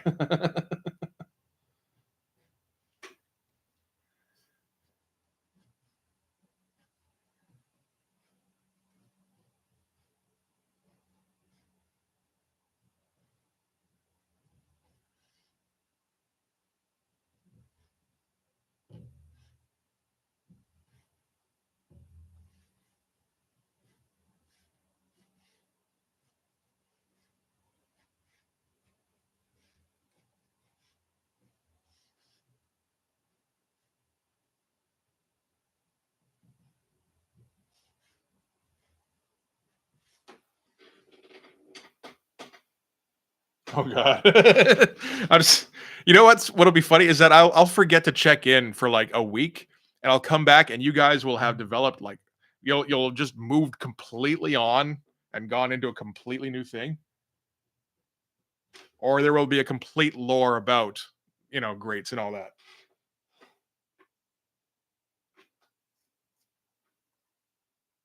Uh-huh.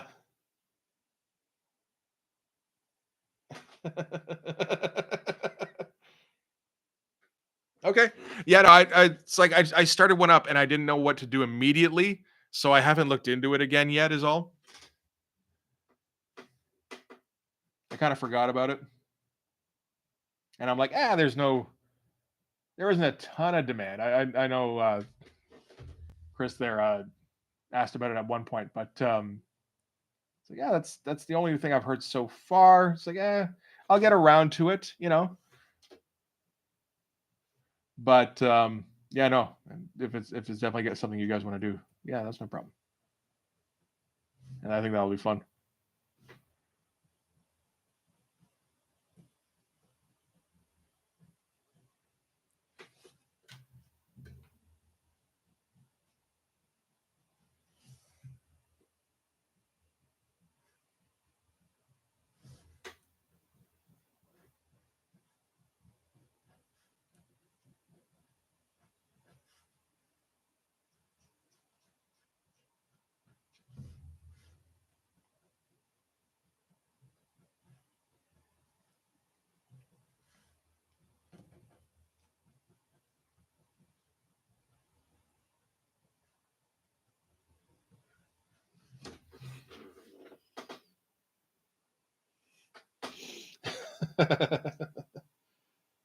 Oh, absolutely. That would be awesome. Hey, buddy, how you doing? We were just discussing the. Did you say your remark here is kind of covered here? Are you saying the page looks terrible? Because oh, terrific. Oh, okay. Well, this isn't the page itself. The page actually got completed about like an hour ago.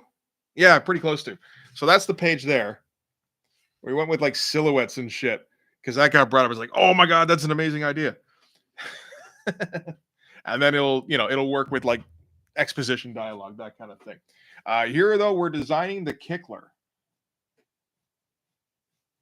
and discussing what to do with a Discord server.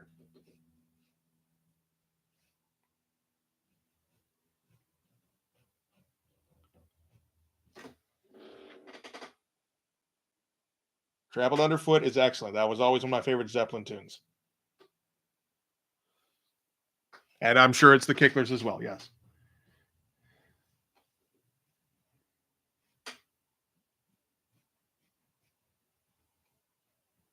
But yeah, like the first half of Physical Graffiti was just like, holy shit, when I found it. Like, how have I not heard this before now?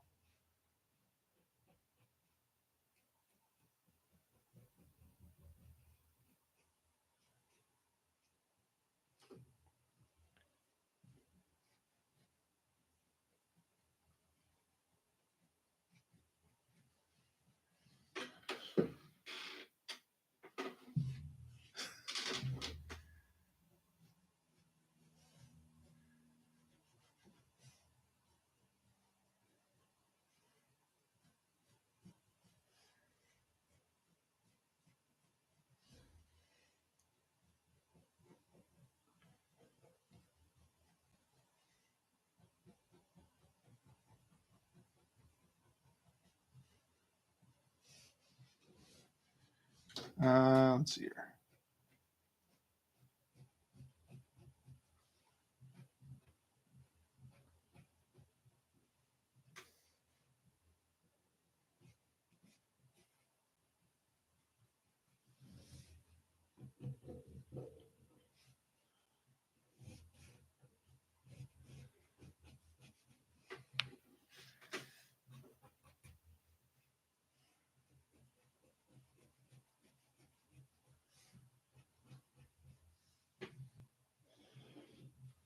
Come on. Stay put.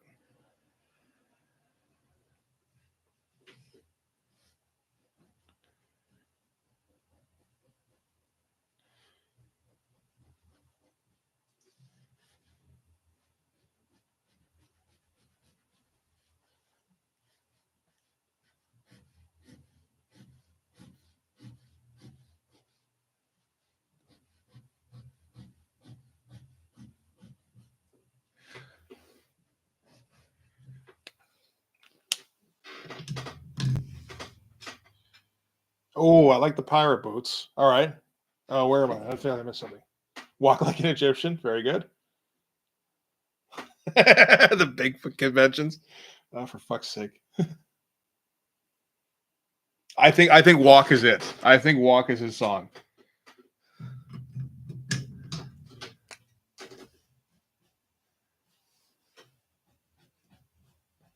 Or well, he's got a few songs. Kicked in the Teeth is also a good one. Getting back to AC/DC.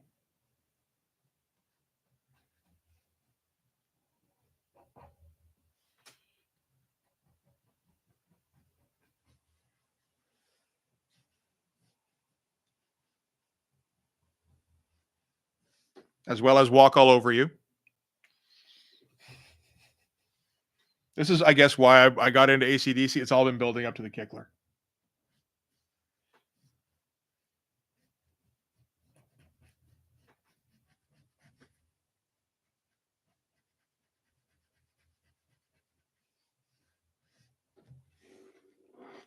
Yep, I would walk 500 miles exactly. For fuck's sake. Get my footing back.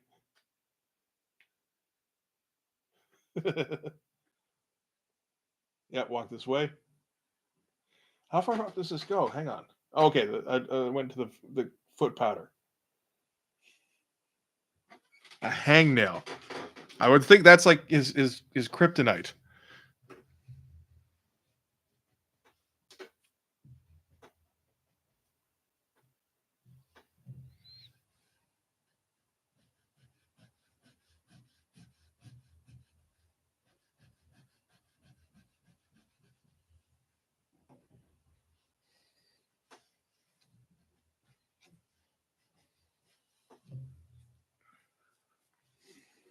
Okay, well,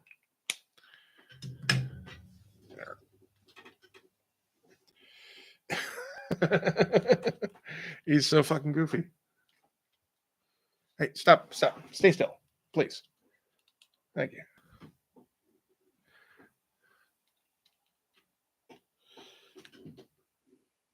Is that thing still dropping? It is too, isn't it?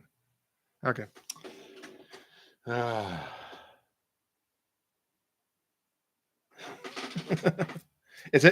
His bicycle is a tandem. Yeah.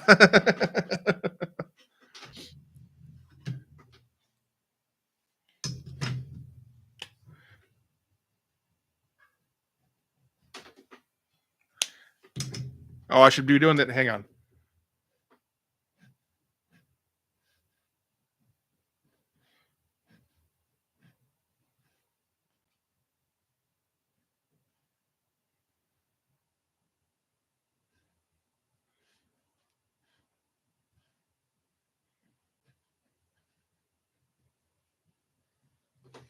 There we go. These gloves are made for walking, and that's just what they'll do.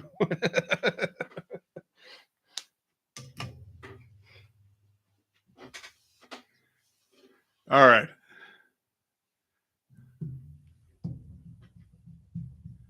So that was great. Okay, so yeah, I think we do need that Discord server because we need this to keep going.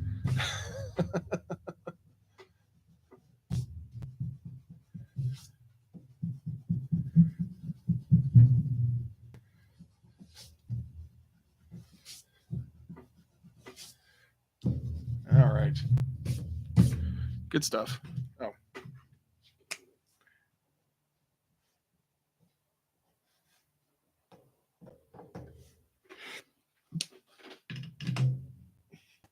Thanks, man. Appreciate it.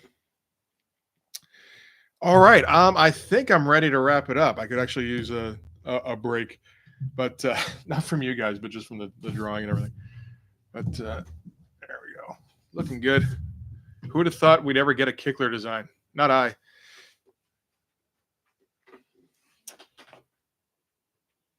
All right. So I will figure out how to set up the Discord server thing, and I'll put that out. Well, I mean, I'll put it out on everything, I guess. I'll put it on the page, the YouTube channel, as well as the Twitter and the Instagram. And that ought to be good, I think.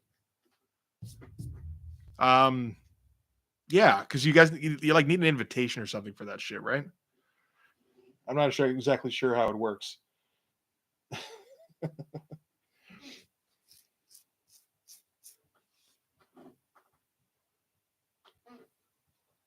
All right. Yeah, thanks for hanging out, guys. That was awesome. That was a lot of fun. All right, I'll let you guys know what's up, and I'll see you guys next time.